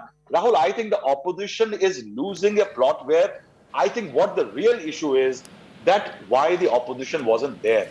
Why the opposition wasn't there? If you talk to the government, they say that on the 10th of December, when the foundation stone was laid, the opposition boycotted. 15 odd parties got together as a premeditated decision, boycotted it. Adhir Ranjan Chaudhary, Ghulam Nabi Azad, both leaders of the two houses were invited, they stayed away. Trinamool Congress, barring BJD, Bhartari Mahatab, AIDMK, there was nobody else. Now, then comes the Constitution Day, very important day in the history of India, 14th of November 2021. The entire opposition boycotted. Now, these are precedents being set by the government and the opposition. They are collectively eroding the credibility of Parliament. It's not you doing this, I am doing this. I have seen Parliament for 26 years. It's important. Rahul, make a quick point. Okay, Sanju, very quick point. 20 seconds. Rahul, this is neither about the mouth being 5 inches wider or 5 inches lower. This is not about 2D versus 3D. This is about the fact that the opposition simply wants to politicize every issue. And let me tell you that Jawahar Sirkar even doubted the credibility of the contracts given to Tata Projects and Shapurji Pavanji Mistry. He said these are cronies of the Modi government who are building a substandard building. I want to ask Mr. Sirkar, are you willing to delete your tweet where you have questioned the credibility of the Modi that's another debate. We'll call you back for Tata it. We'll hopefully have Jawahar Sirkar back as well. I think... Okay, Mr. Sarkar, since that charge was leveled at you, 20 seconds for a quick counter and then I need to wrap. Why did you doubt the credibility? Okay, now you've leveled the charge. Let him respond. Why did you doubt the credibility Jawahar Sirkar. of Gurjit Malanji ministry? Will you ask her to? Are you willing to delete Jawahar your Sirkar, tweet? fader goes down. Jawahar Sirkar. Are you willing to delete your... I had meant Patel, the architect. I had meant Patel. Will you delete her sound, please? I had meant Bimal Patel, Mr. Modi's very chosen homemade architect. That's all. That's all. So please stop making frivolous allegations on Twitter, which you can't substantiate, Mr. Sirkar. We know you're a Mamata Banerjee. Bimal Patel, but the please crony. don't embarrass yourself. Bimal Patel, the crony architect. This project was handed to Thakurji. I referred to Bimal Patel. Bimal Patel, the crony architect. Do you understand the meaning of competitive bidding or not? Will you cut the noise? Or after joining Trinamool Congress, Oh, nonsense. you have left every I understand semblance this of much more. sanity. Okay. Please don't doubt I the had meant integrity Bimal of the Modi Patel, government. the crony architect, This is and a that's project all. which stands for a strong power in India. And if you have a problem with it, too bad for you. I think what we've been able to do during the course of this debate is cover a lot of ground. You know, you've heard different perspectives on this live debate. We've covered a lot of ground. Some people just dialed in wanting to be on the show, and that's how we managed to get some additional voices as well. Sunil Deore joins us. He's the sculptor, and it's a very important voice to hear from the sculptor because Sunil Deore has now set off a national storm between the opposition and the government. Sunil, they're saying that you widened the mouth, your lions are more ferocious. This is like the angry Hanuman versus the more benign Hanuman. Some people are seeing toxic masculinity in your lions, that you basically messed with, tweaked and changed our constitutional symbols. How do you respond to these charges? in Hindi? हाँ, आपको जिस भाषा में बोलना है, हिंदी अंग्रेजी सब बराबर है हमारे लिए. हाँ. नहीं, मैंने जो किया है वो एज पर रिप्लिका किया है. उसका जो एंगल, जो फोटोग्राफ का एंगल आया है, उसमें ये एंगल आपको दिख रहा है. दिखाओ पूरा स्क्रीन दिखाओ. Just cut to him, show us what he is saying. पास दिखाइए कैमरे के. हाँ, सही से दिखाइए. ये एंगल आपको दिखाई दे रहा है. करेक्ट. ये एंगल, और ये भी तो छोटा मॉडल है, लेकिन जो फोटोग्राफ वायरल हो रहा है वो इस एंगल से हो रहा है. हाँ. तो एंगल का भी बहुत डिफरेंस है. हमने पूरा ऑथेंटिक मॉडल से स्टडी करके उसका पूरा हिस्ट्री जान के उसके पर काम किया है. तो नहीं, ये आपके हिसाब से कितना फर्क है? थोड़ा लाइन को अपने पास लाइए ना, अच्छे से दिखाइए. नथिंग. कोई फर्क नहीं है. वो तो लग रहा है कि उसका नहीं मुंह ज्यादा खुला हुआ है आपके लायंस का. ये देखिए, मुंह खुला होने का, वो जो ओरिजिनल रिप्लिका है वो है 3-3.5 फीट की. हाँ. जो अशोक कालीन बनी हुई है, उसका आप प्रोपोर्शन चेक कीजिए और मेरे लॉयन का चेक कीजिए. एग्जैक्टली हमने उसको एनलार्ज किया है. नहीं, ये जो बात हो रही है कि पहले हनुमान जी थोड़े से बिनाइन से थे, अब वो थोड़े से हनुमान जी कौन से? हनुमान जी कौन से? वो जो गाड़ी के पीछे पोस्टर लगता है उसकी बात कर रहे हैं. वो एंग्री हनुमान का आपने देखा होगा ना. वो कह रहे हैं कि वैसे नहीं जानता हूँ. ये मैं नहीं जानता. अच्छा, वो कंट्रोवर्सी के बारे में आपको नहीं मालूम है? नहीं, ये नहीं जानता हूँ. आपकी ब्रीफ क्या थी? क्योंकि आप स्कल्प्टर हैं, आपकी ब्रीफ क्या थी सुनील भाई? मेरी ब्रीफ ये थी कि जो स्कल्पचर है उसका ही रिप्लिका मुझे करना है. तो आपको किसी ने नहीं बोला कि पहले लायन थोड़ा सा खामोश था, उसको थोड़ा सा खतरनाक बनाइए क्योंकि लॉयन छाती का साइज बढ़ाइए, ये सब आपको किसी ने नहीं कहा? नहीं, ये किसी ने नहीं कहा. कुछ नहीं, ऐसा कुछ नहीं हुआ. As an artist, architectural team, ये सब मिला के, सब डिस्कशन होके, उस पर स्टडी होके ये हमने काम किया है. कितना मुश्किल था? आपने जो तमाम स्कल्पचर्स किए और इसमें क्या स्टडी किया आपने? कैसे आपने इसको किया? कितना टाइम लगा? कितना मुश्किल था ये करना आपके लिए? इसको 9 महीने का टाइम लगा है हमें. और इसमें मुश्किल ये थी कि वो चैलेंज ये था कि क्रेन का कैपेसिटी, टावर क्रेन का कैपेसिटी 1.5 टन था, और ये पूरा स्कल्पचर है 9.5 टन का. तो इसको हम पार्टली वहां ले जाके, वहां हमने उसको ब्रीजिंग करके फिनिशिंग किया है। क्या इतना बड़ा अशोक स्तंभ कहीं और पे है या सबसे बड़ा अशोक स्तंभ है ये? मेरे ख्याल से ये सबसे मैं इतना नहीं जानता हूँ, लेकिन ये जो आर्किटेक्चर ने साइज डिसाइड किया उस साइज में हमने इसको बनाया है। ये कॉन्ट्रैक्ट आपको किसने दिया सुनील भाई? ये टाटा प्रोजेक्ट लिमिटेड की तरफ से। अच्छा, तो डायरेक्टली गवर्नमेंट की तरफ से या बीजेपी की तरफ से नहीं आया आपके पास? नहीं, ये टाटा प्रोजेक्ट लिमिटेड ने मेरा मॉडल अप्रूवल किया जो सामने दिख रहा है आपको। कितने का कॉन्ट्रैक्ट था, अगर मैं आपसे पूछ सकता हूँ कितने पैसे लगे? मैं आपको नहीं बोल सकता, बता दो। नहीं, ऐसी बात नहीं बोल सकते, ये हमारे बीच में होता है ना। नहीं ठीक है, मेरा तो काम है ट्राई करना, पूछना मेरी जिम्मेदारी है। नहीं, एक अच्छी बात है, आप टाटा प्रोजेक्ट लिमिटेड से आप पूछ सकते हो। तो आप बेसिकली ये बोल रहे हैं कि जो सारनाथ का एक्चुअल लायन है आपको भी हूबहू वही लायन बनानी, आपको किसी ने नहीं बोला कि छाती बड़ी कर दो, मुंह खोल दो, खतरनाक बना दो, ये सब किसी ने नहीं कहा? नहीं, ऐसा कुछ नहीं कहा है। एस्थेटिक सेंसली मुझे वो बहुत अच्छा मॉडल लगता है और उसी का हमने रिप्लिकेट किया है। Well, I'm very glad I could get you on the show, Sunil Deoghar. That's a very important perspective to have thank you. Thank you so much. Appreciate your time and appreciate you joining us. So the sculptor saying, he's got the whole element of the angle at which the photograph is taken from. If you look at the lion from down below, it looks as if its mouth is open, bigger. If you look at it from the top, very naturally, the mouth doesn't look quite as threatening. I don't want to take a side. You've heard different perspectives. You've heard from the INB media advisor. You've heard from the BJP spokesperson. You've heard from a Supreme Court lawyer. You've heard from the sculptor. You've heard also from the artist.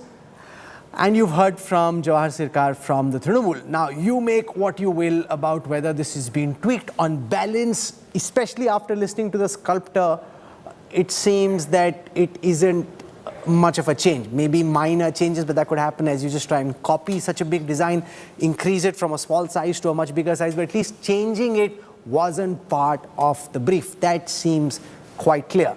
For the rest of it, I don't tell you what to think.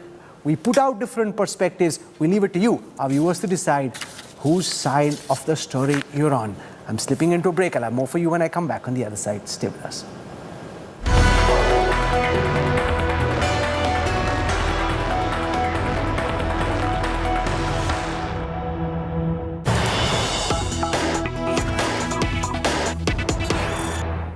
The ferocious national emblem war is now getting even more ferocious with Bharatiya Janata Party's Amit Malviya has now spoken up saying the national emblem atop the new Parliament building of India is an adaptation from the Sarnath lion capital of Ashoka, which is preserved in the Sarnath Museum. He reiterates there is no change. The opposition parties are comparing a 2D image in print to an imposing 3D massive structure. This is what Amit Malviya of the BJP, he's the national IT cell in charge of the Bharatiya Janata Party, and he has said there's absolutely no change. You're just looking at what used to be a 2D print image to now a 3D image, a 3D structure, and that way is thinking there is a change, but there is none. And this national emblem atop the new Parliament building, which was unveiled by Prime Minister Narendra Modi, is an adaptation from the Sarnath lion capital of Ashoka, which is preserved in the Sarnath Museum, so that this goes back as original as it was, and it is just the opposition that is trying to rake up this controversy when none exists. So the BJP is constantly now reacting, but so is the opposition from TMC, Congress, the AIMIM, NCP, all these opposition parties are saying, first, the Prime Minister inaugurates it, unveils it, not the Lok Sabha Speaker. Opposition parties are not invited. And now, even the national emblem structure is allegedly changed. But the BJP, and now we also heard, remember those sculptors saying there is no change. You're just looking at it from a low angle.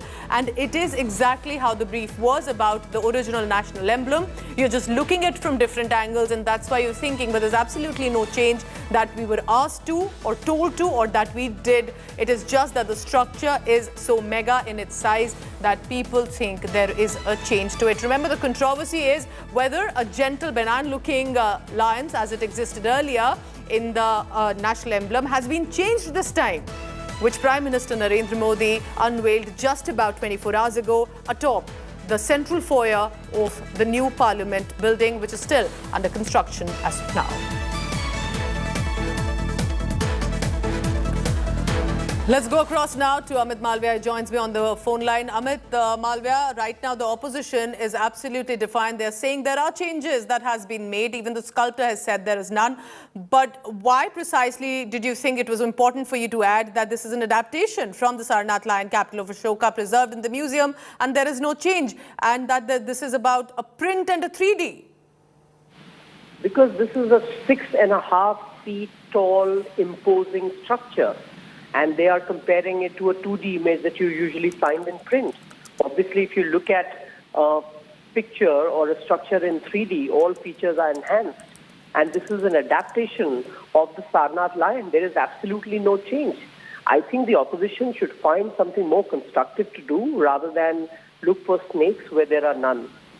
At this point, so you're saying there's absolutely no change with regard to whether it is the mouth or the structure of the chest of the cast bronze that is there, and it is exactly how it was as in the original picture, because constantly Mahua Moitra, for example, shared the two images and without a caption though, but she clearly then said, Amit, and I want to take that tweet of Mahua Moitra to you here, saying that truth be told, Satyamev Jayate in spirit became Singhamev Jayate long ago, and that was appeared to be an indirect dig at the current government. Amit.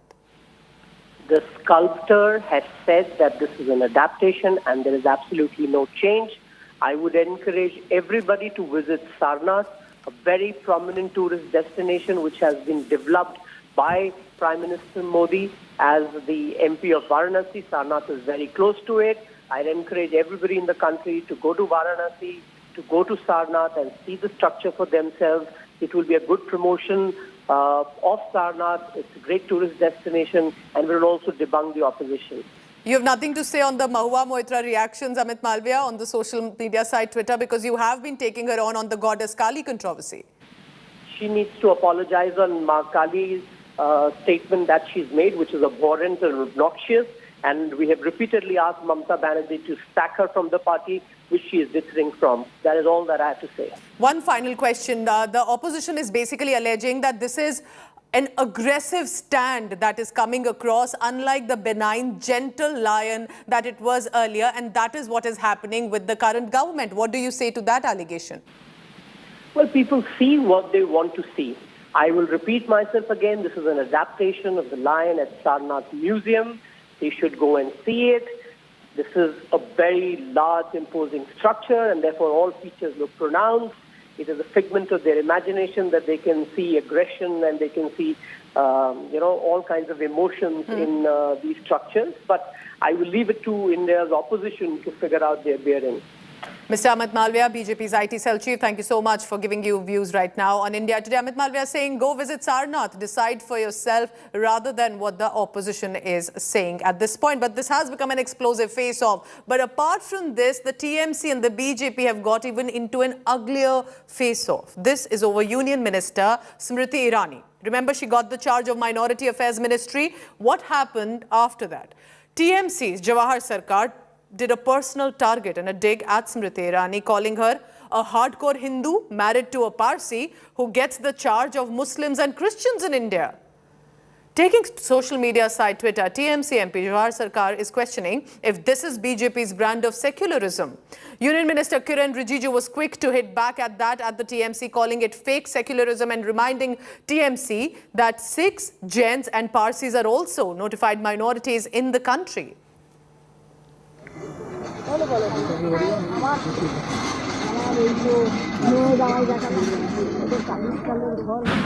said it is secular. I said this is secular. Please distinguish between the negative and the positive. I said this is secular. This is secular. This is the way India behaves, has behaved all along. That's all. That's all. Don't send every tweet that I do to the dissection factory on the 4th floor of some building in Rouse Avenue. I mean, don't get in. Let's not get in for all that. It's a very positive tweet I made. That's all. I remain stand by it. That is a very positive tweet. And that ended with a question mark also. Ms. Smriti Irani has always proved through her work that she can handle each and every responsibility which has been given to her. This is yet another responsibility which has been given to her. And what is the wrong which TMC is seeing in this? I do not understand. Although here we see a TMC who does the politics of appeasement here in West Bengal, and that is the reason that when sentiments of Hindus are heard, they are quiet and mum on that. They do not speak because that is the intention. That is the intention. That is the reason they have not for once spoken what Mahua Moitra said against Khali. So this appeasement politics is done by TMC, and we do not appreciate speaking on such issues.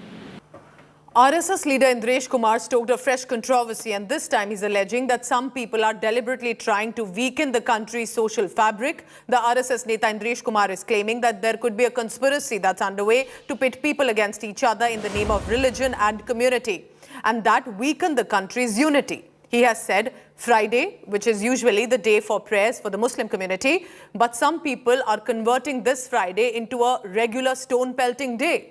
The RSS Neta is further saying some people are working toward weakening the country's social fabric, vitiating the atmosphere, and adding that in this situation and similar developing, there are some Muslim outfits that don't just need to come forward and condemn the violence, but needs to identify and deal toughly within the anti-social elements within the community and right away. शुक्रवार आया, मुसलमानों की इबादत का दिन है, पर कुछ षड्यंत्रकारियों ने जिनके और संकेत जानकारियों से पाकिस्तान, तालिबान और ऐसे कुछ अंदरूनी और बाह्य ताकतों की तरफ जा रहे हैं, उन्होंने नौजवानों को उकसाकर पहले से तैयार करवाकर अकस्मात हिंसा नहीं भड़की और उस शुक्रवार को पत्थरवार में बदल दिया है। और हमने मुसलमानों को अपील की है कि अब आपके सामने एक चुनौती है कि आप अपने शुक्रवार को पत्थरवार की बजाय और मोहब्बत वार में बदलने का काम करिए, ताकि यह जो दाग लगा है ये हट जाए। और इस प्रकार से जिन्होंने पत्थरवार बनाने का काम किया, उनकी भी पहचान करके उनके खिलाफ भी कार्रवाई होनी चाहिए। तो इंद्रेश जी बहुत वरिष्ठ नेता हैं आरएसएस के जो है, और बड़े प्रभावकारी नेता हैं, और वो अल्पसंख्यकों के बीच में भी काम करते रहते हैं, उनको भरोसा दिलाते रहते हैं। वो अपनी पार्टी से भी कहें कि एक भरोसा क्यों डगमगा रहा है। यदि बड़े भाई के तौर पर हम लोग पहल कर सकें तो मुझे पक्का विश्वास है कि जो कट्टरता अल्पसंख्यकों में पैदा हो रही है, वो कट्टरता धीरे धीरे उदारता में बदलेगी। पहली बात, इंद्रेश कुमार जी अगरचे फ्राइडे का दिन स्टोन पेंटिंग ना हो इसके बारे में बात कर रहे हैं तो उसका स्वागत करते हैं, बट इंद्रेश कुमार जी की नीयत वो नहीं है। He wants to really create a fear psychosis in people's mind on Friday. That is, and Friday being an important day for Muslims across the globe, and he is trying to play a psychological game and political game. It has nothing to do with asking the community or the community leaders to come forward to make the India forward. No, absolutely nothing. His intentions are absolutely, the writing on the wall is very clear. He wants to paint the community with a brush of his choice.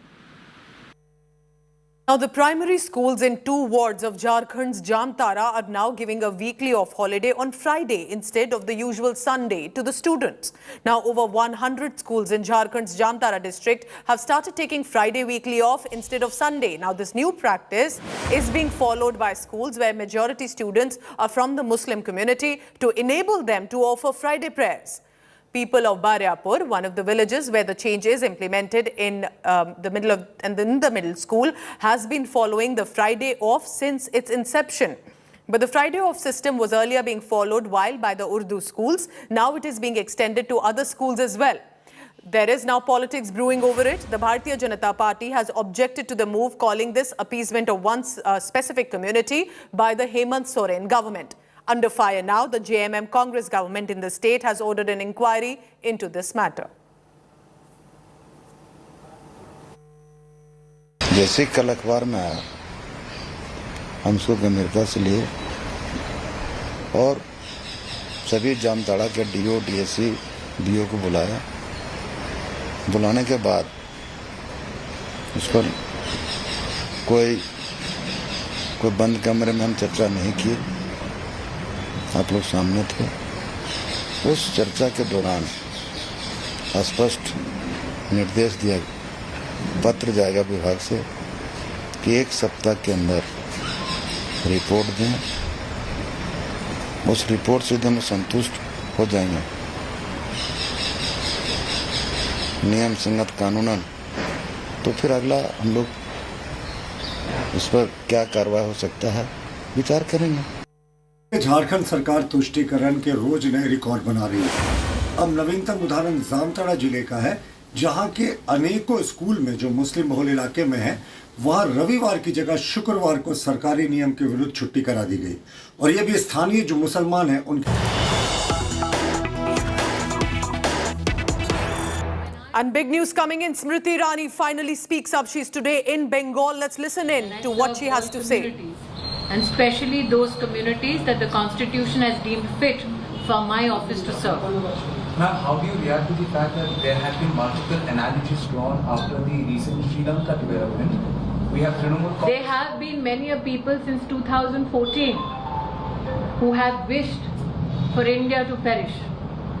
Unfortunately, they are part of many Indian political parties. For you to hate Modi is accepted. For you to hate India is unacceptable. Comparisons are now happening between India, Sri Lanka and Afghanistan. এই বলিউড জিনিসপত্রের দাম বৃদ্ধি নিয়ে একটা issue, তো এই ইস্যুটাকে কেন্দ্র করে যে ধরনের কথা উঠে আসছে, একসময় সিএএ নিয়ে যে ধরনের আন্দোলন হয়েছে, নার্সি নিয়ে যে আন্দোলন হয়েছে, অগ্নিবীর নিয়ে যে আন্দোলন হয়েছে, সামনে শ্রীলঙ্কার যে পরিস্থিতি, এই আমি ওটাই বলছি কি গত 2014 থেকে যারা ইলেকটোরালি লোকসভা ইলেকশনটা হেরে গেছে, ওরা এই সংকল্প নিয়ে বসে আছে যে কখন এই দেশের অহিত্যা হোক। আজকে আপনাদেরকে জানাতে চাই, পুরো বিশ্বে একমাত্র ভারত দেশ যেখানে গত 25 মাস থেকে 80 কোটি লোক ফ্রি রাশন পাচ্ছে। আমাদের একমাত্র একটা দেশ যেখানে 200 কোটি ভ্যাকসিন আমরা নিজের দেশে নির্মিত করে প্রত্যেকটা নাগরিককে ফ্রি দিচ্ছি। আমাদের একমাত্র একটা দেশ যেখানে 30,000 কোটি টাকা আমরা 22 কোটি মহিলাদের ব্যাংকে খাতায় দিয়েছি। যারা যারা ভারতবর্ষকে আর সশক্ত করতে চায়, ওরা আজকে প্রত্যেক পরিস্থিতিতে ভারতের আর ভারতের আইনে রক্ষা করার জন্য সমর্পিত আছে। অপোজিশন পার্টি মাত্র অপোজ করছে, ওটা ওদের কাজ। কিন্তু আমি হাত জোর করে একটাই নিবেদন করব, you may hate Modi, that we expect as BJP কর্মী। You hate India, that for us would be unacceptable. হ্যাঁ দাদা, গত বিধানসভা নির্বাচনের আগে দেখা গেছে বিজেপির কেন্দ্রীয় নেতারা এবং একজন মুখ্যমন্ত্রী এখানে এসেছিলেন, ক্যাম্পেইন করেছিলেন এবং কিন্তু গোটা ওয়েস্টবেঙ্গলে একটা ডিজাস্টার রেজাল্ট হয়েছে। আপনারা আবার আসা শুরু করেছেন। এটা তো আমারই দেশ, আমি নিজের দেশে আসার আগে আপনার পারমিশন নেব না? আমি বলছি না, এটা বিজেপি যে লোকাল যারা লিডার আর তাদেরকে কি প্রতি একটু এ করা হচ্ছে না, তাদের অনাস্থা। দাদা, আমরা 3টে ছিলাম, 70 পার হয়েছি। আপনি চিন্তা করবেন না, আমি ওখান থেকে লড়ে এসেছি যেখানে একটাও বিজেপির সাংসদ ছিল না, পুরো গান্ধী ফ্যামিলিকে ডিফিট করে এসেছে। সো বিজেপি কর্মীরা are known to turn defeat into victory. I am one such কর্মী। আপনাকে জানিয়ে দিয়েছি কি হয়েছে। अभी भी कई लोग दावा कर रहे हैं कि कई सांसद जो है जो बीजेपी के हैं वो जा रहे हैं टीएमसी में। मैं आपसे दावों पर चर्चा नहीं, तथ्यों पर चर्चा कर रही हूँ। दादा ने वहां पर कहा था कि आप गत विधानसभा का चुनाव हारे। मैंने दादा को यही जवाब दिया। 2014 का अमेठी का चुनाव में हारी थी, 19 में जीती थी। धन्यवाद जी।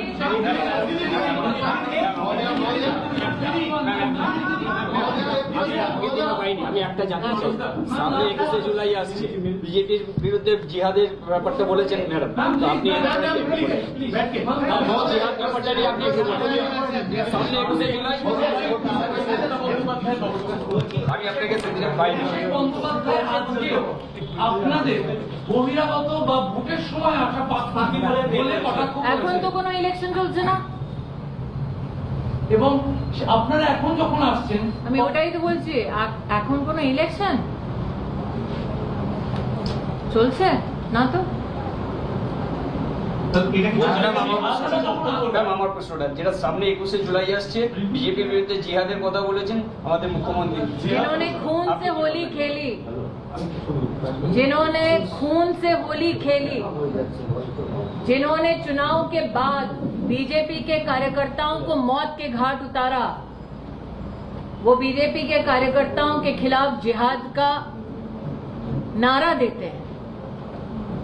ये अपने आप में शर्म की बात है कि वो नारा देने वाली स्वयं एक संवैधानिक पद पर है। And Smriti Irani today also remember performing a Kali Puja there in Bengal, where she is on a one-day visit and reacting there to all the emerging questions.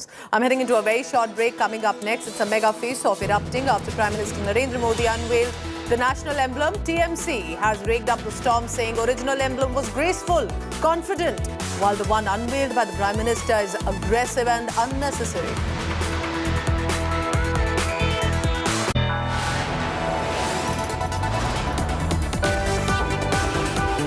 You are watching India Today.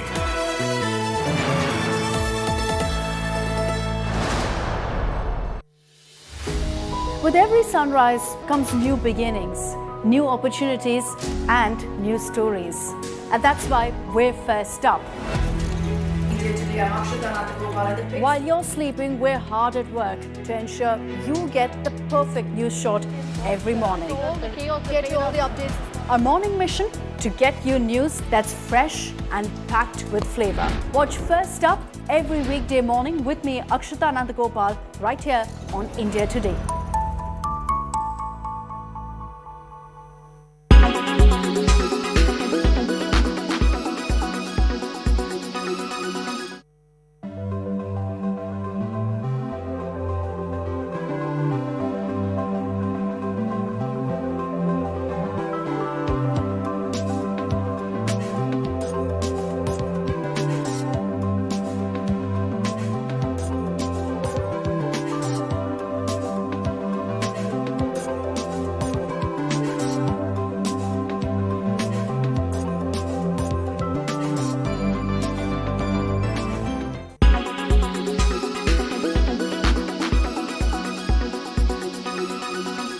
Make your media plan smarter with India Today Live TV on your connected devices.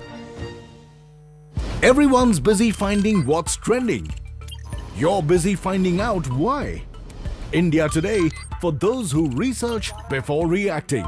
Download the India Today app now.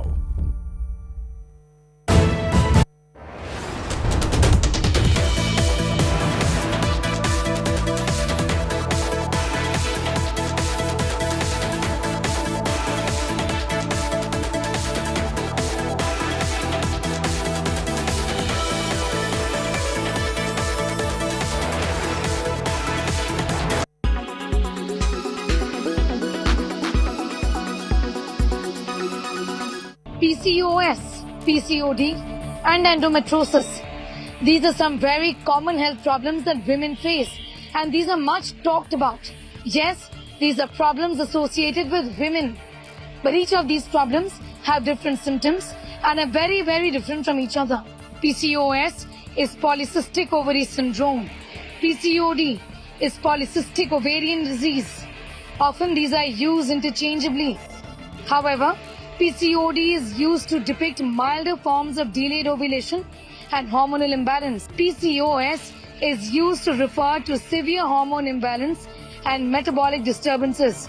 This can include obesity, insulin resistance and diabetes. The basic problem with PCOS and PCOD is that the hormones are not being produced on time by the ovaries, and that is why there is a delay in the monthly periods. When the monthly release of egg from the ovaries is delayed, this causes delay in monthly periods. This condition is related to increase in male hormones like increase in facial hair, also gain of weight. While endometriosis, something that even I suffer from, is an extremely difficult and different type of disease. Endometriosis is when the lining of the womb is found in abnormal places, such as outside the uterus, with symptoms like lower abdomen pain. In endometriosis, abnormal endometrial tissue is found over the ovary or at different places. It can be found in the fallopian tubes, for example. So during your periods, the blood gets collected in different parts of the body where it should not get collected. This leads to hemorrhage. It results in swelling and pain in the lower abdomen. Sometimes this pain may be only during periods. In many patients, it can be long-lasting and chronic, even when you're not on your period. So what are the symptoms really to look out in PCOS, PCOD and endometriosis? There are several celebrities who have spoken about their concerns with PCOS, PCOD and endometriosis. Katrina Kaif and Selena Jaitley, for example, has spoken about their struggles with endometriosis. Masava Gupta has spoken about her problems with PCOD. Victoria Beckham too has had her struggles with PCOS. The treatment is till menopause. It requires suppression of the disease till menopause because the disease has a very high chance of recurrence even if a surgery is done. So the medical treatment is commonly in the form of progesterone hormone, which can be pills, which can be implants, which can be injections and intrauterine devices. PCOS in fact affects 1 in every 10 women. Improvement in dietary habits, including exercise in your daily routine, is extremely important, is what doctors say. While the condition is often managed with medication, these are simple things that you can do in your own life to improve your health. Work out, also consume the right kind of food, and also watch out for period pain that may go out of hand.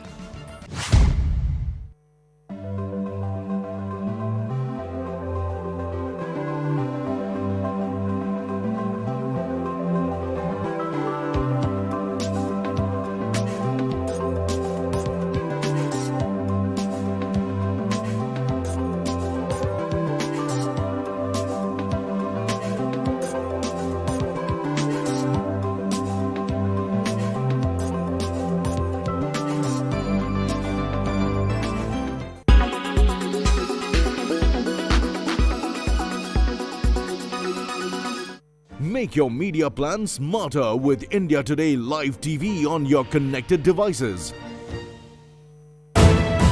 You are watching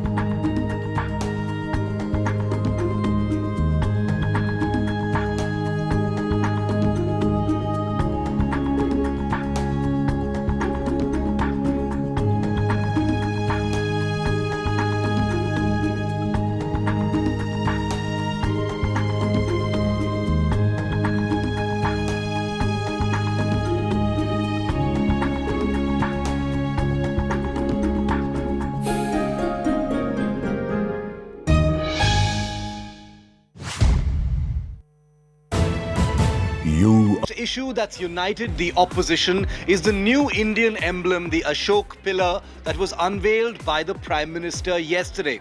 Well, I like the emblem actually. I don't see much of a difference. There are some. I'll be highlighting those, but I'll also be asking the questions on 5 Live at 5 p.m.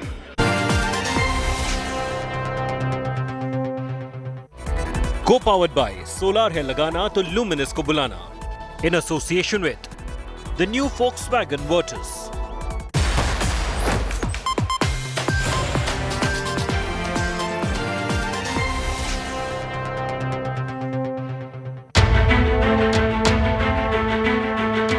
Day after Prime Minister Modi unveiled the emblem,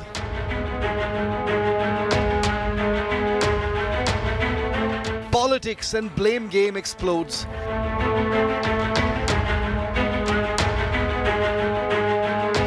Trinamool cries insult to national emblem. Opposition calls Modi's version ferocious. Big war over the roaring lion emblem. The largest Ashok pillar ever built in the country is now the latest canvas for fiery politics that has exploded. It has united the opposition, with the BJP now fighting back to defend this new sculpture. I'm going to tell you some realities, I'm going to ask some big questions, and I'm going to expose some hypocrisies as always here on 5 Live. Thanks for tuning in. I'm Shiv Sena. These are the headlines.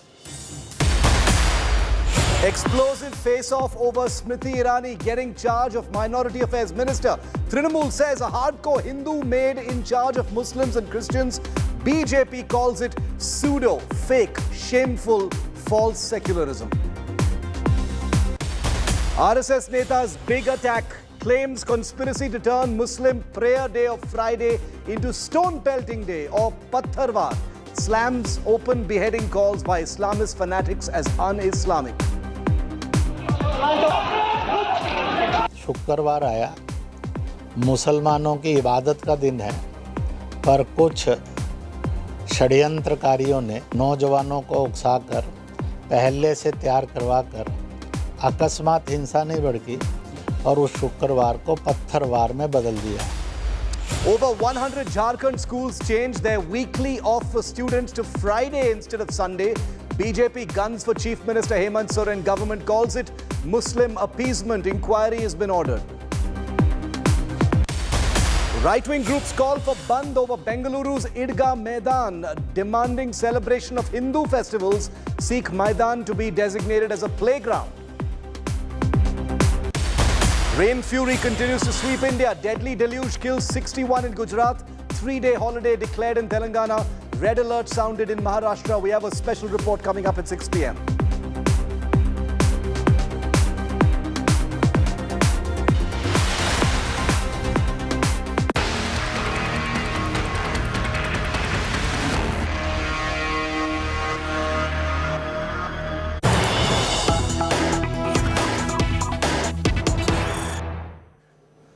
Union Minister Smriti Irani, who is in Kolkata at this time, has broken her silence over the entire emblem fight. The emblem fight has just gotten bigger. She says the ones who destroyed the constitution are now speaking about it. The ones who cannot respect Ma Kali won't be able to respect the national emblem, says a feisty, fiery Smriti Irani, who is in West Bengal at this time. A day after the emblem has sparked widespread politics against the government, Smriti Irani has now jumped in to defend the entire emblem issue. Before we show you what Smriti Irani has said, the Congress party is the latest from the opposition to jump into the big war over the new emblem that was unveiled yesterday. Jairam Ramesh, the media in charge of the Congress party, has just put out a statement to say to completely change the character and nature of the lions on the Ashoka pillar at Sarnath is nothing but a brazen insult to India's national symbol.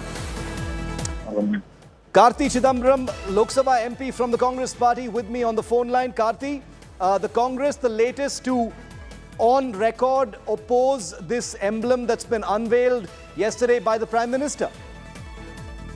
The national emblems have to follow a certain protocol when they are reproduced, particularly on government installations and in government publications. Has this emblem been, have they followed the protocol, and is it a true replica of what the national emblem is supposed to be? Is the question. If it is, so be it. But if it is not, why was there any deviation? And secondly, on a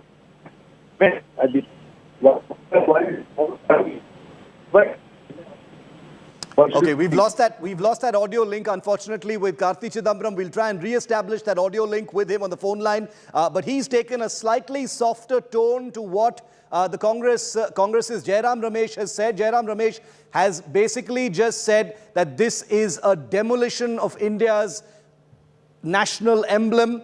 But Karti Chidambaram says if there is no change, then so be it. So there appears to be different voices coming in from the Congress party. But here is what Smriti Irani, Union Minister, has just said at a press conference. जिन लोगों ने संविधान को अपने पैरों तले कुचला, जिन लोगों ने संवैधानिक परंपराओं का मजाक उड़ाया, आज वो उस एम्बलम से डरते हैं जो भारत का प्रतीक है, जो भारत का गौरव है। जो लोग मां काली का अपमान करते हैं, वो राष्ट्रीय एम्बलम का भी अपमान करें, ये आपके लिए हैरानी की बात नहीं होनी चाहिए। Okay, Karti Chidambaram of the Congress is back with us on the phone line. Karti, apologies, we lost you there for a moment. Go ahead. You were saying. Yeah, as I said, if national emblems have to be reproduced, they have to follow the protocol which is prescribed. Has this reproduction followed the protocol? Because when you print it or when you install it, you got to follow protocols. Same with the flag or any of the symbols. This is a national symbol, and and I'm sure there is a written protocol somewhere in the Ministry of Home, and the government simply has to say that they have followed it. If they have followed it, if they have not followed it, then how can an emblem which has not followed the protocol be installed on top of the Parliament? And secondly, for this event, why weren't all party leaders invited? It's the House of the People. They should have invited all floor leaders of the various political parties which are present in the Lok Sabha. Why should only, and the Rajya Sabha as well, why should it be an exclusive affair of the Prime Minister and the Lok Sabha Speaker and only the government?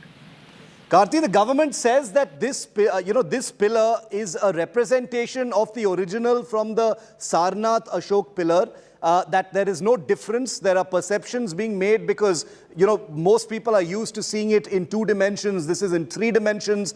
There's a bottom angle of it which shows the features as more pronounced. Do you buy that? If I have to reproduce the flag or any symbol, there is a certain protocol, correct? I'm sure the protocol is written somewhere in some manual in the Home Ministry. It is there. I'm sure there is something there. I don't know. I've not read it. I'm not claiming to be an expert. Why can't they just take, yes, the protocol says this should be the dimensions, this should be the expressions, this should be the color, this should be the tone. Let them just put it out and answer that. I mean, why go about all this saying that it's a perception difference? Then maybe we'll get our eyes checked. Maybe they can all sponsor a free eye checkup for all of us if all of our perceptions are wrong. But just put out the protocol and say how you followed the protocol. That's all. Because the government says that this is a non-issue being made into an issue by the opposition. Even within the opposition, Karti, there appears to be different voices. Your party has just put out a statement via Jairam Ramesh to say that this is an insult to the emblem. You are asking a question, but your party has basically gone ahead and said it is already an insult. I endorse the position taken by our communications head, Mr. Jairam Ramesh. He speaks for the party, and I definitely endorse what he's saying. But the point is, why can't the government simply say this is the protocol and we have followed the protocol? Why can't they simply say that? Why go into this saying that it's a perception, you're viewing it from a different angle? Put the protocol out. They simply say this is what the Act says and we have been true to the protocol and we have reproduced it. End of story. I mean, final question. Is this more about the opposition parties being left out of this ceremony rather than the pillar itself, Karti? That is one of the questions we're going to be raising as well. Of course, you see, when this is not an inclusive government, this is an exclusive government. It's very clear. When you're especially having an event in Parliament, when it is about a Parliament building, shouldn't all parties which are represented in Parliament be called? I mean, wouldn't that be the basic decency to do it? Wouldn't that be the basic courtesy and the protocol to follow. Why should it be an exclusive event of the ruling dispensation and the government?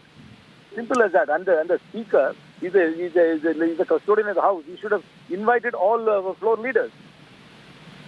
Karthi Sriram, Lok Sabha MP of the Congress Party. Thanks very much, Karthi. Appreciate your views on this developing story here on India Today. Will the government come out and put out a statement that protocol has been followed in this? We don't know yet, but the temperatures on this story have already risen to that very familiar point where substance is subsumed by point scoring between both sides. Now let me show you. Remember, the BJP has come out to say, via Amit Malviya, who heads the IT cell, that the pillar that was unveiled by the Prime Minister yesterday is a faithful reproduction of the original Ashok pillar, which is in Sarnath, close to Varanasi in Uttar Pradesh. Now, this is the original and this is the new pillar that was unveiled yesterday. Just as far as perceptions are concerned, let's tell you what those who are criticizing this entire reproduction of the emblem are basically saying.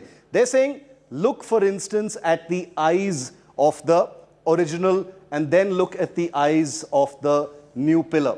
The new pillar, they say, have angrier eyes. Here the eyes are looking gentle and calm, but here the lion is much angrier. The second thing that they point to, the critics, is the mouth. They say the mouth here may be open, but it isn't in the kind of snarl that is, that has been sculpted in this new emblem. I'm just pointing out what the critics are saying. You can agree or disagree, it's a matter of perception. The third thing is the chest of the entire, of the pillar. There is a perception being put out by many that this is a, the big chati, the big sort of macho chest of this new lion figure that's been put out by them. So these three things are the main things. They also say that in profile it is much more, the new lion figure is much more pronounced. It has a kind of intimidating, menacing kind of silhouette and profile, which is not there in the earlier one. But a closer look at both shows that may actually not be the case, because most of the images that were put out of the new pillar were taken from a bottom angle, making many of those features look much more pronounced. But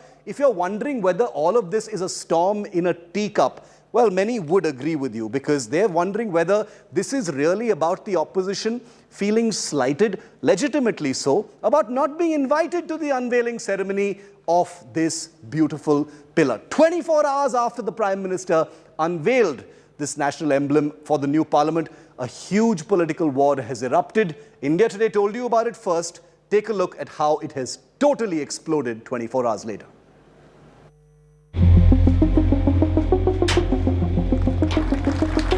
The gleaming bronze burnished national emblem cast, unveiled by Prime Minister Modi, finding pride of place on India's showcase new parliament building. But a day on, the four lions continue to draw sharp opposition barbs. The TMC saw Modi's lions as ferocious beasts, snarling and unnecessarily aggressive. Party MP Jawahar Sirkar calling the emblem cast an absolute assault on the original Ashokan pillar, which he said was graceful and regal.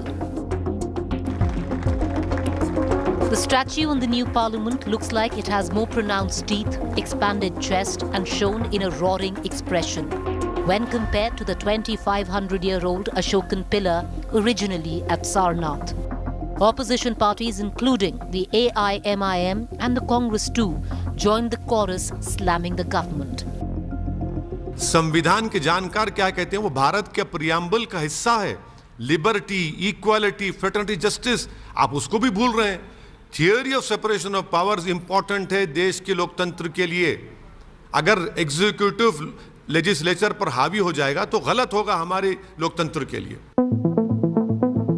The BJP, however, defended the emblem as true reflection of India's glory, accusing the opposition of sparking a needless debate. तो शेर से बहुत डरते हैं ये लोग, क्योंकि एक तो मोदी जी डरते हैं और मोदी जी की शक्ल में शेर से डरते हैं, तो हम क्या करें? Has the Modi government tinkered with the national emblem, or the opposition is trivializing the issue in a desperate bid to target the government? Bureau Report, India Today. So in terms of perception, this is what the difference is between the original pillar and the new pillar are. Again, I'm saying these are perceptions because the makers of it say there are no changes whatsoever. Because of the greater detailing, it looks much more pronounced. Now, the original from 1860, the teeth are not as pronounced as the new pillar that was unveiled yesterday. Especially the top canines are much more pronounced in the new pillar that was put out yesterday. The chest isn't as expanded, some say. The chest is much more expanded in the new pillar that was unveiled yesterday. No angry expression in the old pillar. It's a calm sort of expression. In the new pillar, it's a roaring, fearsome expression, a roaring expression that defines the new one. Now let me show you what each person has said. Remember, most of the opposition parties have kind of united around their anger over this emblem being tweaked and changed, they allege. But what are people actually saying about it? They're saying that it's an insult to the national symbol and the majestic Ashokan lions. This is what Jawahar Sarkar of the Trinamool Congress has said. He says its original is graceful and regally confident, but this one is most certainly not. Then you've got the RJD of Lalu Prasad saying the gentleness on the face of the old four lions, newly unveiled emblem shows ferocious view. That's what their take is on this. Like largely what I've basically covered. Those who change the national emblem should be called anti-national, says Sanjay Singh of the Aam Aadmi Party. So all the parties have rallied around this issue, basically saying the same thing. Meddling with the national emblem was unnecessary and avoidable. Why should lions look ferocious and full of angst, says Irfan Habib, well-known popular historian. Unveiled emblem, an adaptation from the Sarnath lion, the capital of Ashoka. Opposition is comparing 2D and 3D images in print to imposing 3D structure, says Amit Malviya of the BJP. So the government hasn't spoken, but the BJP has put out that take, saying you're mistaking a 2D image for a 3D image, and then that's where all the errors actually come through. But India Today spoke to the sculptor himself, the man who actually sat down and was part of making this entire beautiful statue. Listen to this particular individual, Sunil Deore, who told Rahul Kanwal that there have been no distortions or amplifications in this work of art.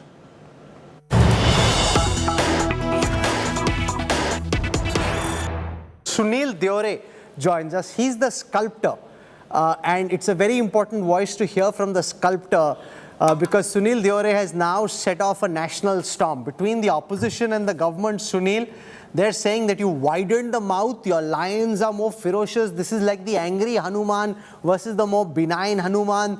Some people are seeing toxic masculinity in your lions, that you've basically messed with, tweaked and changed our constitutional symbols. How do you respond to these charges? In Hindi? हाँ, आपको जिस भाषा में बोलना है, हिंदी अंग्रेजी सब बराबर है हमारे लिए. हाँ. नहीं, मैंने जो किया है वो एज पर रिप्लिका किया है. उसका जो एंगल, जो फोटोग्राफ का एंगल आया है, उसमें ये एंगल आपको दिख रहा है. दिखाओ पूरा स्क्रीन दिखाओ. Just cut to him, show us what he is saying. पास दिखाइए कैमरे के. हाँ, सही से दिखाइए. ये एंगल आपको दिखाई दे रहा है. करेक्ट. ये एंगल, और ये भी तो छोटा मॉडल है, लेकिन जो फोटोग्राफ वायरल हो रहा है वो इस एंगल से हो रहा है. हाँ. तो एंगल का भी बहुत डिफरेंस है. हमने पूरा ऑथेंटिक मॉडल से स्टडी करके उसका पूरा हिस्ट्री जान के उसके पर काम किया है. तो नहीं, ये आपके हिसाब से कितना फर्क है? थोड़ा लाइन को अपने पास लाइए ना, अच्छे से दिखाइए. नथिंग. कोई फर्क नहीं है. वो तो लग रहा है कि उसका मुंह ज्यादा खुला हुआ है आपके लायंस का. ये देखिए, मुंह खुला होने का, वो जो ओरिजिनल रिप्लिका है वो है 3-3.5 फीट की.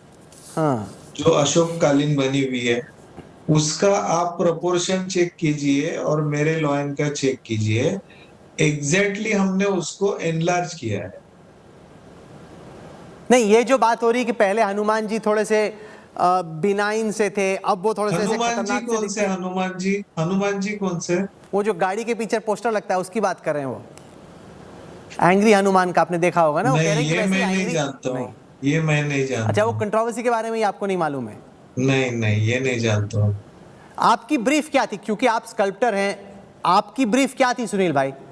मेरी ब्रीफ ये थी कि जो स्कल्पचर है उसका ही रिप्लिका मुझे करना है। तो आपको किसी ने नहीं बोला कि architect- पहले लायन थोड़ा सा खामोश था, उसको थोड़ा सा खतरनाक बनाइए क्योंकि लॉयन छाती का साइज बढ़ाइए, ये सब आपको किसी ने नहीं कहा? नहीं नहीं, ये किसी ने नहीं कहा, कुछ नहीं, ऐसा कुछ नहीं हुआ।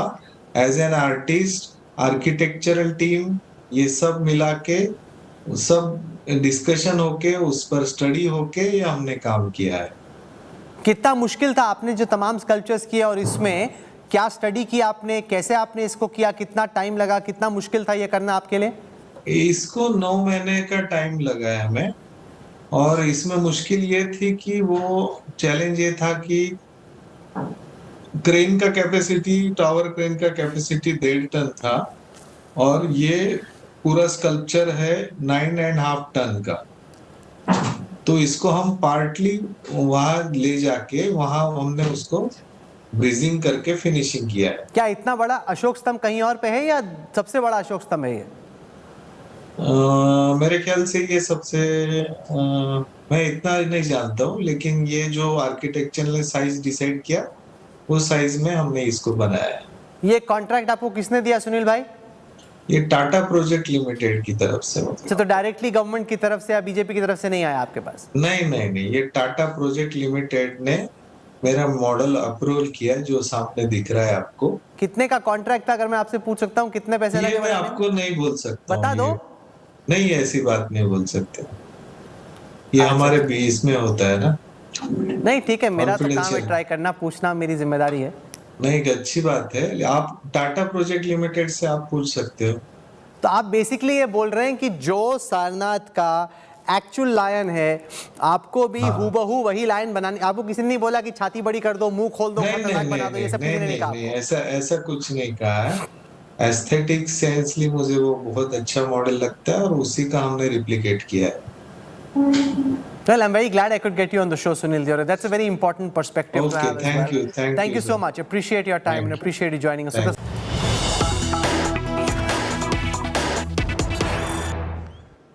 So you've heard from the sculptor himself about the brief that was given to him by the government. He says there are no big changes. This is a manifestation of the original Sarnath pillar. But there are questions, ladies and gentlemen. You know, while we call out the hypocrisy of those who are fulminating over what's going on, we also have to ask, why is the opposition so triggered over this evolved emblem? You know, is this new India symbolism, in the perceptions of some, making some people uncomfortable? They're saying all sorts of things, you know, like toxic masculinity and Hindutva and stuff. Does this emblem symbolize a changed India's, you know, brave new aspirations? That's what the defense would be. Are these pronounced features of the Ashoka lions, you know, a representation of India's much more assertive persona in the new world order? Question number 5. Are Modi's lions, because that's what people are calling it, Modi's lions, in an effort to make it his lions and his work, showcasing a sharp, incisive and resurgent India, are all questions to really think about. But remember, there are legalities involved, and like Karthi Chidambaram was asking earlier, what about the protocol? Can the centre change the national emblem? Now remember, the government has not spoken about this, but there is a sense that they say that there is no change. This is a manifestation of the original. But here are the rules as they are right now. The centre has the powers under the State Emblem of India, Prohibition of Improper Use Act of 2005, to change parts of it. It can regulate the use of the national emblem, including specifications of design, as the government considers necessary or expedient at any point of time. I want to go across to India Today's in-house legal expert, Nalini Sharma, to throw a bit of light on this. Nalini, as usual, lots of politics, not many facts, which is why it's always good to get someone like you on board, to sort of part away, throw away all the, the fiery face-offs and crossfire going on between all parties right now, and get down to the basics right now. And the act and the pointers that you've sent us say that the centre does have the provisions to actually do something like this. What is your understanding of this particular pillar and where things stand legally? Well, Shiv, keeping all of the politics aside, let's get into the legalities of this controversy that has now broken out. There are basically two statutes or two laws, if you want to use an easier word, that deal with how a national emblem can be used, what are the powers that the central government has, on what buildings it can be displayed, etc., etc. These are, one is of course the 2005 Act, the State Emblem of India Act that you just mentioned, and there is another 2007 rules, the State Emblem of India rules, that clarify the provisions regarding the use of the national emblem. Now, according to these statutes, it is very clear that the national emblem itself, which are the 4 lions, cannot be changed by the central government. However, if you look at Section 6F of the 2005 Act, Section 6F clearly talks about how the central government has the powers to actually change the design of the national emblem to a certain extent. So even though the basic design and the basic idea of the national emblem is to remain the same, the central government does in fact have the powers to change the design of the emblem. Now in Appendix 1 and Appendix 2 of the 2005 Act, there are designs that are provided as part of this schedule on the basis of which this emblem needs to be made. And that, like, if I can just read out Section 6F to you, it says that the central government has the power to do all such things, including specification of design of the national emblem. This does not mean that they have the power to change the emblem itself, but they do have the power to tweak the design. The reason why this act came into being, Shiv, and it's clearly stated out even in the object and statement of purpose of this act, is that before this act came in, the emblem was regulated only through executive orders or executive decisions, which had no legal standing, which is why there was a need felt to bring in a law to regulate this entire aspect. And by virtue of the law, the central government in this case seems to have done nothing wrong. They seem to have just tweaked the design according to what they felt was right or what they felt that should have been done. So there is no illegality, there is no lack of process as is being claimed by several opposition parties in the matter. It's become a political controversy, but as far as the legal issues stand, the central government is very much empowered to take the changes that they have done so. It doesn't get clearer than that. There's so much of all of this, Nalini, that's so subjective. So, and we are, of course, a vibrant democracy. So one can totally understand, the many misgivings and comments that are being made about this. But a legal perspective on where things are at really clears the decks so our viewers can understand that. So, Nalini, thank you very much for that.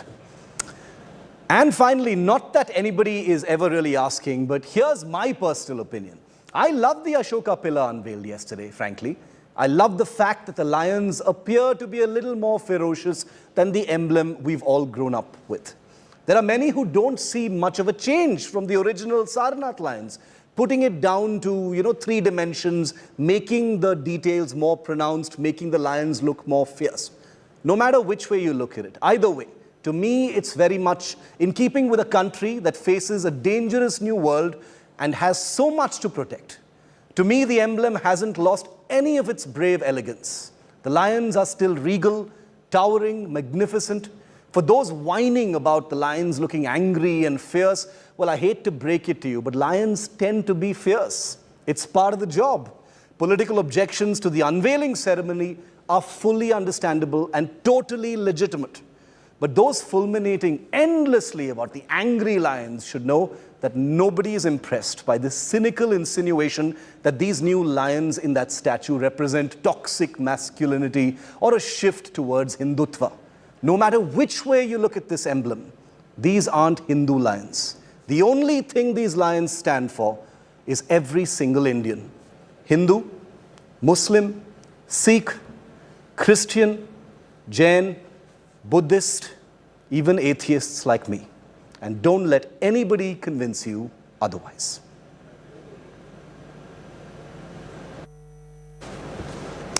We're taking a very quick break here on 5 Live. On the other side, we have a huge news break by India Today that has set the evening news agenda. Sensational claim by a Pakistani columnist.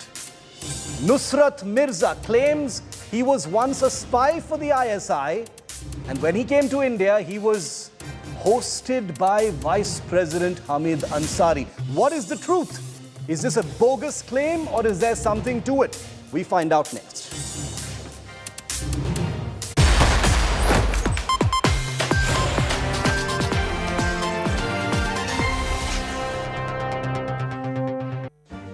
Make your media plan smarter with India Today Live TV on your connected devices. Amplify your brand with 100 million smart internet viewers.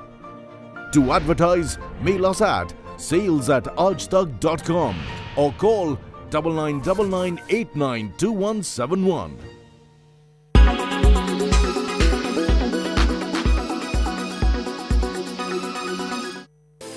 Fashion industry is all about new designs, styles and creations. Well, now fashion designers have a new playground for their creations, the metaverse. This digital world where, thanks to an avatar that gives us a virtual twin, we can evolve and act just as we would in the real world. We enter it through wearing a virtual reality headgear or by watching a computer or smartphone screen. The metaverse is a space for experimentation and testing out new products, allowing designers to push the boundaries of their creativity. This has economic advantages too. By testing out their collection in the metaverse, they can then analyze public reaction in it and adapt demand accordingly to avoid surplus production and unsold items in the real world. In other words, an eco-friendly approach. For other designers, their creations will stay digital. On specialized platform, brands commercialize their virtual clothes by attaching to them an NFT or a non-interchangeable unit of data stored on a blockchain that can be sold and traded using cryptocurrency. This kind of marketing saves brands from their worst nightmare: fakes flooding the marketplace. With the second-hand market booming, reselling a pair of virtual shoes associated with an NFT will give the designer royalties on each transaction. Some brands link a virtual fashion item with its counterpart in reality.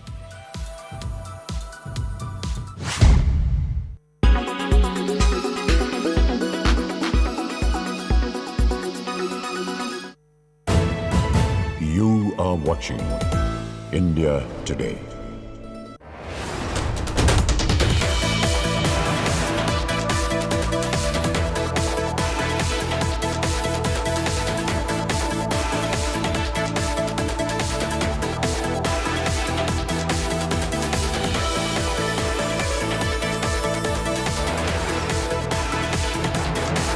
Everyone's busy finding what's trending.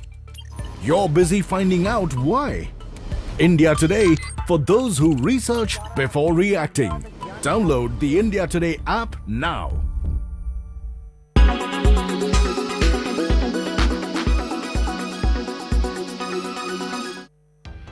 The UK-Rwanda asylum policy was introduced under the Economic Development Partnership in April this year.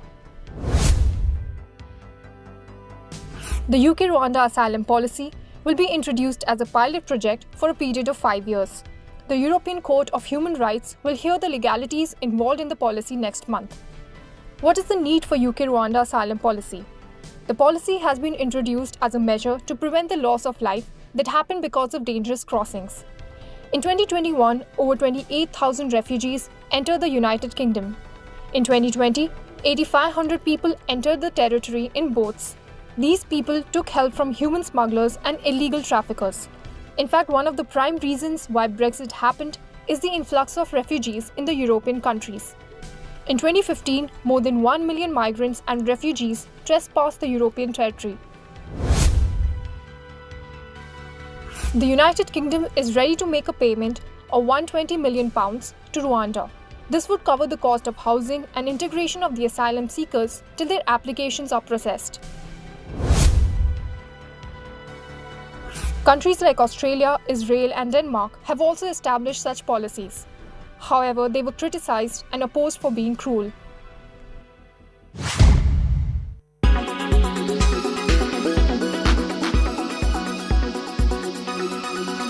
Make your media plan smarter with India Today Live TV on your connected devices.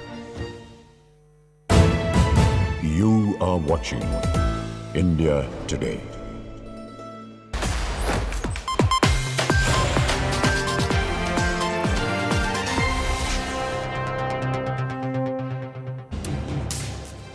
Sensational story that India Today broke earlier today has set the news agenda with everyone following it. Listen very carefully, viewer. This is a huge claim by a Pakistani columnist named Nusrat Mirza, the guy you see on your screen right there. He can be seen boasting on camera now that he used to pass on information collected during his visits to Pakistan's Inter-Services Intelligence or ISI after visiting India. He had come to India to attend a seminar on terrorism at the invitation of then Vice President of India under the UPA government, Hamid Ansari. Nusrat Mirza notes that his last visit to India was in 2011 when he met the Milli Gazette newspaper's publisher in India, Zafarul Islam Khan. He adds that he received a lot of information during this visit, which he faithfully then passed on to the ISI. But it is not his meeting with Zafarul Islam Khan that is the big alarm bell that's ringing. It is the fact that he says he was hosted multiple times by then Vice President of India, and we'll put those images on your screen, Hamid Ansari. What were these meetings about? Was there a spy angle? Is this just a bogus claim by a man looking for some attention? Is there a smear campaign against Hamid Ansari, or is there more than meets the eye? Are the big questions being asked, because this is an extremely serious charge being leveled by a man who says he is a person who collected information during visits to India and then passed them on to the ISI on return to Pakistan. I want to bring in India Today's National Bureau Chief Abhishek Bhalla, Managing Editor Gaurav Sawant. In a moment, we will also be joined by others. But before that, listen in to what Nusrat Mirza, this self-professed spy, has just said. 2010 में फिर हमें बुलाया गया जब हामिद अंसारी साहब नायब सदर थे, तो एक सेमिनार था बहुत बड़ा जिसमें टेररिज्म पे था, तो उन्होंने उस वक्त भी हमने इन्हें 2011 में मैं लास्ट गया था जब वो एक दिल्ली में एक जफरुल इस्लाम साहब हैं जो मिल्ली गजट निकालते हैं वहाँ का अखबार अंग्रेजी में, उन्होंने हमें बुलाया था, तो फिर हम यहाँ से हम ले गए थे। तो अब मतलब ये है कि रीजनेबली हम समझते हैं। तो अब बात ये है कि आपको जो काम करना है तो उसका जो आपके यहाँ पाकिस्तान में क्या होता है, एक चीफ गया तो उसने जो सारा का सारा जो पुराने वाला चीफ काम करके गया था उसको सबसे तौबा की और अपना नया प्रोग्राम शुरू कर दिया। इस तरह से कहा डीजी ISI चला गया। खुर्शीद कुसरी ने मुझसे कहा कि भाई ये जो तुम इंफॉर्मेशन लाए हो ये तुम इसको दे दो क्यानी को। उस जमाने में क्यानी डीजी ISI था। मैंने भाई मैं तो नहीं दूंगा, लेकिन आप देना चाहते हैं दे दें, मैं आपको ये दे के जा रहा हूँ। तो खैर वो उन्होंने दे दी थी। फिर बाद में किसी आदमी ने एक ब्रिगेडियर ने मुझे फ़ोन किया, कहा कि साहब ऐसी इन्फॉर्मेशन हमें और मिल जाए तो अच्छा। तो मैंने कहा भाई ये इन्फॉर्मेशन काफ़ी नहीं है, इस पर ही काम करो।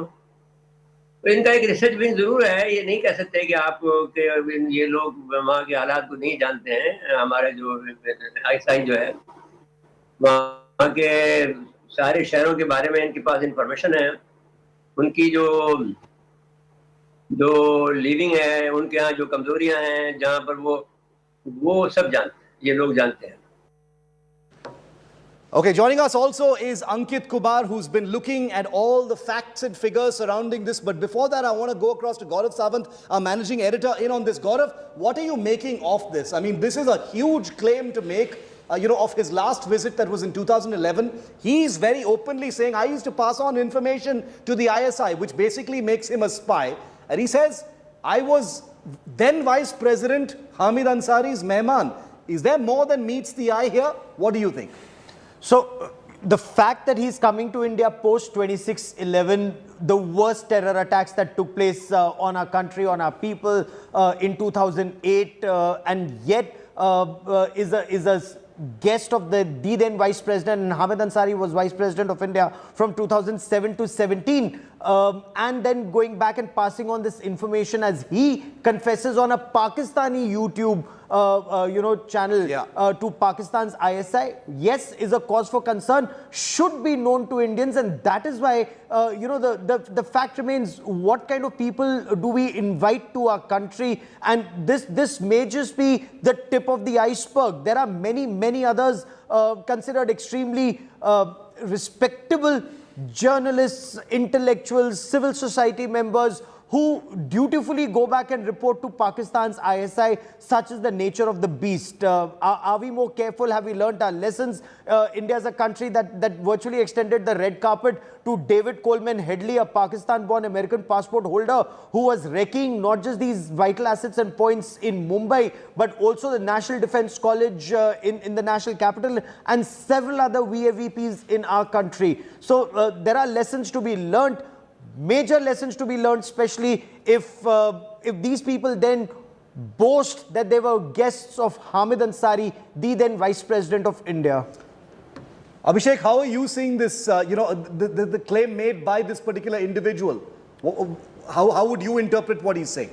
Well, Shiv, first of all, we need to look at the bigger question. There are probably many more like him that the ISI uses who cross over, who come on a legal, valid visa.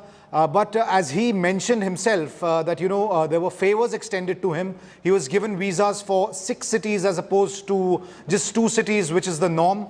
And not just once, but on several occasions, he visited India, visited various cities, went back and gave information to ISI. And now the bigger question is, what is the nature of information that he had? What was the brief given to him when he came here? All these aspects Pakistan needs to come clear on. As far as India is concerned, this is a test case that there needs to be a review of Pakistanis coming to India, especially guests like him who are coming to India, to make sure that these don't turn out to be spies. Ankit, does former Vice President Hamid Ansari, need to comment or clarify on this? Because this man claims to have been a guest at the Vice President's residence. In your view, with everything that you've seen, and you've detailed many of the elements of that visit, especially in India, do you think that the Vice President now has the onus to come out and clarify about this, or he doesn't need to? Well, Shiv, anybody can, come from Pakistan, go back and several years later make certain claims. But what these images conclusively show is that this person who is now making sensational claims, claims as in spying for ISI under the guise of being a columnist or journalist, attending seminars in Aligarh, in New Delhi, what these images show is that this person indeed had access to high-profile events that was attended by then Vice President Mr. Ansari and also then Cabinet Minister Mr. Ghulam Nabi Azad, including others.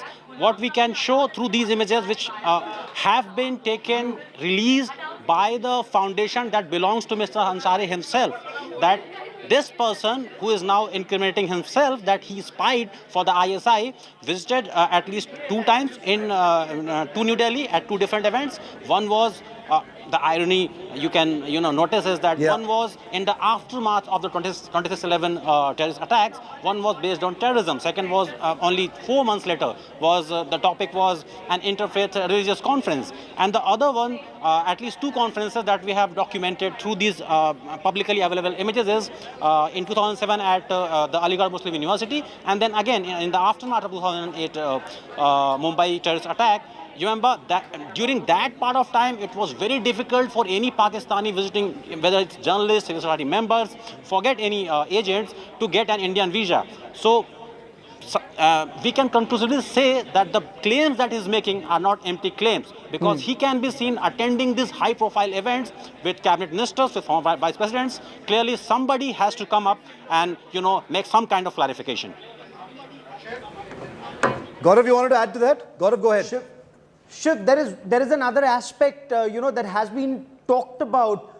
When somebody occupies such a high constitutional authority in our country, you've been the vice president of our country for 10 years, 2007 to 2017. You know the country in and out. You've been our ambassador to very critical countries and crucial countries like Iran. Who is the people who's getting an invitation and then using your name is something that that constitutional authorities have to beware. They, their team, their staff, and then also the people they are seen with. For example, the Popular Front of India, that's an organization that's under investigation. But when a former Vice President of India attends a function which is associated with an affiliate of the Popular Front of India, it raises many issues. And on a certain Republic Day, when a former Vice President of India, who's been one of the top officials also of our country, has had the best of our country that India can offer to anyone, and then expresses their apprehension when no longer the Vice President that intolerance is rising in India on an international forum, that the law minister of the country or the external affairs ministry of the country has to counter him. There are many questions, that rise out of all these situations in such a scenario, Shiv, that need to be looked into. We've got some breaking news coming in on this story. Abhishek Manu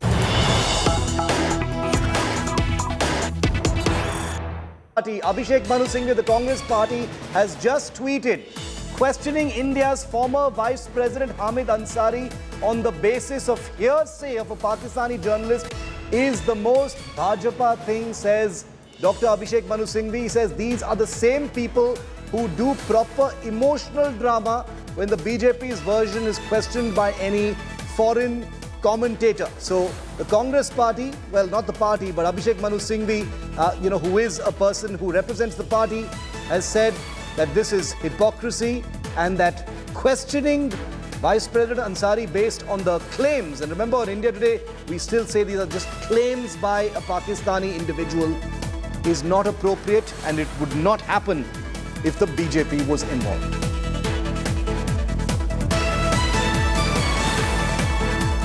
Now remember, Hamid Ansari, who was India's former Vice President, is a politician, is an individual who's had many controversies in the past as well. Let's just, recount some of them, because this is only the latest to add to that list, even though let's make it very clear that these are only claims being made. There is no way we can corroborate at this point of time, and we don't know if Mr. Ansari will be coming out and clarifying. In January 2022, this year in fact, Hamid Ansari faced flack over remarks on Hindu nationalism.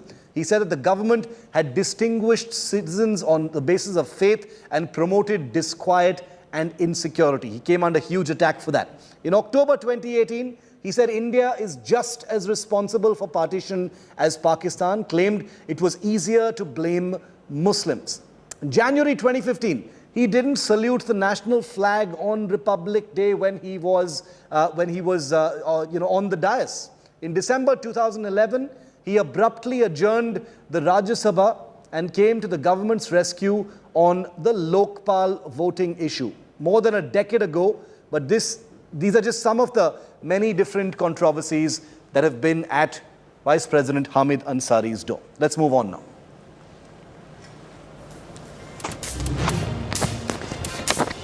Meanwhile, RSS leader Indresh Kumar has stoked a fresh controversy, alleging that some people were trying to weaken the country's social fabric. The RSS Neta claimed that a conspiracy was underway to pit people against each other in the name of religion and community and weaken the country's unity. He said that Friday is the day for prayers for Muslims, but some people have converted it into a day for stone pelting. The RSS Neta further said that some people were working towards weakening the country's social fabric and vitiating its atmosphere, adding that in a situation like this, Muslim outfits don't just need to come forward and condemn them, but identify and deal toughly with them. He said it's no longer Friday, it's Patharwar is the word he used. शुक्रवार आया, मुसलमानों की इबादत का दिन है, पर कुछ षड्यंत्रकारियों ने जिनके और संकेत जानकारियों से पाकिस्तान, तालिबान और ऐसे कुछ अंदरूनी और बाह्य ताकतों की तरफ जा रहे हैं, उन्होंने नौजवानों को उकसाकर पहले से तैयार करवाकर अकस्मात हिंसा नहीं भड़की और उस शुक्रवार को पत्थरवार में बदल दिया है। और हमने मुसलमानों को अपील की है कि अब आपके सामने एक चुनौती है कि आप अपने शुक्रवार को पत्थरवार की बजाय और मोहब्बतवार में बदलने का काम करिए, ताकि यह जो दाग लगा है ये हट जाए। और इस प्रकार से जिन्होंने पत्थरवार बनाने का काम किया, उनकी भी पहचान करके उनके खिलाफ भी कार्रवाई होनी चाहिए। तो इंद्रेश जी बहुत वरिष्ठ नेता हैं, आरएसएस के जो है और बड़े प्रभावकारी नेता हैं, और वो अल्पसंख्यकों के बीच में भी काम करते रहते हैं, उनको भरोसा दिलाते रहते हैं।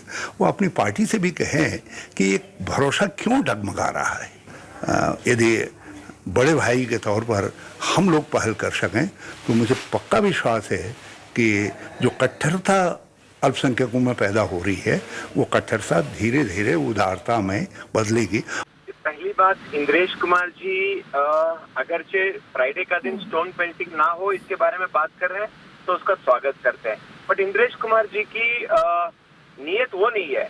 ही wants to really create a fear psychosis in people's mind on Friday.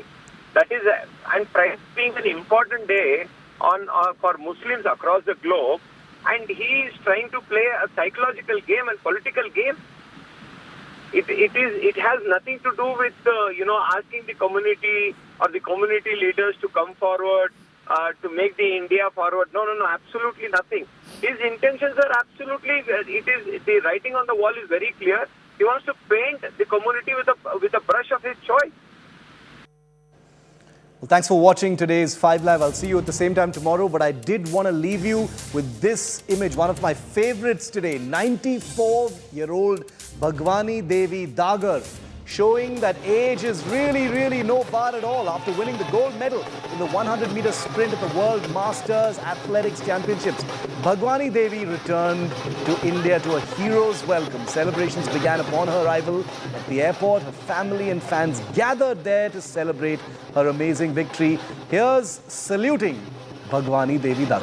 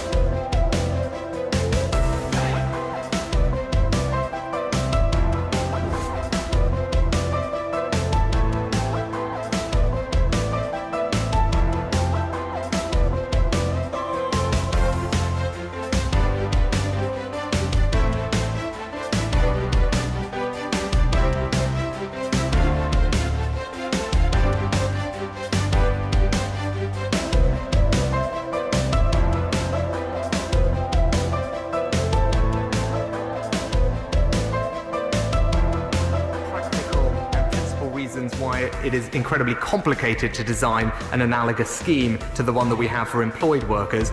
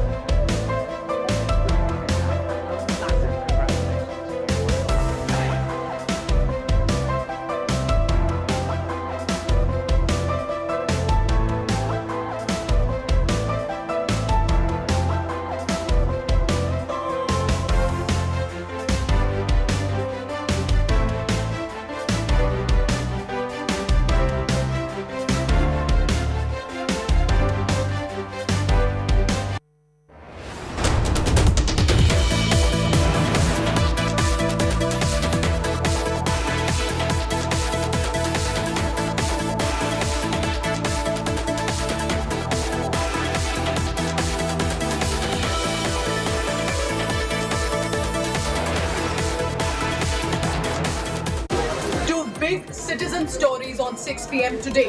1. State after state is submerged with waterlogging and flooding. This is our urban reality, but why? Who is accountable, and why should we have our developed cities literally getting waterlogged, causing inconvenience just after the first rainfall? There are red, orange, yellow alerts that have been sounded. I'll be taking you through all of these states from Gujarat, Maharashtra, Assam, down south in Telangana, Karnataka and Kerala as well. We get you the citizen voices and our reporters are on ground. And then we cross over to the border to the state of Sri Lanka. The economic crisis has worsened. People are still out on the streets. Our team of reporters in Colombo will get you citizen voices to help you understand what India's neighboring nation and island country is facing through right now. What led to this crisis and what next for Sri Lanka? That and more at 6 p.m. Prime. Stay tuned.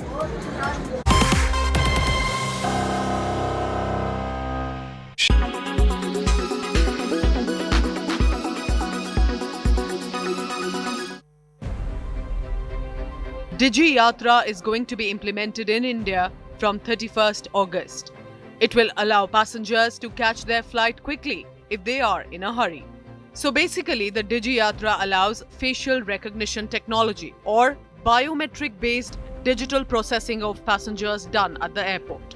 It will be functional at the airports of 7 states: Delhi, Bengaluru, Hyderabad, Varanasi, Vijayawada, Kolkata and Pune. They would not have to provide their identity cards or boarding pass at different checkpoints, including the entry, security checks, and the aircraft boarding. It will also facilitate a self-bag drop. The initiative is expected to be a paperless, centralized registration system. The government ID repositories, airport security systems, and airline back-end network would be integrated together. A mobile application will also be launched by the Ministry of Civil Aviation. Digi Yatra application will share the ticket details and the facial data. The airport will be equipped with the biometric camera-based e-gates. Although the scheme is going to make traveling very easy, there are certain loopholes that passengers may not like. According to the Internet Freedom Foundation, there would be privacy risks with features like facial recognition for check-ins and data recall.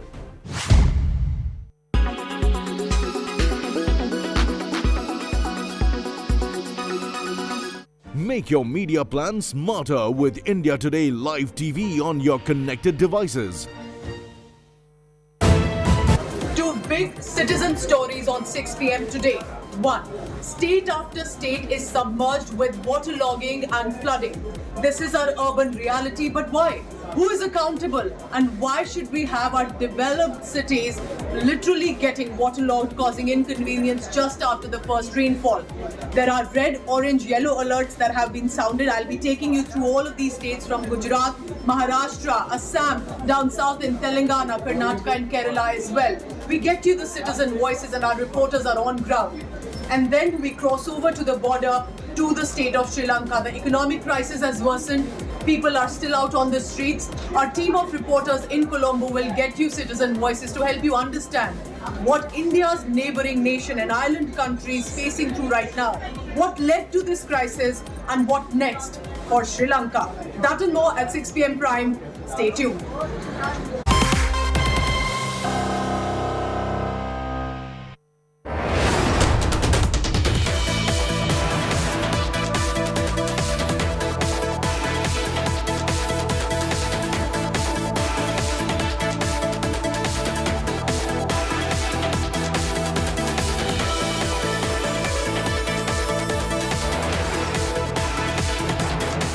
Presented by Berger Easy Clean. No dag, no dhabba, only beautiful walls.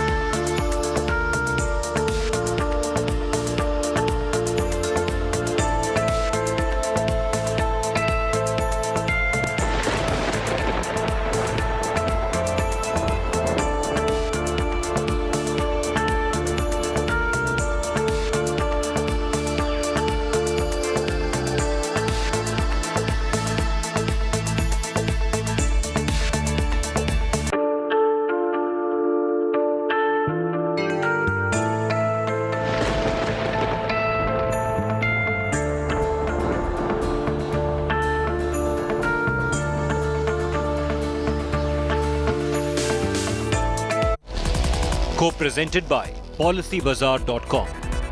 In association with LIC हर पल आपके साथ. SBI pre-approved personal loan in just 4 clicks.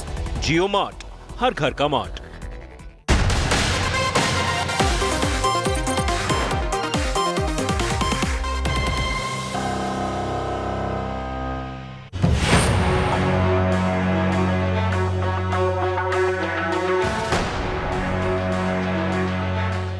It's raining misery this monsoon.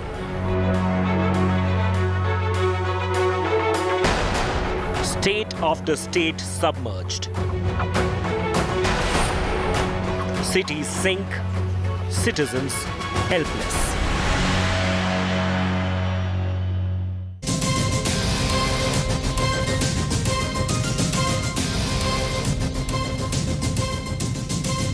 Good evening and welcome. Thank you for tuning in to 6 p.m. Prime with me, Pooja Shali, the show where I bring issues that matter to you as citizens of this country. And today we have the monsoon mayhem and the flood fury that we continued from our previous coverage yesterday. Let's begin first with the headlines.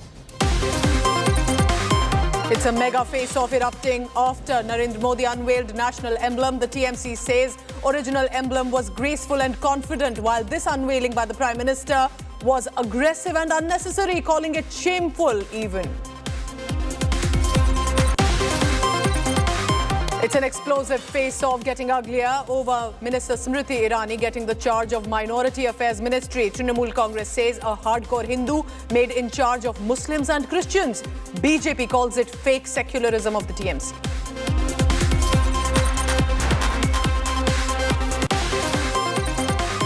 Uddhav Thackeray and his Sena back the NDA presidential candidate Draupadi Murmu. Uddhav Thackeray says his members of parliament requested him to support Murmu.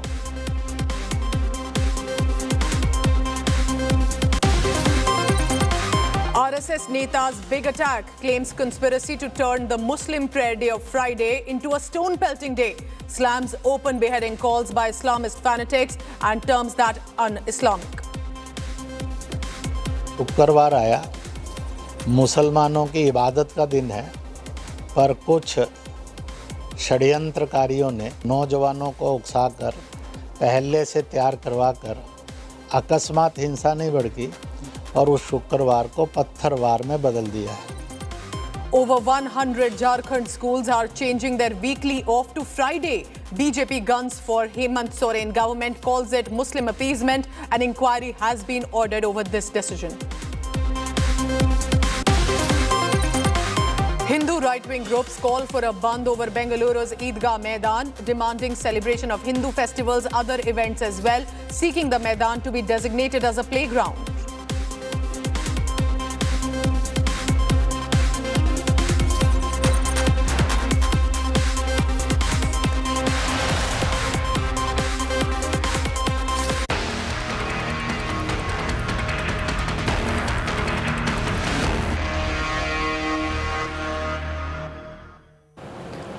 So the next half an hour, we are going to focus on how our cities and our states are looking right now. Take a look at one by one. Whether it is the northern part of the country or the south, we have these defining images coming in just after the first rainfall or even 2 days of downpour that's wreaking havoc across the country. Take a look of how Gujarat has been reeling under heavy rainfall. In this drone footage, we can see Navsari has been completely inundated by the rainfall. Death toll in the state is nearly 69 now, just within Gujarat, with 6 deaths in the last 24 hours. In Maharashtra, it's rain mayhem wreaking havoc, leaving roads and drains severely waterlogged. Life has been brought to a standstill for Mumbai residents.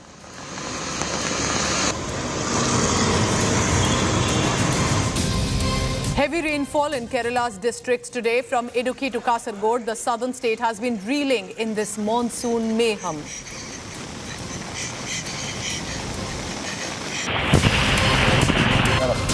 In the southern state of Telangana, red alert has been declared by the Met Department. The state has been on a high alert.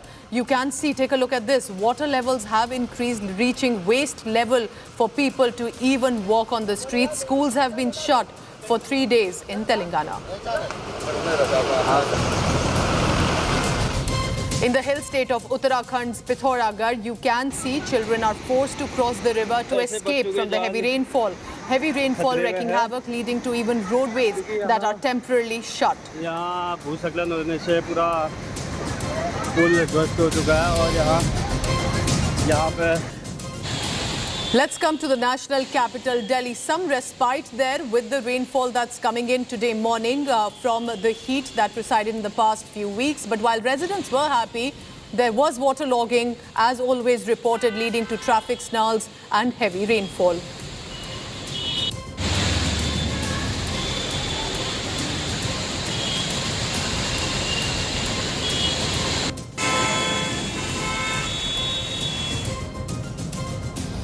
Start of monsoon and our roads are waterlogged across cities, across at least 5 states of this country. Now remember, while we look at these cities across the country, we wait for the monsoon. But what we also have is a poor drainage system. We have encroachments, open potholes, poor planning in our urban cities. With this unplanned development, our otherwise fancy developed cities are getting waterlogged within hours of downpour, leading to massive citizen inconvenience. For example, in Bhopal in Madhya Pradesh, 1 day of rainfall, water is into the ground floors. In Ahmedabad, streets are waterlogged. Cars have got stuck on the streets. Even in Mumbai, Thane, there are potholes filled with rainwater, causing serious danger to passengers and commuters. Now remember, monsoon is a season which is much awaited for relief from rising temperatures of the summer.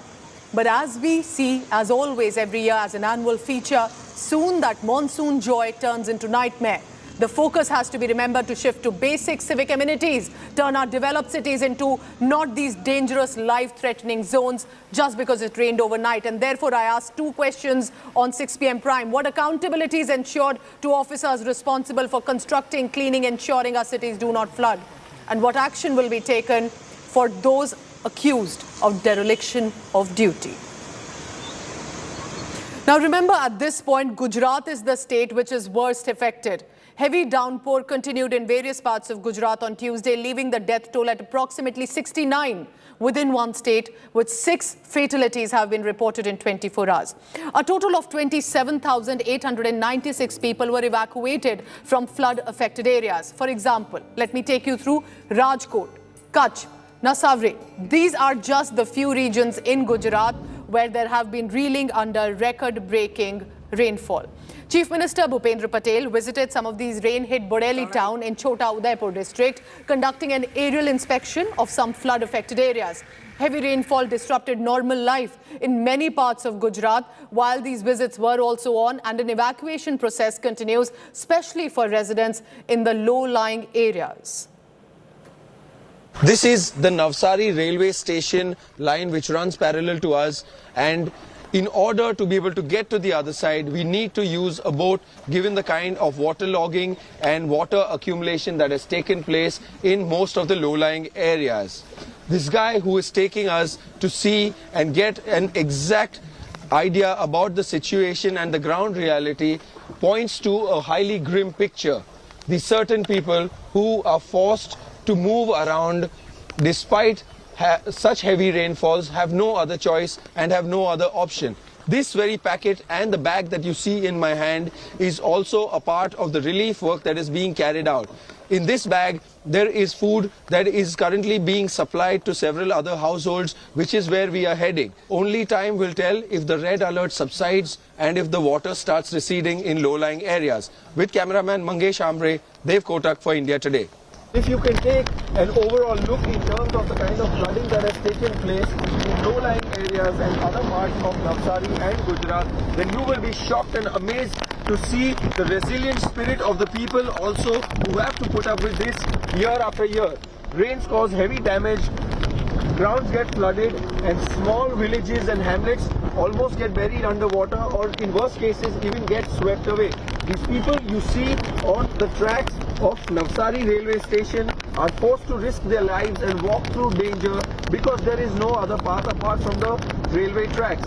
The water you see does not allow them to walk from under the underpass.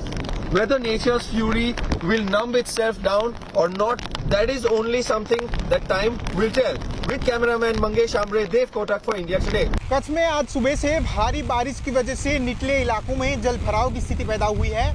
हम अभी कच्छ के अंजार में हैं। आप तस्वीरें देख सकते हैं। निचले इलाकों में पानी भर चुका है और लोगों को भारी दिक्कतों का सामना करना पड़ रहा है। लोगों को अपना घर छोड़कर सुरक्षित स्थानों पर जाना पड़ा है क्योंकि लोगों के घरों में बारिश का जो बाढ़ का पानी है वो घुस चुका है।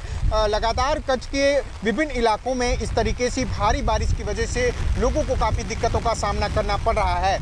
कौशिक कंटेचा, कच्छ। इस वक्त हम मौजूद है श्यामल 4 रस्ते के सोमेश्वर कॉम्प्लेक्स में, जहां पूरा बेसमेंट पानी में भरा हुआ था और अब आप देख सकते हैं कि पानी यहां से निकला है तो पूरी तरीके से तबाही का जो मंजर है वो यहां पे दिखाई दे रहा है। 180 जितनी यहां पे दुकानें थी, उन दुकानों में सामान भरा हुआ था और वो पूरा करोड़ों रुपए का नुकसान हुआ है। 180 जितनी दुकानें इस कॉम्प्लेक्स के बेसमेंट में थी, ये पूरी तरीके से बर्बाद हो चुकी है।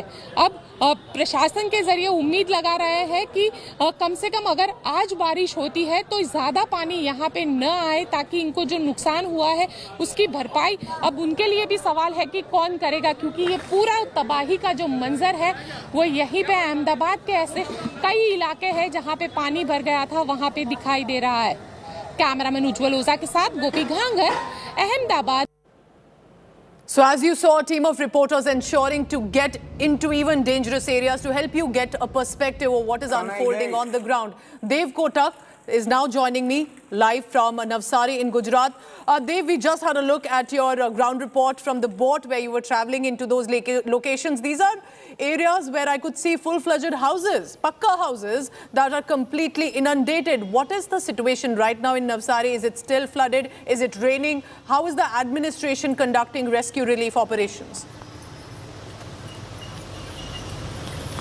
The NDRF, to begin with, for now has been put on standby because all the rescue ops have been carried out successfully, and those stuck in low-lying areas and living dangerously have also been moved out. But however, we are in one of the most elite and posh areas of Navsari. This area where I'm standing currently is called Lunsi Kui. It is a highly posh area. Despite that, you can see the amount of water, and if I show you a true sense and the measurement in terms of how much the water comes up to, it is at least till my shin. If it continues to, if you can see, that is, it goes only till the shin. But if it continues to rain incessantly and at this very rate for the next 1 hour also, then the water levels will rise up to my knees easily. So, you know, these are the kind of early indications that we have. Around you, otherwise, Dave, what you're showing us is a whole street, a lane that is flooded. So are you telling me otherwise this would have been a normal street with houses around? There could have been cars plying on this road right now in that location in Navsari. Yes, absolutely. For people like this gentleman who does not have a vehicle on him, he is forced to wade through this water. But otherwise, those with vehicles also are not risking it because this water, when it goes into your engine and it causes heavy damage to the car. So people who are a little more privileged and also a lot protected in that sense, they are also not getting out because of the red alert that has been issued until the 16th of July, which is for the next 3 to 4 days to come. So this water level also is going to take more than 6 hours to recede, and only that is if the rains stop. But the rains have not stopped. They have constantly been on and off and have been pouring since the last 2.5 to 3 days. So you can really imagine the plight and the condition of the people who are extremely frustrated. And a quick question before Dave, I let you go. There has been a death toll also in Gujarat. Over 69 people dead in one state. Yes, absolutely. But you know what is more upsetting is the fact that the crumbling of the infrastructure problems, and also that person who is forced to make his way through, he risks his life as well as his vehicle. And we see more vehicles coming. But getting back to your previous question, this morning in, near Rangoon Nagar, which also is around the state highway that connects Navsari to Surat, a lady, 70-year-old, a senior citizen, was brought dead. she passed away last night, but because the ambulance was not able to make its way into the lane and wade through this kind of an unprecedented water level problem, that is why they had to wait for the boats to come in the morning.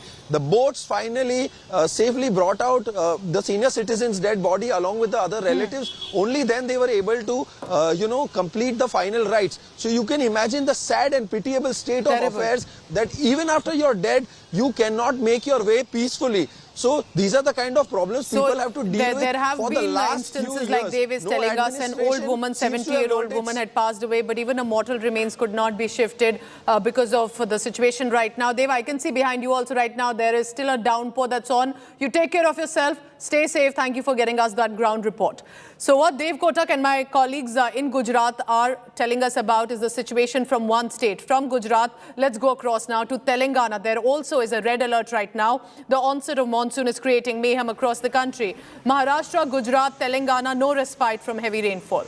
The Met Department is showing several heavy rains from Kerala, Maharashtra, Telangana, Madhya Pradesh. Uttarakhand Hill State also has suffered. Now in Telangana, the Met Department has issued a red alert in the North District after several low-lying areas are flooded.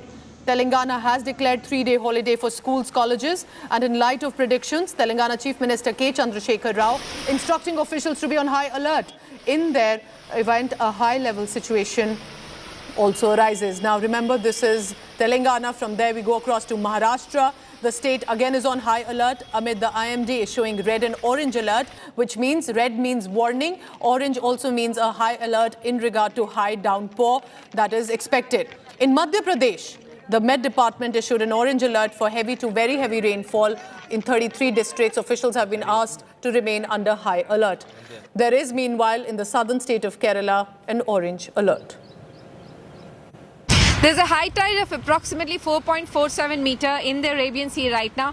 But in spite of the high tide and the rain that has been banging the city since yesterday, in fact, there is an orange alert in the city. But in spite of all these alerts, and people have been asked not to really venture out into the sea front, although there are quite a few of the Mumbaikas still around. But people have been asked in general not to venture around the sea front. Right now, because in spite of the high tide as well as heavy rains, as Mumbai hasn't come to a standstill, which is a very good thing, because the central railways are running, the western railway is running. The traffic on the road in Mumbai is slightly slow. There is traffic movement is slow, but in spite of that, because of no heavy waterlogging in any particular area, the traffic is moving towards town where people are heading towards work. With cameraman Sunil वादी इन मुंबई विद्या for India today. Mumbai का जुहू बीच इलाका जहां पे हम खड़े हैं, लगातार देखिए हाई टाइड हो गई है। हाई टाइड होने से जो समुद्र है वो उफान पे है, समुद्र उफान पे है। और ये ऐसी जगह है जहां पर लोग हर रोज आते हैं, अपने परिवार के साथ आते हैं, कुछ वक्त बिताने की कोशिश करते हैं और उनकी सुरक्षा में जो है लाइफ गार्ड को खड़ा कर दिया गया है, क्योंकि 48 घंटों में जिस तरीके से वेदर डिपार्टमेंट द्वारा ये बताया गया है कि बहुत ज़्यादा बारिश होगी, तो उसकी तैयारी मुंबई में कर ली गई है। महाराष्ट्र के अलग अलग इलाके हैं जहां पर पहले से ही एनडीआरएफ की टीमें पहुंची हुई हैं। तो अब 48 घंटों में किस तरीके से चीज़ें होंगी ये बेहद महत्वपूर्ण है। मुंबई में कल रात बहुत बारिश थी, सुबह बारिश थमी थी, फिर 7 से 10 का जो समय था वहाँ पे लगातार बारिश हुई। बारिश होने की वजह से कहीं ऐसे इलाके थे जो निचले इलाके में माने जाते हैं मुंबई के, वहाँ पर बारिश हुई। बारिश होने की वजह से जल जमाव की स्थिति ज़रूर बनी। हालांकि अभी मुंबई के लोगों को थोड़ी सी राहत ज़रूर मिली है, क्योंकि बारिश थोड़ी देर से थमी हुई है। मगर आने वाले 48 घंटे मुंबई और महाराष्ट्र के लिए बेहद क्रूशल होने वाले हैं। और जिस तरीके से जुहू बीच को मैं एक बार दिखाना चाहूँगा, यहाँ पर रस्सी लगा दी गई है। इस जगह से आगे कोई भी जो लोग हैं वो आगे नहीं आ सकते, सिर्फ लाइफ गार्ड जो है उनको ही यहाँ रहने की अनुमति दी गई है। वहीं कुछ ही देर पहले हाई टाइड हुई है। समुद्र की तस्वीरें दिखा दूं, समुद्र जो है वो उफान पर है। 48 घंटे आने वाले बेहद ही मुश्किल होने वाले हैं। जिस तरीके से मुंबई और महाराष्ट्र में स्थिति बनी हुई है, बेहद ही नाजुक स्थिति है। 48 घंटे में क्या होता है देखना बेहद ज़रूरी होगा। मैं फिलहाल मुंबई सूरत हाईवे नंबर 48 पर हूँ। बारिश लगातार मूसलाधार हो रही है। मौसम विभाग ने जो अनुमान लगाया है और जो कारण बताया है कि अरबी समुद्र से जो नमी लगातार आ रही है, साथ ही साथ बंगाल की खाड़ी से जो नमी आ रही है वो एक वजह है कि महाराष्ट्र, गुजरात, मध्य प्रदेश, छत्तीसगढ़ और आसपास के तकरीबन 8 राज्यों में इस तरह से मूसलाधार बारिश हो रही है। ये मूसलाधार बारिश अगले 72 घंटे तक होती रहेगी। कुछ इलाकों में जो अनुमान लगाया गया है कि बारिश तकरीबन 21.5 सेंटीमीटर के ऊपर होगी। पुणे से जो सुबह हम निकले वहां भी बारिश देखने को मिली। लोनावला में बारिश बहुत ज़्यादा तेज हुई। मुंबई, ठाणे इलाके में भी ऐसे ही मूसलाधार बारिश देखने को मिली। ठाणे के बाद पालघर इलाके में आते आते जो मुख्य चौराहा है वहाँ का जो नज़ारा देखने को मिला कि सड़क की हालत बहुत ही खस्ता थी। यहाँ आप देख सकते हैं झमाझम बारिश हो रही है और अगले 72 घंटे ऐसी ही बारिश होगी, ऐसा अनुमान मौसम विभाग ने लगाया हुआ है। पंकज खेलकर, Maharashtra Gujarat highway. The state highway that connects the Pasara district from the Medaram, the most tribal areas known to be is completely under water now. As you can see, the water is almost 3 to 4 feet on this road, where now people who have to travel this side, like you can see that a car waiting at the other side just to come 50 meters away from there, now have to cross more than 22 kilometers, choosing another route to get back to this route. So these several such highways are inundated in water following heavy rains, and the tributaries to Godavari are also which are crossing these kind of small bridges are completely underwater. So it is clearly water around, whether it's in cities, in rural areas, and this is across states. That report by Abdul Bashir was from Telangana, which is on red alert, and there right now is 3-day holiday also that has been announced. I'm joined live now by Abdul Bashir from Telangana. Abdul, we just took a look at that report that you sent. So it's still raining. How is the administration ensuring that people do not face and suffer from any inconvenience? We can see waist down deep water there in different parts of Telangana. Yeah, absolutely. After the IMD has issued red alert in the parts of several districts of Telangana state, the authorities have been alerted by the Chief Minister. Chief Minister has directed all the officials to stay on ground. From the Sarpanch to the ministers are on ground working to safeguard people from the low-lying areas so that they are not affected due to this floods. However, no official death has been reported as of now. But as you can see that several highways, state highways are underwater. This is one such highway that we have been reporting. This is the Gangaram route that connects to Hyderabad via Bhupalapalli. But now you can see it is completely underwater. So no vehicle can cross. Heavy traffic jam can be seen on both the sides of this road where people are waiting from hours together so that this water level goes down and they can cross over this bridge. So this is the single route that connects to the Bhupalapalli, Gangapeta areas. Yes. So these is the situation here. Several families in the rural areas, more than 100 families in this Gangaram area had been shifted to the model school nearby following the impact of the rain, impact of the flow of the tributaries of Godavari in the low-lying area. So this catchment areas nearby villages completely are vacant, and now the people are shifted to the model schools. From the past 2 days they are at the nearby government schools where basic amenities are being provided where by is the the authority. administration? What is K. Chandrasekhar Rao, the Chief Minister, saying there right now in Telangana? Are the administration officials visiting? Why are they not on the ground also to ensure that they're assisting people? Are there visits that are being done to ensure, or are they just sitting in their offices and tracking everything about the ground situation? Yeah, absolutely. K. Chandrasekhar Rao had conducted a review meeting in the past yesterday for more than 8 to 9 hours, where he had completely monitored the situation, tracking down the situation on ground. Right now at this highway, as you can see, there are two officials from the Sarpanch department who are on the ground. They have parked their tractor here, not allowing any vehicles, any negligence by the locals here to cross this route. They are here avoiding people to cross this route here. So such people people, such officials are on ground, as we can see. But however, the other administration that we are talking about, like the irrigation department and the other officials, are to monitor the situation more, because now there is a sigh of relief after the 2 days heavy rain that we have seen in the state of Telangana. Now, however, this area comes under orange alert by the IMD, but there are 3 to 4 districts, that is Mancherial and other districts of Telangana, who are still under red alert, and the authorities are still on ground working. So NDRF and SDRF teams are also on ground.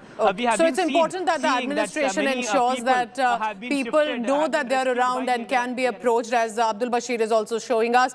Abdul Bashir, you also take care of yourself, stay safe, and there is now only hope that the water will recede once the rainfall also ends. Here's now, before I wrap up this segment, what do precisely these states look like right now? Remember, this is across the country where there is monsoon mayhem being reported. Maharashtra and Gujarat are on the top, which are reporting heavy rainfall. Gujarat, of course, as we know, is facing not only death toll, but a lot of inconvenience otherwise also to its residents. Hill state of Uttarakhand is reporting heavy rainfall, and it's a mountain region where there are some, remember, dangerous zones as well that are being approached. An orange alert for Uttarakhand.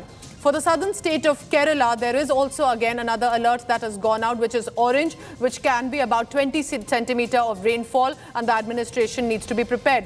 In Bhopal, in Madhya Pradesh, also just 1 day of rainfall led to inundation of ground floors of houses.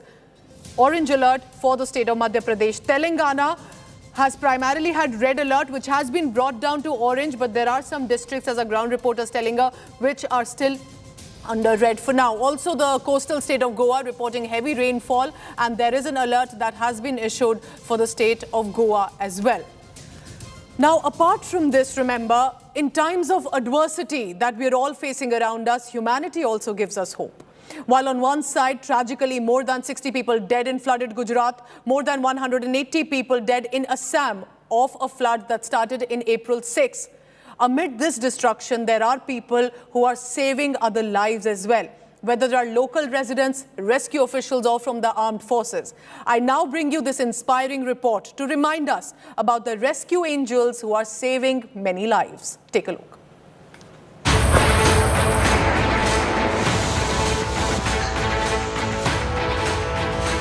Walloped by the floods.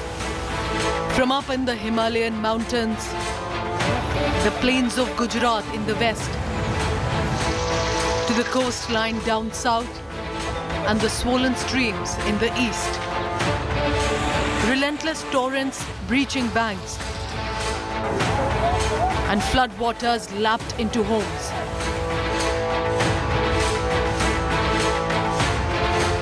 The saviors slid down from the rescue choppers.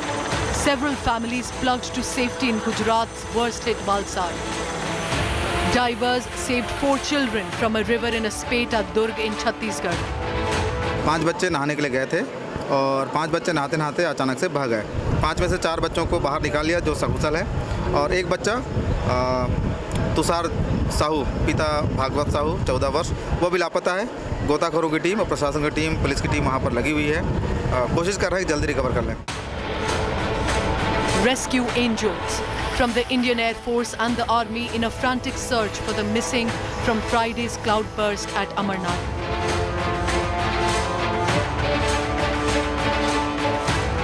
The main thing which we were concentrating on was planning and coordination of assets and coordination between various agencies like the civil admin with the divisional commander, the camp commanders at various places towards the shrine, the army commanders, BSF as well as the Jammu and Kashmir police. A young man alerted fellow residents about a man clinging to his tractor toppled by a flash flood, and civilians pulled him out of the roaring waves with whisper-thin ropes. Standing firmly in defiance to the crisis, this is a testament to humanity and valor. Bureau Report, India Today. That was our special telecast on monsoon mayhem and the flood fury, and I'll continue to get you latest on that. I'm heading into a very short commercial break. When we return, we cross over to the border to our neighboring island nation, where protests continue to rock Sri Lanka as the unrest in Sri Lanka enters into day 4. Let's bring you our team of ground reporters from Colombo after a very short break.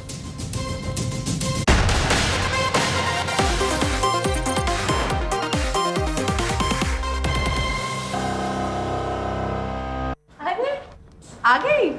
कैसा रहा दिन? बहुत अच्छा। कोई video game cover करने गई थी ना? वीडियो गेम नहीं माँ, ई-स्पोर्ट्स। ई-स्पोर्ट्स? माँ, esports is just like any other competitive sport.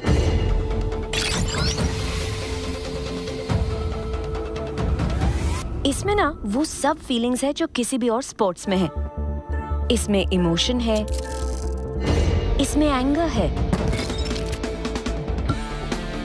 इसमें सैडनेस है, इसमें हैप्पीनेस है, इसमें कमराडरी है। ये सिर्फ गेम नहीं, ये ई स्पोर्ट्स का प्रीमियर लीग ESPL है।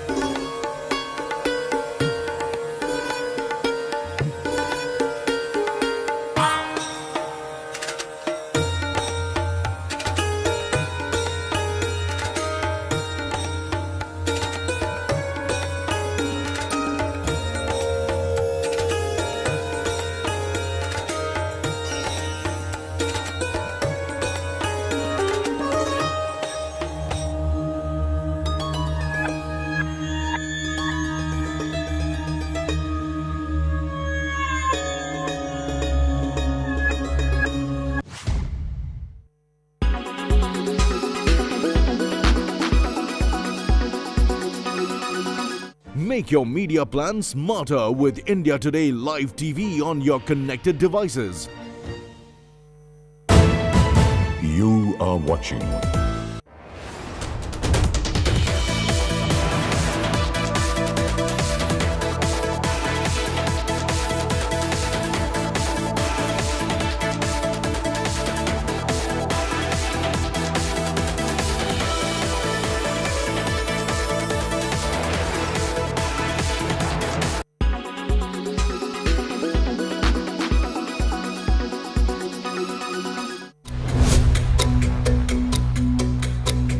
So there has been a lot of talk recently about a security vulnerability on smartphones known as the dirty pipe vulnerability. Now this one has the potential to infect major Android smartphones and any other device which is functioning on the Linux operating system. Now Linux is one of the most popular operating systems and Android is powered by Linux. What happens is when this dirty pipe vulnerability infects any Android smartphone, it will not only compromise the operating system but the phone as well, and it will make it susceptible to further attacks. So if you use an Android phone, this is very crucial information. The attacker can easily bypass the security and gain root access to modify the system without taking your permission. Basically, it puts your device at risk of foreign intrusions and it can tweak the system any way they want. Dirty pipe is the name of the vulnerability, a serious bug in the operating system which allows malicious data to be injected into any file. Now this vulnerability has been found on the Linux kernel version 5.8 or higher versions of this. And since most of the phones in the market, including Android smartphones which majorly dominate the market, since all of them are built over the Linux kernel version, this is a major concern.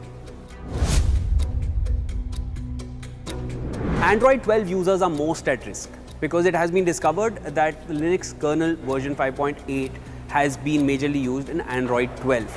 So if you're wondering how do you get to know which version of Linux your phone is functioning on, this is the way to do it. Go to settings on your phone, click on About Phone. Scroll down to the Android software version, tap on it and that will tell you the Linux kernel version that your phone is on. So if the Linux kernel version that your phone is functioning on is 5.0 and below, then your phone is really not in danger. But if the Linux kernel version is 5.0 and above, then make sure that you check for any updates on your smartphone. And if you don't find any, then do contact the smartphone manufacturer to ensure that your phone remains safe.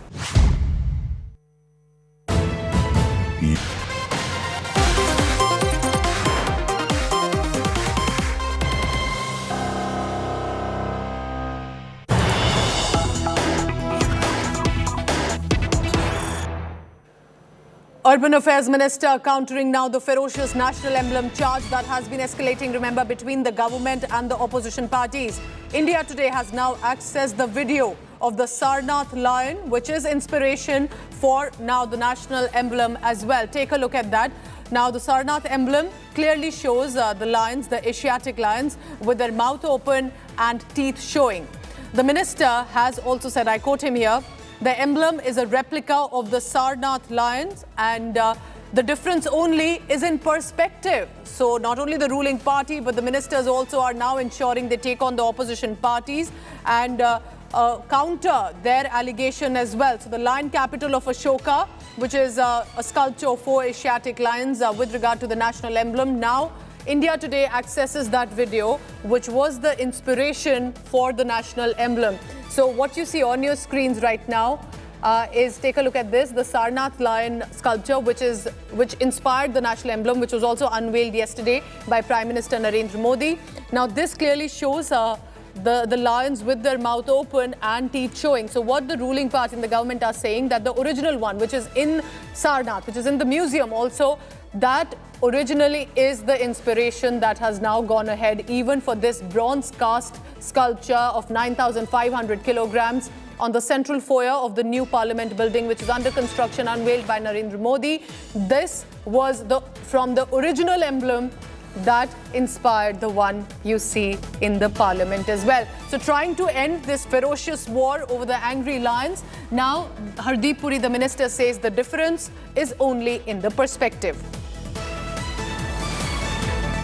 Remember, this is a big news coming in with the Urban Affairs Minister Hardeep Puri also now speaking up, saying the only difference is perspective, and that, of course, is a counter charge against the opposition parties. So from the AIMIM's Asudul Owaisi, who had initiated this charge, saying Prime Minister Modi has violated all constitutional norms by unveiling this by himself, not that the Lok Sabha Speaker should have done it, which was inaugurated by Prime Minister Modi. Congress is asking where are the opposition parties. Trinamool Congress also then jumped in, both Jawahar Sarkar and Mahua Moitra sharing social media site reactions, images saying, see how the benign, gentle-looking lions over the national emblem of the Ashoka pillar have now been changed into these angry-looking, ferocious lions. In many ways also then, Mahua Moitra taking an indirect dig from her social media reaction, saying, truth be told, Satyamev Jayate, truth alone triumphs, has now been changed in spirit long back to Singhamev Jayate. Let's go across now to our national affairs editor, Rahul Srivastava, on the same. Very interesting that Hardeep Puri also jumps into this, Rahul, and they're sharing this original Sarnath lion, which is in the Sarnath Museum, to say this was the inspiration and there's nothing changed in what has been put on the new building.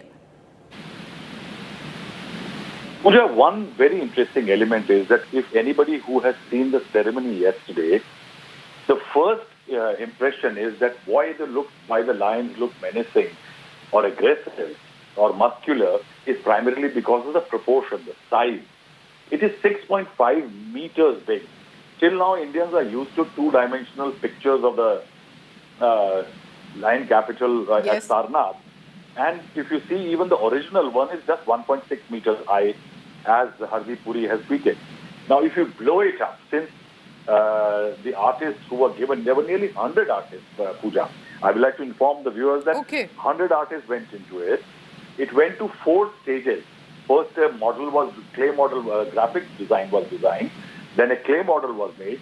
Then a loose wax model was made. And then a wax and a bronze casting was done. It has gone through processes. It is large. Now what Mr. Hardeep Puri is also saying, that if an exact replica of the original was to be placed in the new building, it would have been very small. But since we are looking at it from a perspective which is different now, because you people are looking at it from below, because it is so high, it seems that the lion's mouth is open very large. Whereas if you see it from a different angle, it is not as large, and there is now seems to be an artistic variation in terms that can exact replicas, which are 100% same, be recreated is very difficult. And that is why the government is trying to present its argument that there has been no distortion or mutilation as far as the national emblem is concerned. It is just because it is larger in size. But the opposition has found an opportunity to target the BJP, which has got its very strong nationalist agenda, to target the government on the national emblem. And it seems that in this battle... Rahul, do you think this video that has surfaced, which is the original and that now has become a replica in the new parliament building, do you think this will lower the tempers? Will this end the ferocious face-off by the opposition or the government, or it's only likely to escalate in the next few days? See, it is, Pooja, it is not that this has created a controversy or friction between the government and the opposition. This is yet another episode as far as the government versus opposition is concerned. The parliament session is approaching.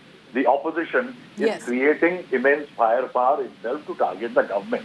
The real story is that there is a breakdown between the government and the opposition.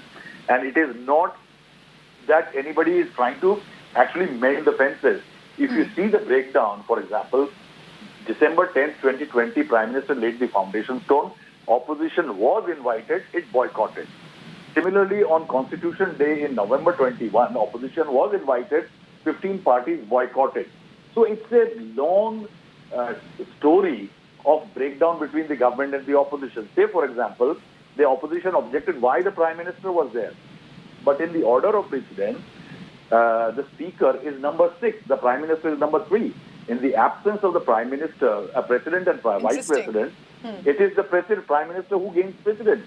Interestingly, if opposition says Prime Minister cannot inaugurate, it is the Speaker, then why did Rajiv Gandhi inaugurate the Parliament Library building, or Indira Gandhi lay the foundation of the Parliament Annexi building in 1975? There are a lot of facts there itself which show that this controversy is more political than factual. Can we say that with these series of reactions that the government is giving, ruling party is giving constantly as clarifications, even Hardeep Puri has put out measurements, length, breadth, width of the original sculpture, of this sculpture, put for 2 images. Do you think it's more to do not as much with the opposition, but for the public? So the message does not go across as to what the opposition is trying to say, that this is a government that is trying to even change national emblems? See, Pooja, there is one political upmanship which is going on. The government definitely wanted to score brownie points with the public with the release of the unveiling of the national emblem. There is no doubt about it. And the opposition, which has been losing ground, feels frustrated and wants to attack the government. That is the basic political crisis which the country is facing today, because there is a game of one-upmanship going on. Now, this issue, for example, can be settled by an explanation whether there is a true mutilation or distortion of the national emblem or not. But the fact is that nobody is looking for clarifications right now. People are looking for political brownie points. And that is why what one will say, that irrespective of any amount of clarification, this controversy is not going to die down. It is going to rage for the next few days. So what exactly do you think is going to be, perhaps apart from political, has the opposition planned, Rahul, to take a legal recourse over it? Because these are some big names coming in from the members of parliament, from senior netas of the party. They're already speaking loudly against it in one united voice. And this, like you're correctly mentioning, the parliament session is about to begin. Can we say that this lions and the national emblem are going to become the one big fireworks at the parliament session that's coming up? I think, Pooja, this may not resonate very strongly inside the parliament session. The opposition will have other issues like unemployment and huge price rise and the floods and other things. But in the public space, definitely these issues are going to be raised, because remember, the opposition knows that the BJP is a big beneficiary as far as the nationalistic agenda is concerned. So attacking the government and the BJP on nationalist issues or sentimental issues of that kind definitely is a political opportunity for the opposition. And that is why I say that irrespective of whatever explanations are given, remember there is also a part of the important breakdown is that if important decisions are being taken regarding parliament or national emblem or others, the government has also not engaged the opposition. There is no willingness by the government to share that space. Correct. And that is why, since the government is not sharing space, it is scoring brownie points, the opposition is likely to continue its tirade against Let's talk about, Rahul, these two images on our screen. One, the original Sarnath lion, which is in the museum, which the government has been quoting, is the inspiration for the bronze cast sculpture in the new parliament building, which is under construction. This was on the roof, which is the central foyer. But do tell us about the original Sarnath lion, because that is what the government, the BJP, will want to use to ensure that we didn't change anything. It is exactly how the original one was. See, Mr. Hardeep Puri has put out a very interesting picture. He has put the picture of the lion capital Sarnath, and in which he has put the dimensions of it. That it is how from the base to the height, it is 210 centimeters. From the inverted lotus till the top, it is 160 centimeters. What the government is trying to say is that everything has been in proportion magnified to create the 6.5 meter high national emblem on top of the new parliament building. Now, in that, the crisis is that the opposition says is that it is an artistic interpretation of the opposition, that it is looking more Rahul, stay on aggressive. with me, because politics is refusing to die down over this. I'm joined by Congress Neta Ajay Kumar on this. Mr. Ajay Kumar, on our screens right now is the original Sarnath lion capital, the Ashoka pillar, from which, according to the government, this was the inspiration. Will this now perhaps end the face-off that the Congress is alleging, that this is government trying to change the national emblem? The government is saying it's the same. Look at the original one.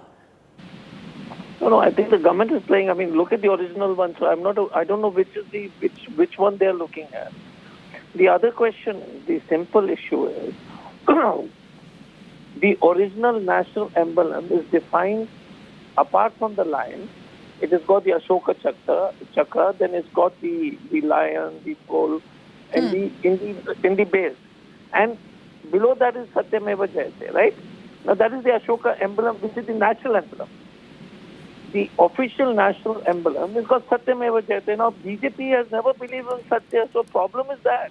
Problem is how is it identical? I mean, everybody who's seen it says it's not identical, and then BJP says, will the controversy? And my question is, first of all, was the replica identical to what is the Ashoka pillar in Sarnath? No. Whether it has Satyameva Jayate below the at the base below the Ashoka chakra? No. And it has the Prime Minister without calling of the opposition leaders for the funds. So every way it is the typical... So what is the main objection? Because now it appears one by one there are issues coming up. Earlier it was, why did the PM inaugurate? Then why did the opposition not invited? Then the emblem looks different. Now it is Satyamev Jayate bhi nahi hai, niche likha hua. The question is, it's not one by one. If somebody is listening to us, where's the question? The Ashoka emblem is a standard emblem. It is defined standardly. Where is the question of one by one? The national emblem is defined by the Act of Parliament. The definition is clear. Now, if they are not ready to follow it, it's not one by one. There are a bunch of... See, they believe in changing history, and this is how they operate. I mean, they have no idea about what is history. Their fundamental job is to continue... No, one sec, I'll complete. The fundamental job is, it is okay for them to change the national emblem because they're so used to changing history, which is not true. So same thing, they have no respect for the national emblems, the national symbol, the constitution. Anybody would have seen what is the national emblem. and followed it to the word and the spirit. Why And do you, sir, as Congress Neta, refuse to believe or refuse to be convinced by this justification or clarification that has come from the government? What is it that you do not believe or do not buy with the statement from the government? You are asking me? Yes, sir. That why is it that you're still not convinced and you do not believe the argument that's coming in from the government that we did not change anything? Pooja, the national emblem has been very clearly defined. You yourself tell me now whether they follow the spirit, the words which define the national emblem. Have they implemented that? There is also, so that's the first is the national emblem, right? The most important part on the national emblem is the BJP's perennial RSS mindset of twisting history, lying. Godse was never a part of the RSS. This was Veer Savarkar was never took apology. So this another example of the mindset. They continue to because they actually don't have any respect for history, for our traditions. And this is Ashoka pillars. It is not even something to do. It is not the Congress pillar, by the way. It is the Ashoka pillar, which is the pride for the nation and one of the greatest kings of across the world. And the national emblem is defined. I'm not defining it. It is being defined from 1950, from the time we adopted the Constitution. So why don't they follow it? Why didn't they follow it? They can and what is, and sir, if I may ask, what is your objection to, and so as the opposition is saying, an aggressive-looking lion compared to how the opposition is saying it was a benign, gentle-looking lion earlier? You tell me something. Tomorrow, you will say that, let us change the portrait of Gandhi with a wicked smile. I mean, you can do anything as Gandhiji's face, you won't change, na? You won't change Mahatma Gandhi's face. So, I mean, you can do anything. What is this benign? It's not a question of benign or not benign lion. It's a question of what is in Sarnath, the lions depicted in Sarnath and defined by the constitution of the national emblem is what we need to stick around. I'm telling you, whenever I was being in the government, whenever there is anything to do with the national emblem or national symbols, you make sure it is followed to the dot and the T. Yes. Dot all the I's and cross all the T's. I mean, you make sure that it is done in the most sensible, respectful manner, and there is a great deal of what is called diligence. Why do you think this change is made, Mr. Ajay Kumar? They are casual. Look, I don't know why they do it. If they did it by mistake, it just shows that they have no focus at all. It's only event management, which is fact. That's possible. It could be a mistake. If they've done it purposely, then it's they're genuinely another example of their evil idea about to get things done. And my fear is if it's a mistake of an Ashok emblem on top of the parliament, then here we have a government who can't even make an Ashok emblem properly. Look at and that's what reflects in the joblessness. Reflects in the price rise. Reflects in the hate. They can't even get the national emblem straight on top of the parliament. What will they get the rest of the country straight? Thank you so much, Ajay Kumar of the Congress Party, for talking in detail about why the Congress still does not believe this clarification. They're saying this is just an attempt constantly, one by one, to make changes. Or was the government even casual about the national emblem sculpture? And this, remember, with the original video, as you see on your screen, in the Sarnath Museum. That's exactly how it used to look. That's the original one. That, and then you see on the corner with the yellow background, that was recently there was the national emblem. Now this is the bronze, massive structure, 9,500 kilogram cast in bronze, which was unveiled by Prime Minister Narendra Modi. You're watching it, all these images. You decide if there has been a change, noticeable, objectionable or not. Leaving you with these visuals, lots more coming up on the other side of the break at 7 p.m. But this is, remember, the big ferocious face-off that continues between the government and the opposition.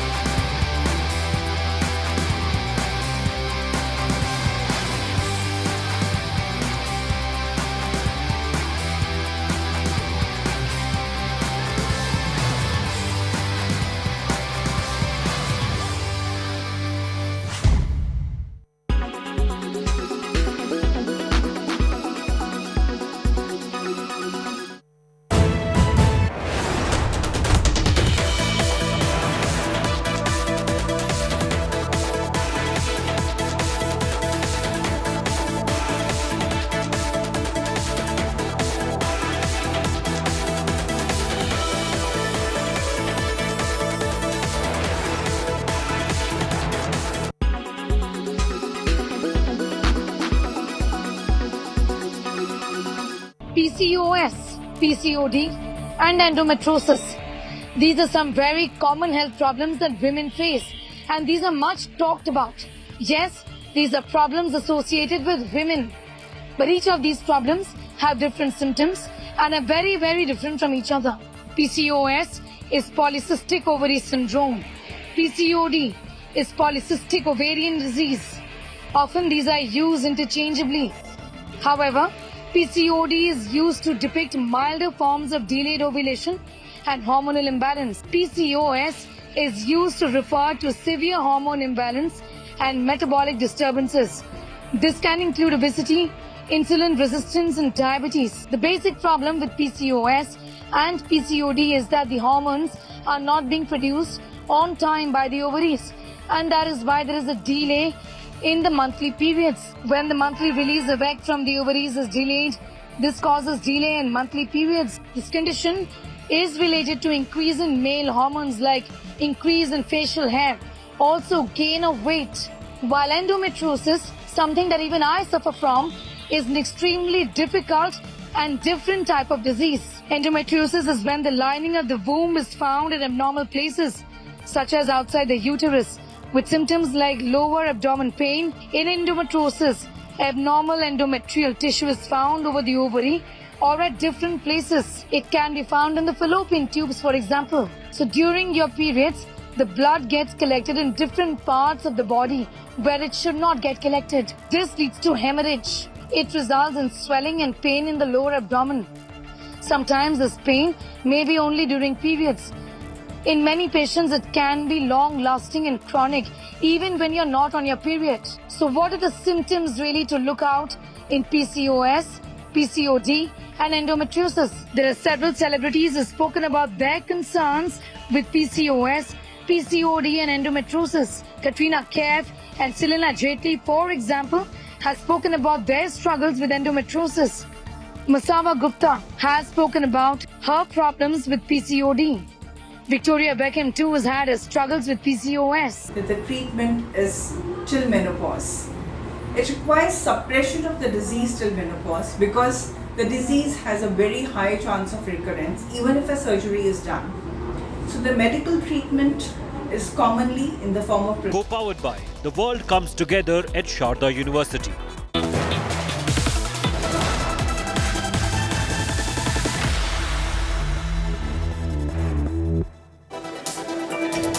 Good evening, viewers. You're watching 7 at 7, the only news bulletin where I curate the day's top 7 stories for our viewers. I'm Preeti Chaudhary, and these are the headlines. Mega face-off erupts after Modi unveils national emblem. TMC says original emblem was graceful, confident, while the one unveiled by Modi is aggressive, calls it shameful.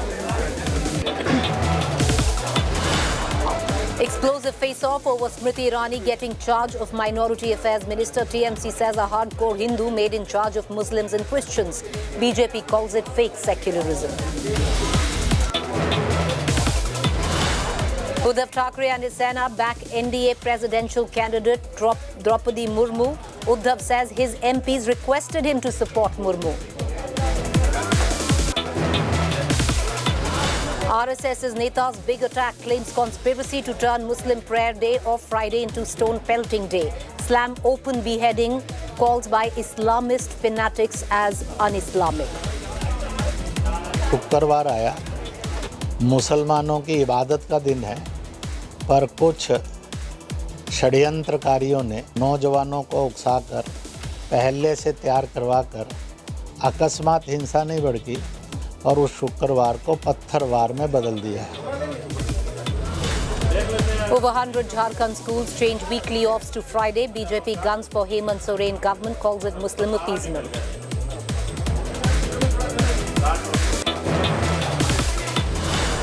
Right-wing groups call for Band over Bengaluru's Idgah Maidan, demanding celebration of Hindu festival. Sikh Maidan to be designated as playground. Rain fury continues to sweep. India's deadly deluge killed 61 in Gujarat. 3-day holiday declared in Telangana. Red alert in Maharashtra.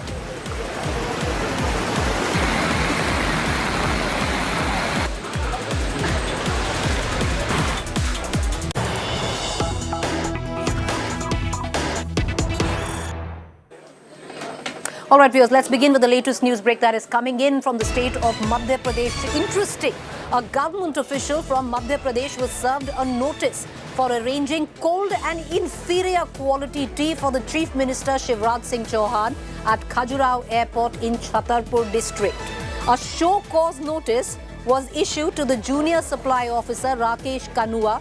Now has been withdrawn after a fair amount of criticism and furor. But it's interesting because it's a little funny as well if you look at it, where a officer was issued a notice to ask a show cause why cold and inferior tea was served to the Chief Minister of Madhya Pradesh, Shivraj Singh Chauhan, at the Khajuraho Airport. He's a vendor and he was issued this notice. Clearly, that led to a fair amount of furor, especially the Congress picked it up, called it VVIP racism. At the back of that notice, since given, has been withdrawn. I want to cut across to my colleague Hemendra, who's joining us with the very latest. You know, Hemendra, it's a strange kind of controversy. Why was a notice given to a vendor for actually serving cold tea to the Chief Minister? And a show cause for that? Well, the incident happened on the 9th of this month when the Chief Minister was at the Khajuraho Airport, and there the light snacks and tea was served to him, and it was found that the tea served to the Chief Minister was not up to the mark. It was in fact cold. So the SDM served a notice to the vendor saying that this is not on, and a show cause notice was served to him, but that led to a huge controversy, and the show cause notice was tagged to various people on various social media sites, including Twitter today. Various politicians took it up, including the opposition Congress party, and after the furor over this show cause notice, the district collector wrote a letter, or in fact served a notice to the SDM saying that the Chief Minister had never expressed any such objection to the tea that was served to him, and therefore the show cause notice that has been served should be immediately withdrawn, and the same has been withdrawn. And after that, the BJP supporters and BJP spokespersons and many BJP leaders took to social media sites, including Twitter, to announce that the Chief Minister has never expressed any kind of displeasure over the kind of tea that was served to him, and it was an overzealous sub-divisional officer. To quote in Hindi, "Chai se garam ketli thi, is wajah se ye sab kuch hua." Well, thank you there, Hemant, for joining us, Hemendra. Well, interesting at that, but it seems right now, at least by the face of it, the work of overzealous, over-enthusiastic administration who saw that cold tea was served to the Chief Minister of Madhya Pradesh, Shivraj Singh Chauhan. Therefore, a show cause notice, viewers, was given to the vendor at the Khajuraho Airport as to why cold tea was served. At the back of a fair amount of furor by the opposition, the show cause notice has been withdrawn. Shivraj Singh Chauhan has actually come in and said that I never expressed, any thing untoward at the back of receiving cold tea. It's not my doing. Well, all's well that ends well. That show cause notice has been withdrawn. Let's now quickly move on to the other big story that we are tracking very closely, and it comes from the state of Maharashtra, viewers. Is there a possible Ghar Wapsi where Uddhav Sena is concerned? Many would suggest one of the biggest indications was when Uddhav Thackeray climbed down and said that his support will go to the NDA-backed presidential candidate Draupadi Murmu. The beleaguered Sena chief has now been forced to back the NDA president candidate. He says it's come from his party men who want the support to go for Murmu, who's a tribal, a woman. The U-turn comes after majority of Sena MPs rooted for Draupadi Murmu. Uddhav, along with the Mahagadi ally Sharad Pawar, had earlier backed opposition president nominee Yashwant Sinha.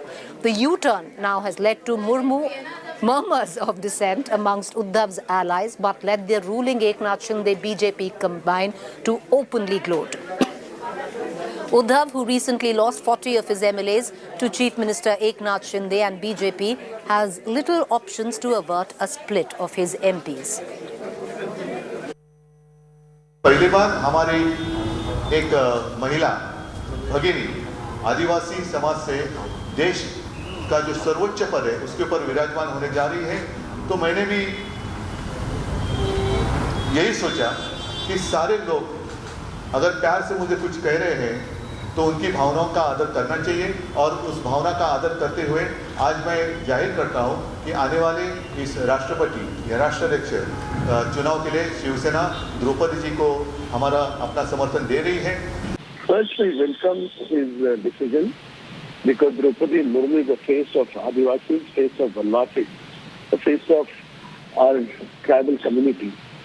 So all of his MPs, including MLAs, they wanted to vote and support Draupadi Murmu ji. So finally, he heard their inner voice and has taken this decision to support Draupadi Murmu. So we welcome this decision, and other things we do not comment about their internal party issues. But when we talk about the president post, and the first time we have seen that the kind of face our party has going to give for the country and the president is from the tribal community. So all the opposition should also come forward, and they should also take a decision the way Mr. Uddhav Thackeray has taken. We all request you to support the candidate what respected Narendra Modi ji has given. And after this, all MPs were against, because all these things incident happened from last 1 month. 40 plus MLAs went out, leaving Uddhav Thackeray, and create their own party in the name of Shiv Sena. Because of that scaredness, now Uddhav Thackeray has taken U-turn, and I'm very thankful to him also. Okay. Because these days, tribal people need a support from every party, because none of the other parties, or either Congress or either Sonia ji, because I have requested Sonia ji Gandhi also to give us support to this candidate. We welcome this decision because, all MPs, they represent you 20, 25 lakh people. And these are the sentiments of Maharashtra. So that everybody come together and should support Draupadi Murmu ji. And I think they rightly have put before those sentiments, and he has taken a good decision. We welcome this decision. We think that this would create a kind of good atmosphere, or this is a good thing that for us it's a ray of hope. That is what I feel. All right, viewers, from Maharashtra, let's shift focus right now to the state of Punjab. In the latest, the Aam Aadmi Party has appointed Raghav Chadda, Rajya Sabha MP, to the post of chairman of the advisory committee to the state of Punjab, the government of Punjab. The Aam Aadmi Party says, well, he was already doing the job. He's the one who stitched together for the Aam Aadmi Party the entire campaign which won the party such a huge mandate in the state of Punjab. And this is just giving him the post officially. The opposition on the other side says that this is an outsider. Punjab didn't elect him. Why is he now the chairman of the advisory committee? ਮੁੱਖ ਮੰਤਰੀ ਵਜੋਂ ਆਪਣੇ ਕਰਤੱਵਾਂ ਦੇ ਠੀਕ ਨਿਭਾਉਣ ਲਈ ਜਿਹਾ ਕਰਨਾ ਲੋੜੀਂਦਾ ਹੋਵੇ ਮੈਂ ਸਿੱਧੇ ਜਾਂ ਅਸਿੱਧੇ ਤੌਰ ਤੇ ਨਾ ਦੱਸਾਂਗਾ ਨਾ ਪ੍ਰਗਟ ਕਰਾਂਗਾ. A phenomenal surge and a stunning blow barely 3 months later. Punjab's ruling Aam Aadmi Party lost its Sangrur stronghold in the Lok Sabha by-election in June. And a month further on, the state government had to scrap an industrial plan in a forest zone after environment and religious activists accused it of greenlighting the project approved by the previous Congress administration. ਤਾਂ captain ਸਾਹਿਬ ਨੇ ਬਿਨਾਂ ਕੁਝ ਪਤਾ ਕੀਤੇ ਉਹਨਾਂ ਨੂੰ ਮਨਜ਼ੂਰੀ ਦਿੱਤੀ ਕਿ ਹਾਂ ਜੀ ਸਾਡੇ ਵੱਲੋਂ ਮਨਜ਼ੂਰ ਹੈ. ਤਾਂ ਅਸੀਂ ਇਹਦੇ ਤੇ ਗੌਰ ਕੀਤਾ ਔਰ ਗੌਰ ਕਰਕੇ ਫੈਸਲਾ ਕੀਤਾ ਕਿ ਮੱਤੇਵਾੜਾ ਦੇ ਜੰਗਲ 'ਚ ਕੋਈ ਇੰਡਸਟਰੀ ਨਹੀਂ ਲੱਗੂਗੀ. The dust over the Sangrur loss and textile project has barely settled when Chief Minister Bhagwant Mann finds himself in the middle of another round of heavy opposition fire. This time after his government-appointed Rajya Sabha member Raghav Chadda, as the chair of a temporary advisory committee, was empowered to attend official meetings. The events that have unfolded in Punjab over the past 3 months, from a knowledge-sharing agreement with the Delhi government, the selection of Rajya Sabha members, to the appointment of an AAP MP as chair of an advisory panel to the Punjab government, when strung together, have encouraged the Congress, the Akalis and the BJP to build up on the remote control narrative against the state government. In a region-centric state like Punjab, the Delhi-centric narrative has traditionally bitten some of its towering leaders when they stood accused of pandering to political powers based in the national capital. No wonder Raghav Chadda's role as advisor-in-chief to the state government has invited swift reactions. The Akalis, the Congress and the BJP appropriated a common narrative, calling the Rajya Sabha member a proxy chief minister of Punjab.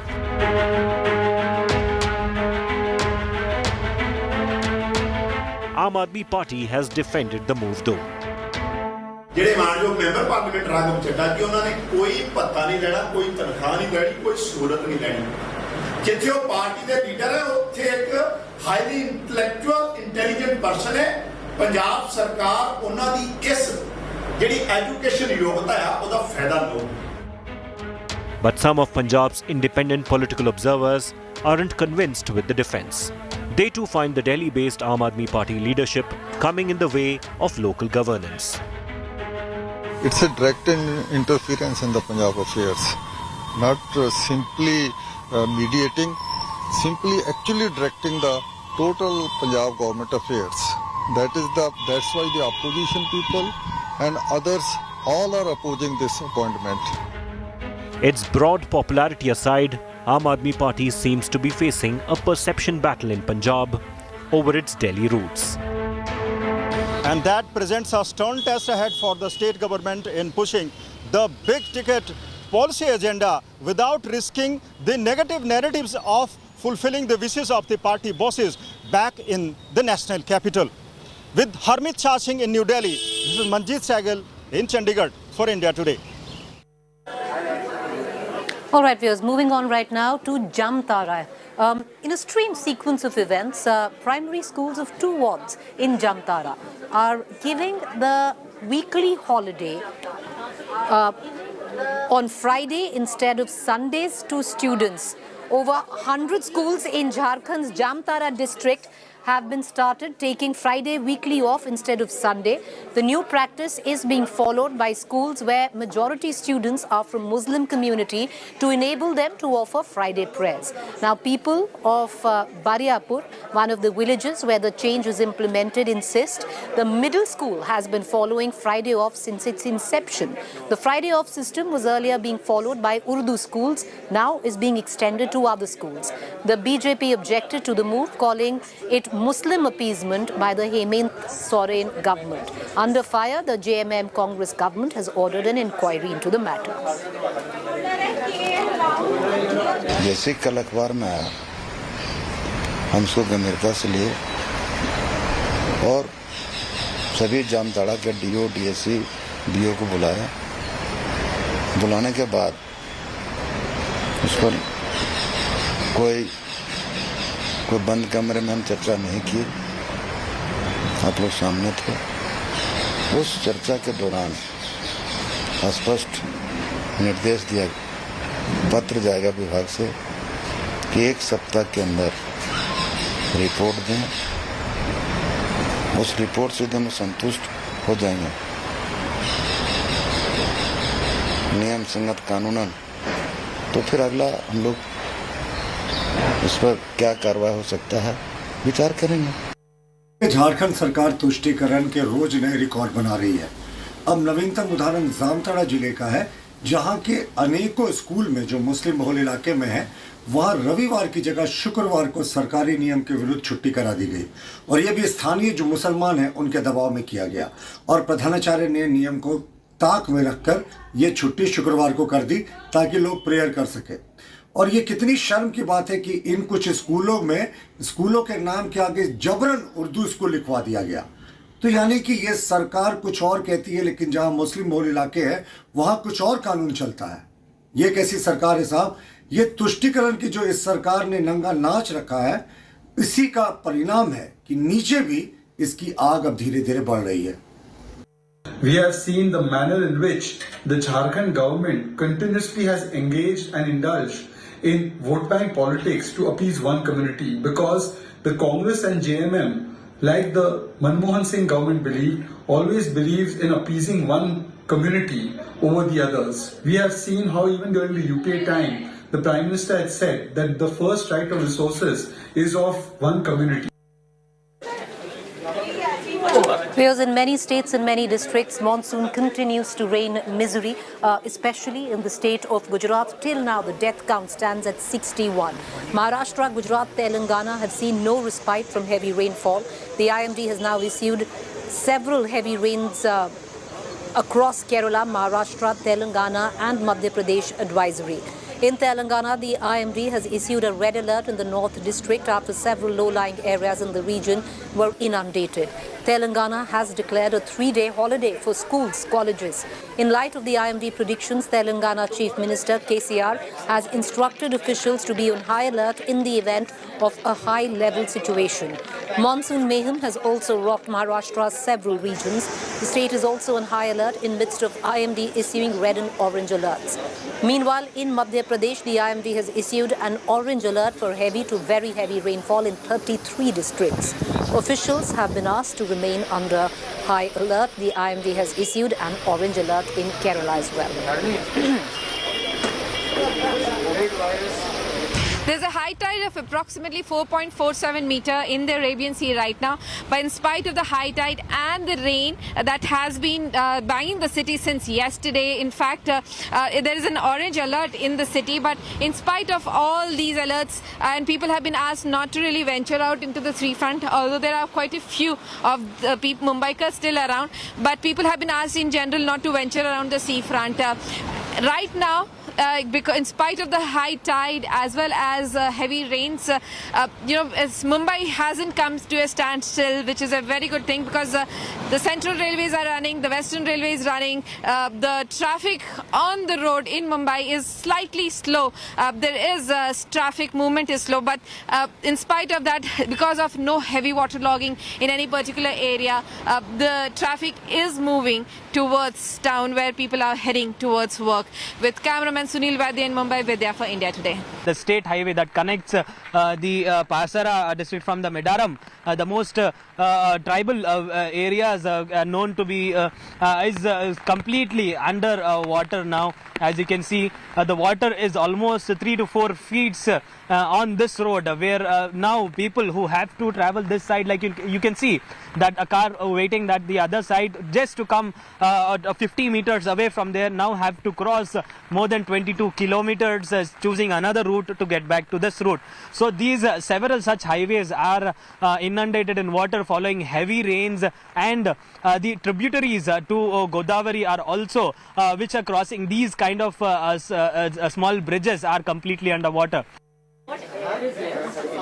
All right, viewers, this is a scam that will blow your mind. It's actually an epic fit for a web series. Well, all of it took place in the state of Gujarat in Vadnagar. 4 people, though, have been arrested for running a fake cricket league in Gujarat's Vadnagar.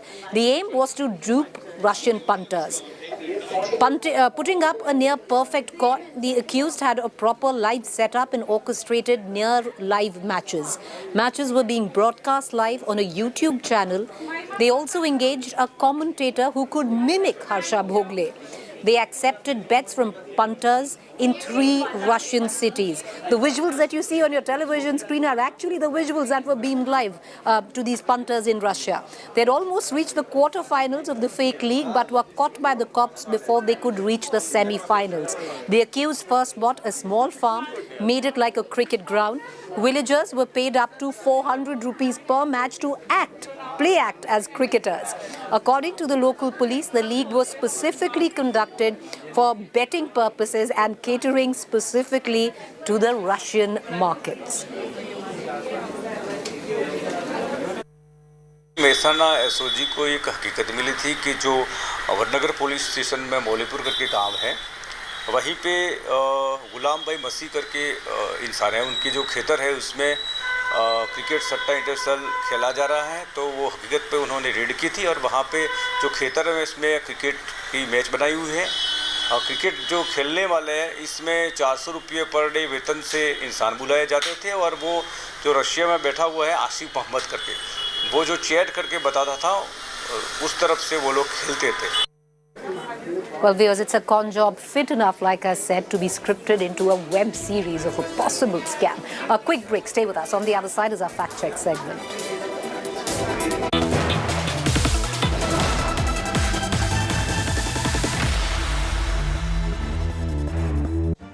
Make your media plan smarter with India Today Live TV on your connected devices.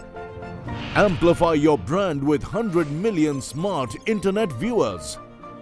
To advertise, mail us at sales@aajtak.com or call 9999892171.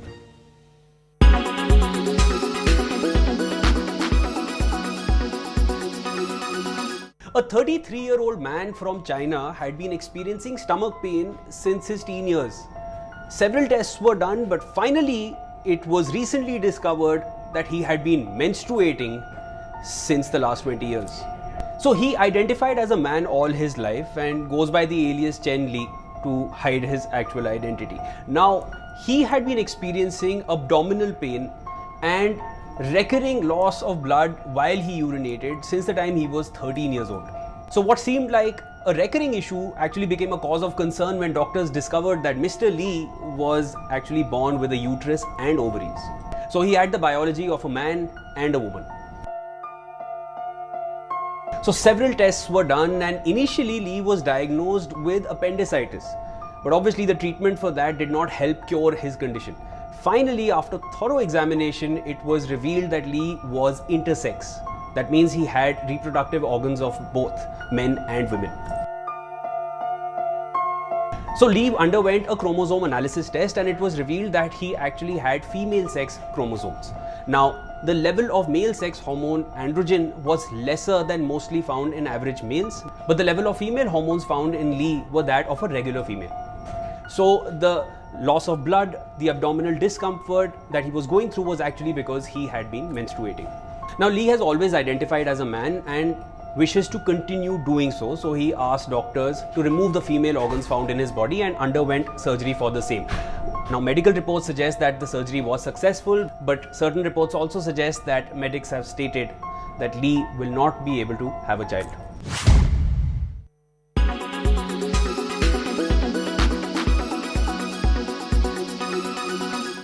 Everyone's busy finding what's trending.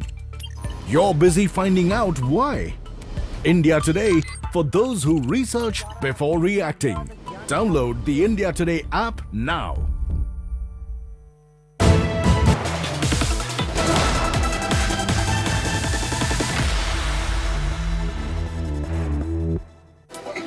Welcome back, viewers. You're watching our fact check segment where we bust certain claims masquerading to be facts on social media platforms and WhatsApp groups. Now, there's a claim floating about that GST is going to be levied on school textbooks. Incorrect. The fact check on that, printed books and newspapers not taxable under GST. With that quick fact check, time for us to go into a quick break. You stay with me on the other side. It's To The Point with me.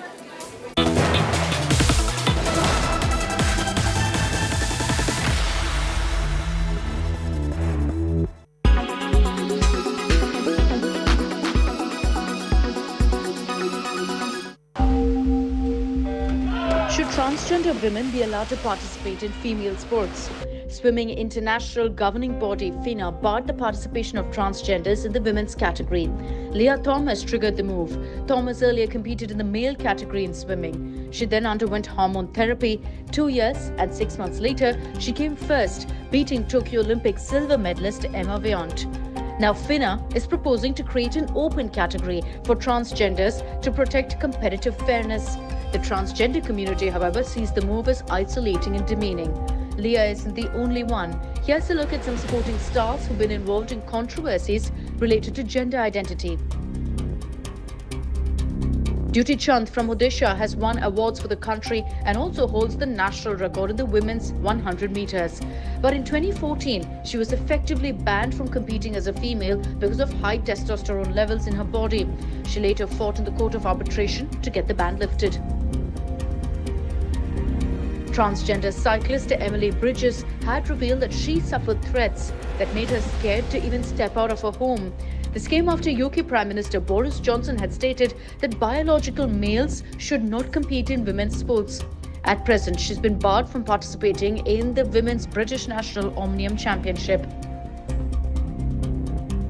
Hubbard became one of the first openly transgender athletes to compete at an Olympic Games. She was part of the New Zealand squad and became the oldest weightlifter to qualify for the showpiece event. This was criticized by many weightlifters who said that she had a biological advantage. Semenya won the women's 800-meter titles at the London 2012 and Rio 2016 Olympics, but her laurels were overshadowed by her gender identity. She identifies as a woman, but following her victory at the 2009 World Championships, she was made to undergo sex testing. Female athletes who refuse to lower their naturally high testosterone levels are barred from competing in races from 400 meters to 1 mile.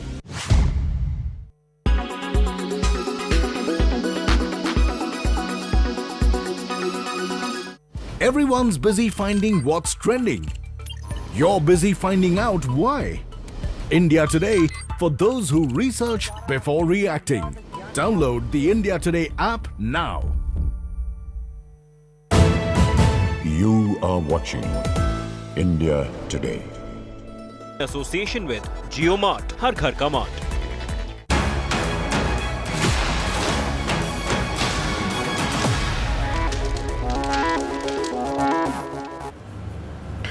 Warm welcome, viewers. You're watching To The Point. I'm Preeti Chaudhary. The Prime Minister yesterday unveiled the national emblem right on top of the new parliament. With it, he unveiled a massive political storm.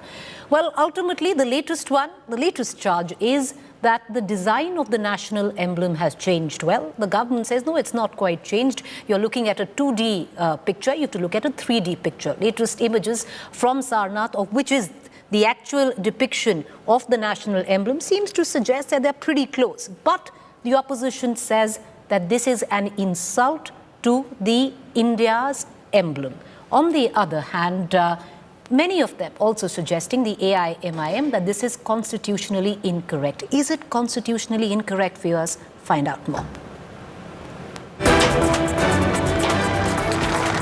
As the Prime Minister unveiled the national emblem cast atop the new Parliament building, he unveiled with it a political storm. Many charges were raised by the opposition. Charge 1, why Prime Minister not President or Speaker, Master of Ceremony? Charge 2, zero opposition at national emblem unveiling. Charge 3, Hindu rituals and pujas at unveiling. And the latest charge, after taking a close look at the newly unveiled national emblem, the design of it being questioned. The new design of the national emblem has the opposition and a part of civil society up in arms. The 6.5 meter tall cast shows 4 Asiatic lions mounted back to back on a circular disc. The new statue of the national emblem differs in design to the original emblem, a version that was adapted from an ancient Indian sculpture dating back to 250 BC of the lion capital of Ashoka at Sarnath.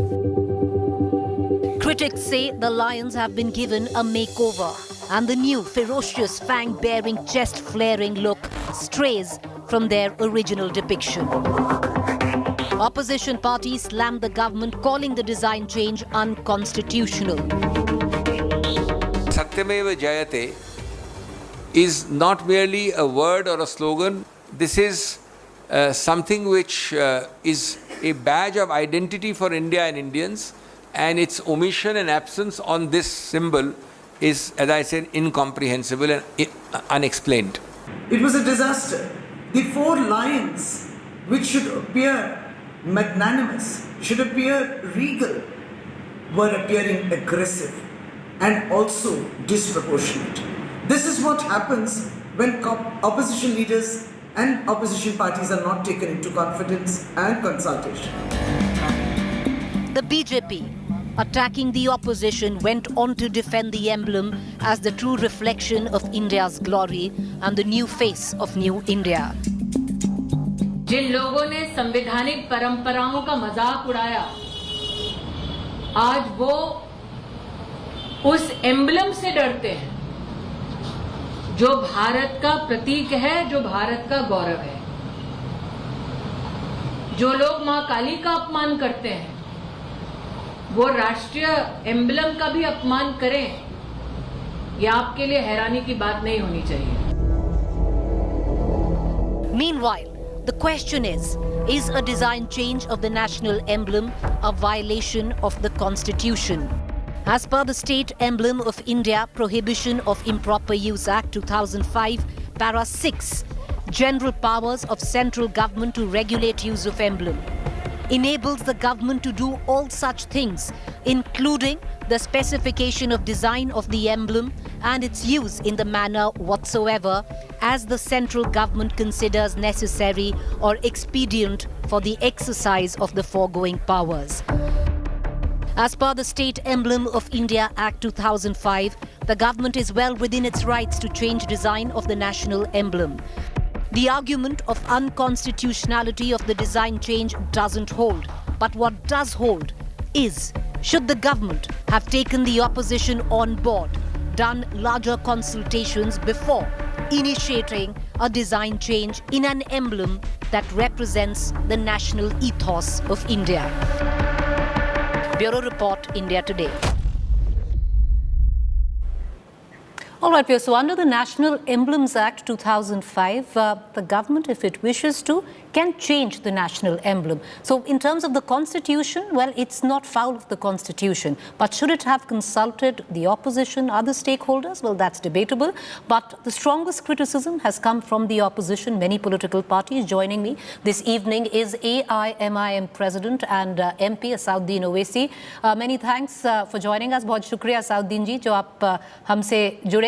Owaisi साहब, सबसे बड़ी आपत्ति आपको जो national emblem से है, जो नया उसका रूप है, बीजेपी कहती है कि ये रूप नया ही नहीं है, जो सारनाथ में डिपिक्शन है बिल्कुल वैसा ही है, पर आपको सबसे बड़ी आपत्ति किससे है सर? देखिए, मैंने जब प्रधानमंत्री नए पार्लियामेंट की बिल्डिंग का फाउंडेशन स्टोन डालते वक्त भी उन्होंने इनॉग्रेट किया, मैंने अपना ऑब्जेक्शन किया। कल जब प्रधानमंत्री नेशनल एम्बलम का अनवेल कर रहे हैं, मेरा ऑब्जेक्शन उसी लाइन पर है। मेरा मानना यह है कि भारत का संविधान में जो बेसिक स्ट्रक्चर है वो सुप्रीम होता है, और भारत के संविधान के बेसिक स्ट्रक्चर में theory of separation of powers है। लेजिस्लेचर, एग्जीक्यूटिव, जुडिशियरी इंडिपेंडेंट है, वो किसी का मुदाखलत नहीं कर सकते। पार्लियामेंट में सबसे सुप्रीम पार्लियामेंट का लोकसभा का स्पीकर है, प्रधानमंत्री नहीं है। प्रधानमंत्री को ये जेब नहीं देता कि वो theory of separation of powers को कमजोर कर दें या उसके बरखिलाफ जाकर स्पीकर को अपने पीछे बिठाएं और उस नेशनल एम्बलम को आप अनवेल करें।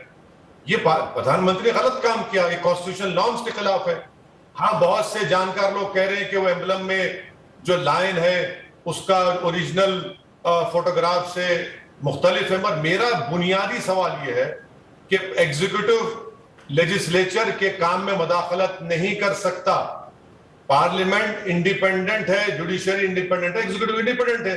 प्रधानमंत्री को क्या जरूरत? अच्छा, इतना टाइम प्रधानमंत्री के पास कैसे है, मुझे समझ में नहीं आ रहा। अभी पार्लियामेंट की बिल्डिंग बनी नहीं, एक एम्बलम के इनॉग्रेशन में प्रधानमंत्री पहुंच जाते हैं। अरे इतना टाइम क्यों है प्रधानमंत्री आपके पास? ओवैसी साहब, अगर एम्बलम की बात करें तो आप कह रहे हैं कि जो अभी क्रिटिसिज्म आ रहा है कि वो डिफरेंट है जो सारनाथ से है, पर जो ओरिजिनल एम्बलम है, जो जिसकी इंस्पिरेशन जो सारनाथ अशोका पिलर वाला जो लायंस है उससे है, वो भी तो डिफरेंट है ना ओवैसी साहब? क्योंकि जो ओरिजिनल है वो एक इन्वर्टेड लोटस पे है, वो भी डिफरेंट है। तो अगर ये थोड़ा डिफरेंट हो गया तो उसमें क्या बुरा हो गया? नहीं, मेरा मानना यह है, देखिए, अगर आप हिस्ट्री के, मैं भी हिस्ट्री का स्टूडेंट हूं, ये जो एम्बलम हमको मिला कहां से मिला? ये अशोका द ग्रेट के जमाने का है, और वहां पर उसी मुकाम पर गौतम बुद्धा ने अपना सबसे पहला सरमन खुतबा दिया था। चलिए, प्रधानमंत्री ने एक हिंदू समुदाय के एक सेक्ट के तहत पूजा की, चलिए आपने कर दी। अरे भाई, कोई बौद्ध मजहब के रिलीजियस स्कॉलर को ही बुला लेते आप। वो एम्बलम कहां से मिला? उस जगह से मिला जहां पर गौतम बुद्धा ने अपने पहला सरमन खुतबा दिया था, अपनी बात कही थी। और एक बात समझिए मैडम, वो जो एम्बलम है उसके नीचे 4 जानवर है, हाथी है, घोड़ा है, बबर शेर है, हाँ, एलिफेंट बुल है। वो क्या बताता है? प्रधानमंत्री उसको नहीं जानते क्या? वो बताता है इस बात को कि इक्वालिटी, जस्टिस, करेज, कॉन्फिडेंस, ये तमाम चीजें तो संविधान के प्रियम्बल में है ना मैडम। हम सब भूल जाए क्या उनको? ओवैसी साहब, आपने एक चीज बार बार जो आप दोहरा रहे हैं कि अनसंवैधानिक, अनकॉन्स्टिट्यूशनल है कि प्रधानमंत्री ने ये एम्बलम को अनवेल किया, स्पीकर को करना चाहिए था। पर ओवैसी साहब, अगर आप देखें द प्रीसिडेंस ऑर्डर, अगर आप in order of precedence for any ceremony or event, सबसे पहले प्रेसिडेंट होते हैं, फिर वाइस प्रेसिडेंट होते हैं, फिर प्राइम मिनिस्टर होते हैं। 2 बार पहले ही प्राइम मिनिस्टर अनवेल कर चुके हैं मेजर चीजों को। पर जो स्पीकर का नंबर आ रहा है, जिसके बारे में आप बात करें, वो नंबर 6 पे आता है इन ऑर्डर ऑफ प्रोटोकॉल। बिल्कुल बैठती है, आप बैठती है। इसलिए लोकसभा की जो आप अंदर हॉल देखेंगे, स्पीकर की चेयर प्रधानमंत्री के चेयर से ऊपर है। अब मुझे नहीं मालूम कि प्रधानमंत्री को बात हजम होती है नहीं होती है, मगर लोकसभा की स्पीकर की चेयर सबसे ऊपर होती है और प्रधानमंत्री की चेयर नीचे होती है। और जब प्रधानमंत्री लोकसभा में बोलते हैं या हर मेंबर बोलता है, तो हमको लोकसभा की चेयर को देखकर बोलना पड़ता है। और रहा सवाल सेंट्रल विस्टा के बनाने का, वो प्रधानमंत्री कर ले, हमको क्या करना है उससे। मैं बात कर रहा हूं पार्लियामेंट की, जिसका पार्लियामेंट सुप्रीम है, और देश के प्रधानमंत्री को उसमें मदाखलत नहीं करनी चाहिए थी। अरे प्रधानमंत्री बैठे पूजा पाठ कर रहे हैं और लोकसभा का स्पीकर पीछे बैठा है। प्रधानमंत्री नेशनल एम्बलम के अनवेल कर रहे हैं, लोकसभा स्पीकर ताली मार रहे हैं। ये कोई बात है? बताइए। ये तो पार्लियामेंट की बेइज्जती है, मैं कहता हूं ये तो। ओवैसी साहब, बहुत शुक्रिया. Many thanks for joining us at this on the show today, this evening. Thank you. I want to now cut across and take the question to our BJP spokesperson, the TMC spokesperson and the Congress spokesperson, because clearly there was a massive political blowback to what happened yesterday when the Prime Minister unveiled the emblem. Tuhin Sinha, spokesperson Bharatiya Janata Party, joins us. Shama Mohammed from the Congress, Saket Gokhale from the TMC. Tuhin Sinha, I want to ask you, the fact is, let's say the national emblem per se, the change in design is not unconstitutional, because under the Act in 2005, the National Emblems Act, the government can do so what it wants with the national emblem. But would you not reckon it would have been morally right to include the opposition? Ultimately, you're talking about the national emblem, which represents the country, the ethos of the nation. Well, good evening, Preeti. As you have yourself specified, as per the State Emblem of India Act 2005, Para 6, the government is within its rights to make certain alterations that it deems fit. But when you talk about the opposition, this is the opposition which had boycotted the foundation laying ceremony of the new parliament. This is an opposition which had gone to court to and done everything to stall the construction of this building. So there is a certain intellectual dishonesty in this opposition, and it was not we did not find it feasible to engage with them on an issue where they had done everything possible to spread canards and falsehoods about the construction, where in 2012 it was the parliament under the then speaker of Lok Sabha, Meera Kumar, which had very categorically stated that a new parliament was inevitable. So I think this opposition has been intellectually dishonest. What we have done is in the best interest. It is rather amusing that today we are debating upon the degree of snarl of the lion. I think the country has moved beyond that. This is a occasion that needs to be celebrated, and I don't understand why the opposition needs to get into this petty behavior. But Tuhin Sinha, there have been 4 charges, and I want to bring in Shama Mohammed on that. Shama Mohammed, what is the sticking point where the Congress is concerned? Is it charge number 1 that the master of ceremonies was the Prime Minister and not the Speaker, like the AIMM's charges? Is it charge number 2 that a Hindu prayer ceremony took place while, the Parliament represents possibly every religion that, makes India, the fabric of India? Charge 3, the fact that the design of the national emblem is different than possibly what the design of the national emblem which was adopted has been. What is the sticking point for the Congress? All of them. So this is basically a spineless, undemocratic and insecure government. That's what we have understood. First and foremost, I want to know, is this emblem made by the Bharatiya Janata Party's personal fund? Is it the Prime Minister's personal fund? No, it is the taxpayers' money. Now, when something in the parliament of such thing happens, you need to understand that the person who's in charge of the parliament is definitely the president. He summons the parliament, and that's prorogues the parliament. That's the president of this country. And the prime minister's function is he's head of the council of ministers and the Rajya Sabha and the Lok Sabha. So we have a differentiation between the executive and the legislature. So even I fail to understand why the president and the vice president was not there. The opposition members, everybody has to be invited. Now, Tuheen was saying that, they did a lot of attacks and they boycotted the other foundations. So you need to understand why one boycotts, number one. Number two, the most important thing is we have said Manmohan Singh chore hai during our time, but did not Manmohan Singh invite them for various discussions regarding what is happening in parliament? Dinners were there, everything. So it is a democracy. They cannot say that they said this on that particular day, so we cannot invite. This is not an autocratic government. This is a democracy. Number two, you asked me about of course, this is an emblem where, it's a subtle lion, and here you have the fangs out, very muscular, very aggressive. So what happens today, it's going to be the national emblem. Tomorrow, it will be our national flag. Let me mark my words. They want to change even the national flag. You know that after 52 years only the RSS held the flag up, hoisted the Indian flag. So that is another thing. And the third thing is, as we know, this is a Buddhist this comes from those days. And I fail to understand when we have multiple religions, why not a Buddhist prayer? Why not a Sikh prayer? Why not a Christian prayer? Why not a Muslim prayer? When all prayers, it's fine. Otherwise, you do no prayers. So because our constitution clearly says a secular socialist republic. So where is the secular part here? I fail to understand. I would like all the prayers there. That's fine for me. I don't have a problem. Point taken. I want to bring in...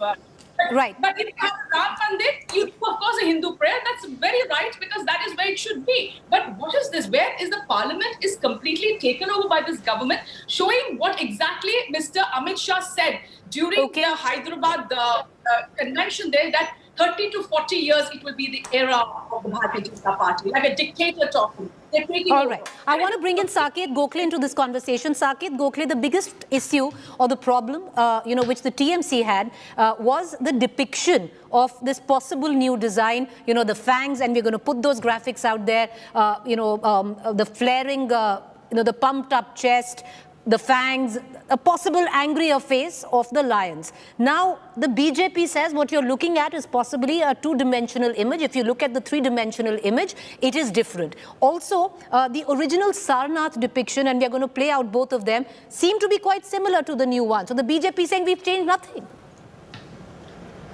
All right, Preeti, so to answer those questions, first of all, whatever interpretation of the Sarnath pillar existed was adopted legally as the national emblem. That becomes the national emblem. We can't keep going back to the original at Sarnath. It was adopted, the national emblem was adopted, end of story. Number two, this idea of it being a 2D rendition is hilarious, because the Karnataka Vidhan Sabha, the state assembly, has the national emblem on top of it. There is already an existing 3D rendition of the national emblem. So it could have just merely been copied from there. If you compare the one on the Karnataka State Assembly versus the one on this new parliament, you can clearly see the difference with the fangs and the pumped up chest and everything. Number three, as you rightly said earlier, yes, under Section 6 of the State Emblem Act, the government has the power to change emblems. But the Act also says that the government needs to first issue a notification in the Gazette. Because if this is the new national emblem that's been adopted, is the BJP government, is the Modi government now going to change the national emblem on all our banknotes, on everywhere the national emblem is used in the country? Are we now going to erase that and use the new national emblem? Or are we now going to have two different national emblems in India? So have they made a change officially or not made? If they claim that they've officially, legally made a change to the emblem, then that change needs to be implemented everywhere across India. And they need to issue a Gazette notification for that. Do they know how much this exercise is going to cost? Number two, if they then claim that it's not been officially done under the Act, then it is reprehensible that they're taking a state emblem, changing it. Tomorrow, for all you know, they might take the state emblem, they might make an NFT out of it and sell it off to private players and give the money to PM Cares Fund. I mean, is this a joke or is this a national emblem? All right, okay. Tuhin Sinha, there are multiple questions that need to be answered. Some of them which were raised by, I'll come back to you, ma'am. Let me bring in Tuhin Sinha into this conversation. Mr. Sinha, issues raised by Shama Mohammed and by Saket Gokhale both have freedoms, because Shama's also say, you're a secular country. You are not a country which is either a Hindu Rashtra where you will only do the puja and not look at any other dharma. I will answer. Go ahead, sir. Answer all the questions. Yes, you've heard it all of those questions. The opposition, just like Yogendra Yadav, believes that it is an expert on everything. You speak to Sunil Deore, the sculptor who has created this new emblem, and he will exactly testify that there is no difference between the original one at Sarnath and the new one. So I think one would really need to study and understand sculpture. The only difference, if at all, is because of the height of this and the scalability in terms of the height at which the new one is placed.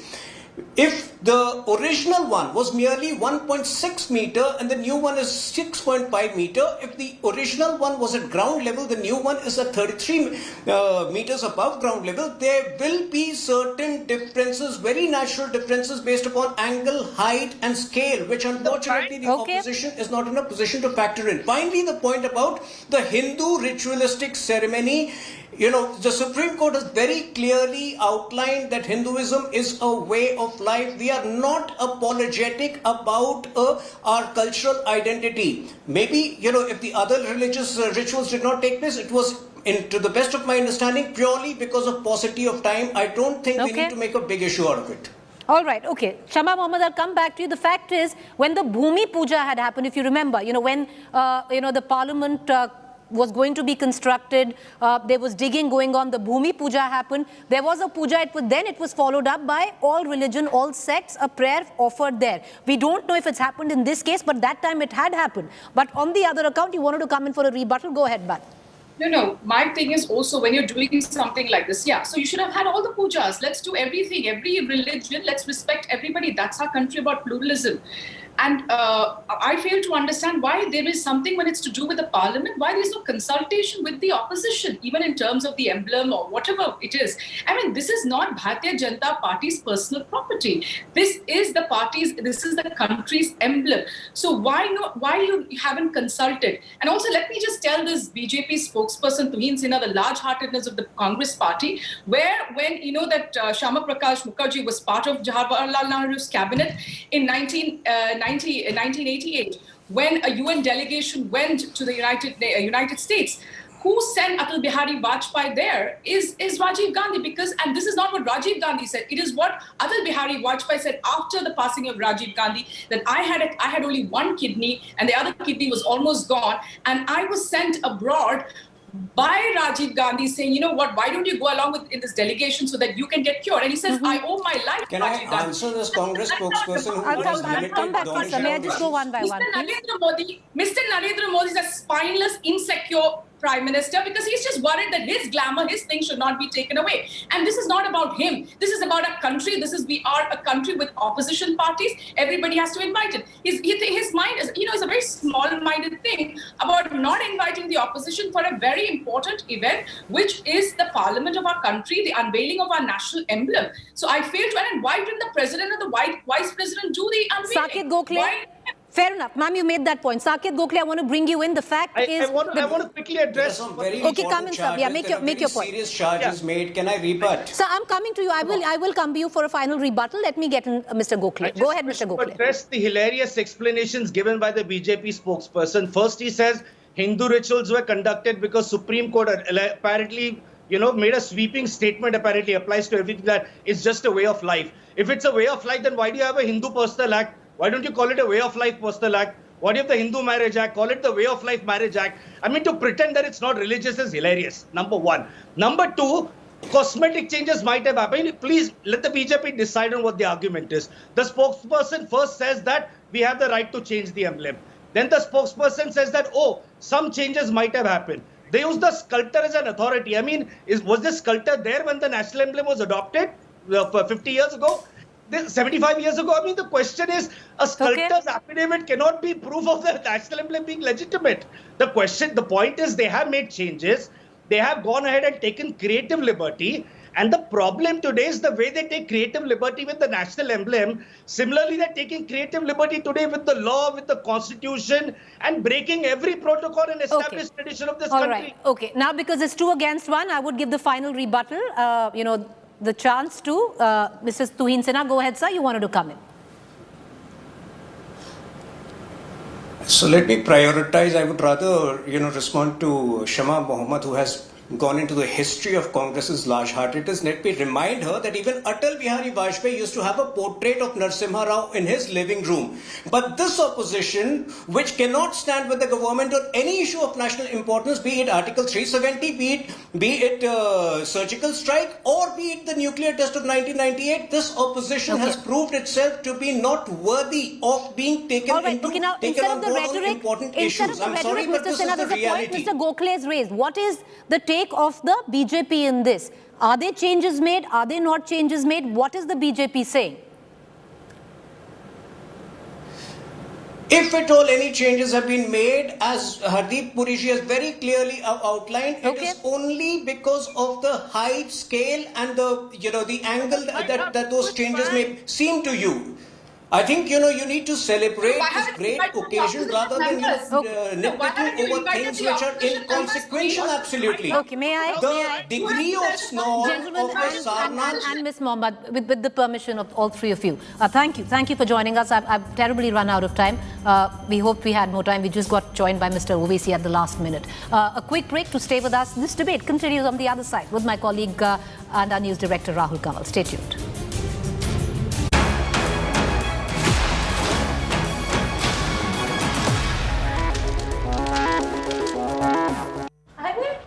आ गई? कैसा रहा दिन? बहुत अच्छा। कोई video game cover करने गई थी ना? वीडियो गेम नहीं माँ, ई-स्पोर्ट्स। E-sports? माँ, e-sports is just like any other competitive sport.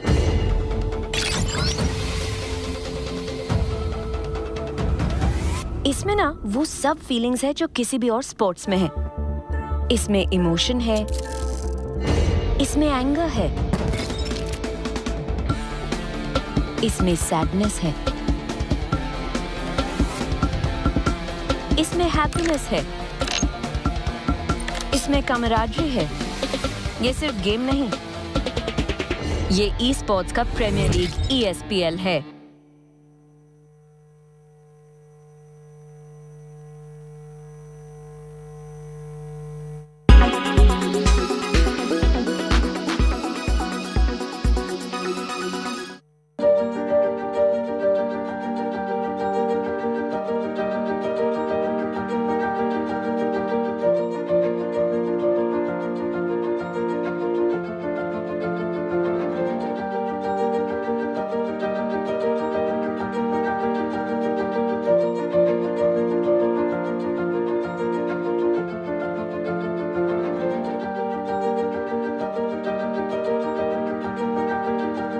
Today is, the launch to the world of a fully operational urban airport. The first time ever in the world that there's an operational piece of infrastructure of this kind.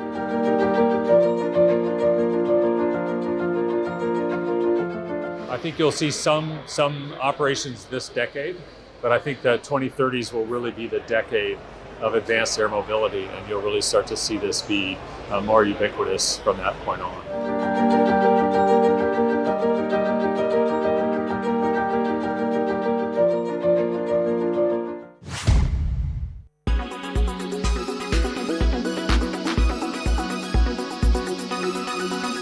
Make your media plan smarter with India Today Live TV on your connected devices. You are watching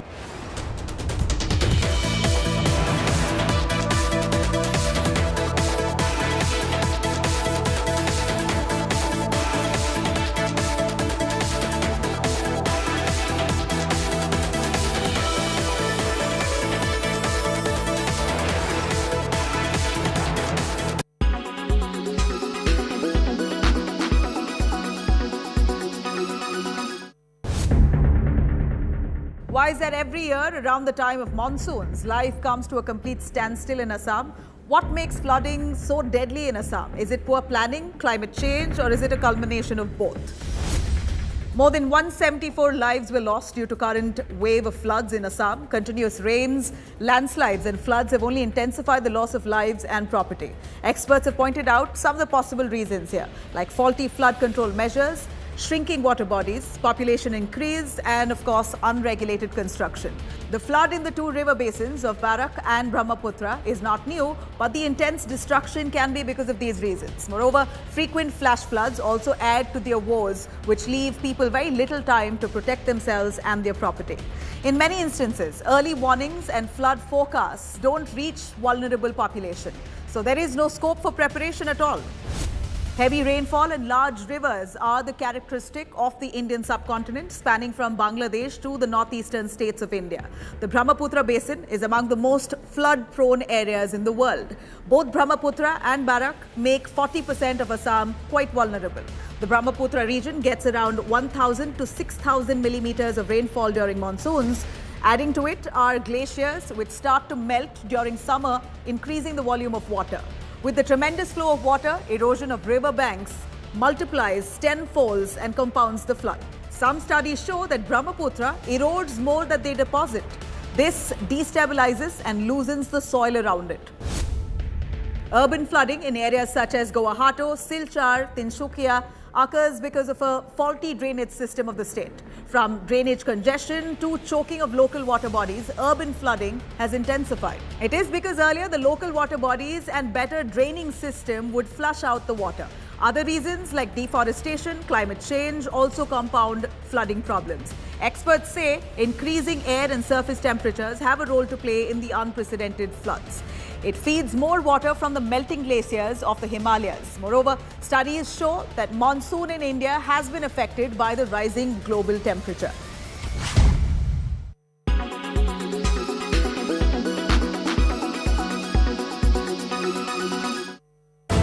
Presented by RP Sanjeev Goenka Group. Growing Legacies. Co-presented by Century Ply. Aag se bachaye.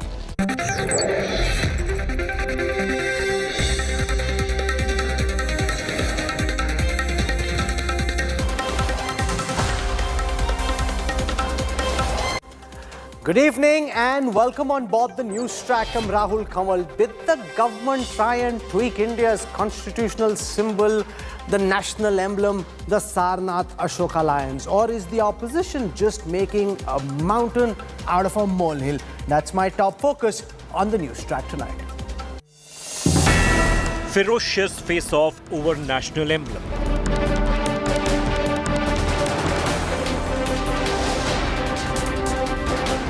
Fury over calm lion becoming angry.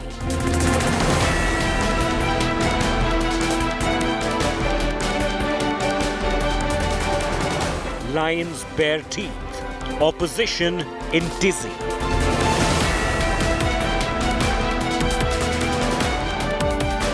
Sher pe shor is the new political war.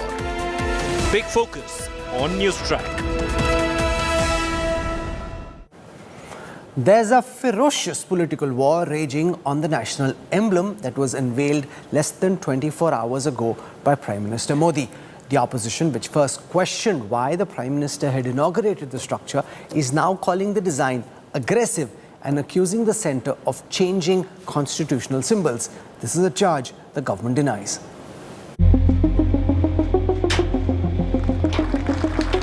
The gleaming bronze burnished national emblem cast, unveiled by Prime Minister Modi, finding pride of place on India's showcase new Parliament building.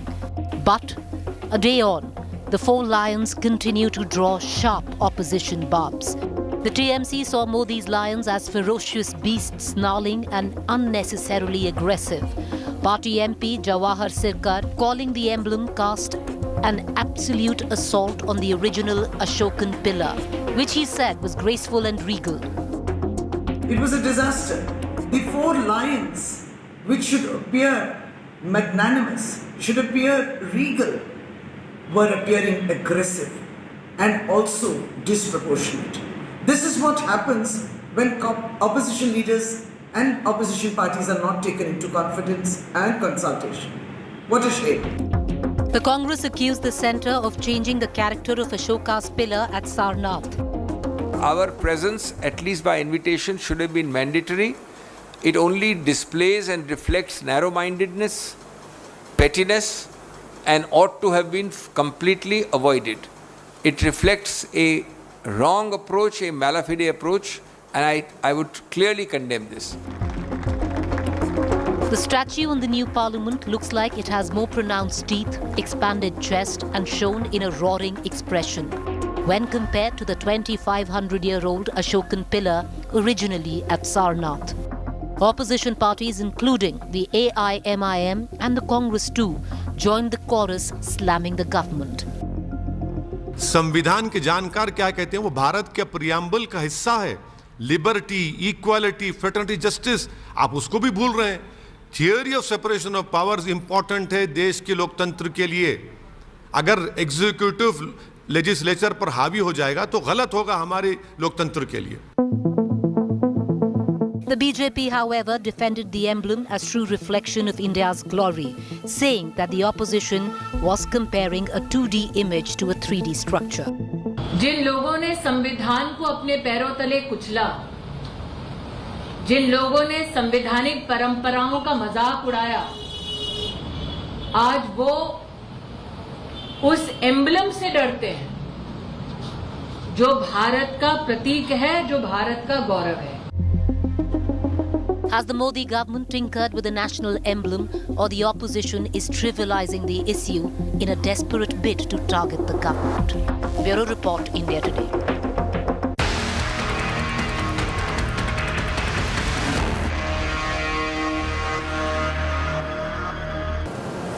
A ferocious controversy has broken out over the representation of the national emblem atop the new building of Parliament. Is the opposition justified in feeling left out? Is the Modi government indeed tweaking and changing on constitutional emblems without building a broader consensus? Or is it just the same emblem and the opposition is making a big song and dance for absolutely no reason?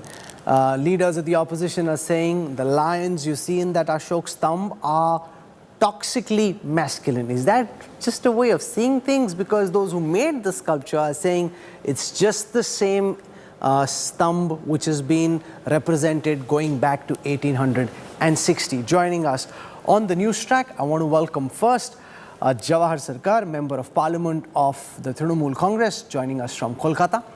With us on this broadcast is one of India's leading advocates, Aryama Sundaram, Senior Advocate in the Supreme Court. Lakshman Vyas joins us. Lakshman Vyas is an artist, a sculptor, joins us from Jaipur, was involved in this construction project. Rahul Srivastav is our National Affairs Editor and he joins us as well. I want to go across to Jawahar Sarkar to lay out his objections to the manner in which this ceremony was conducted, to the lions and the way that they've been depicted. Why is it that you think the government is out of line in getting the Prime Minister to inaugurate the emblem, and in the manner in which the lions have been depicted? You see, relating to the first question about the ceremony, as a member of parliament, I feel hurt when a new parliament building is to be inaugurated or one of its important structures is being unveiled with a lot of ceremony, and we know nothing about the building. No one was consulted. There was no parliamentary debate on how the new building should be.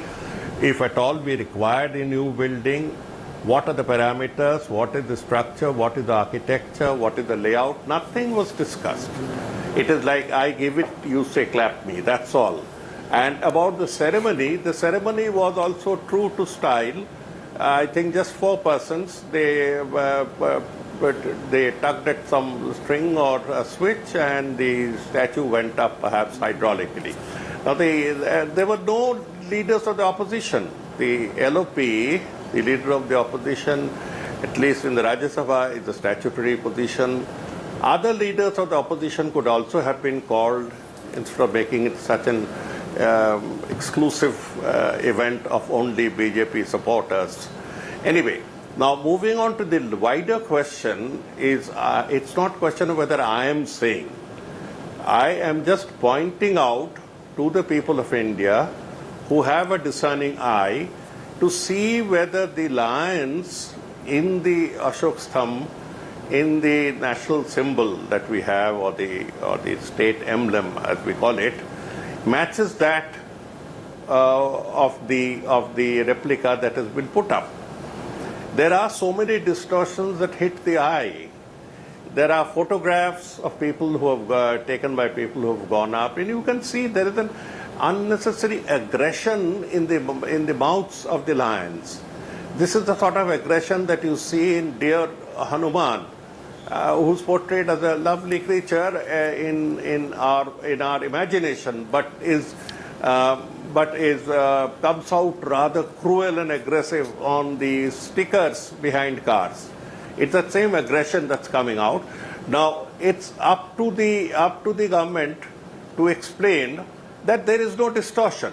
Okay, let me put that question then to Sanju Verma from the BJP, Mr. Sirkar, who joins us on this broadcast. You're saying it's like the angry Hanuman controversy, a genial, kind God, then shown in a very ferocious avatar. It's what we are doing with the lions as well. Jawahar Sirkar and many in the opposition, Sanju, very perturbed. They're saying you're messing with our constitutional symbols, with the national emblem. The opposition hasn't been consulted. People haven't been told. How can the emblem suddenly change? Asks Jawahar Sirkar. Sanju Verma. You know, Rahul, I am not answerable to Jawahar Sirkar, who incidentally is a Rajya Sabha MP from the Trinamool Congress.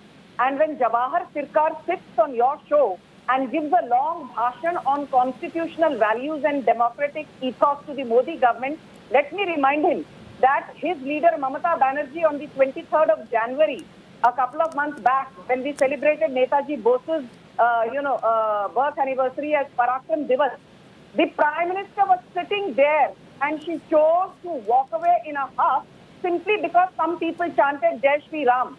This is the same Mamata Banerjee. Okay, that's a controversy we've left in the past. I want to talk about whether, and first everyone just look at those images. Just look at those images. On the one, okay, one second. On the one side of the screen, you've got images of the national emblem as it was shown in the past. On the other side, you've got the roaring expression. That's what he's objecting to. Sanju, respond. I want to stick to the current controversy, please. Rahul, why is it that each time the BJP wants to make a point, you interrupt in the middle? I did not see you interrupting when Jawahar Sirkar was talking. Let me finish my point. You can rebut me. Go on. I simply want to call out the hypocrisy of people like Jawahar Sirkar, whose own party leader Mamata Banerjee has spared no effort to undermine constitutional values. Don't you know the manner in which she treats the West Bengal governor, Mr. Jagdeep Dhankar? Don't you know this is the same Mamata Banerjee who said she had not been invited to the Rabindranath Jayanti celebrations on the 7th of May, and then the BJP exposed Mamata Banerjee by showing a letter which had been sent to her a month back. The point is that democracy khatre mein hai since 2014, ever since Narendra Modi took charge as the Prime Minister. And people like Mr. Jawahar Sirkar have not been able to digest that. You should look at the language of his tweet. He sent out a tweet at 12:26 p.m. on the 11th of July, saying Amit Shah and Narendra Modi are trying to buy out democracy. He again sent a tweet on the 11th of July at 5:53 p.m. saying that the entire parliament building... Now, Sanju, one second, I must butt in because you're spending a lot of time. My time is limited. We must debate the lions and the depiction of the lions. You can't spend so much time going away from the topic. This is what you've been called on. Please respond to that. Yes, please come to the point quickly. My simple, limited point is this.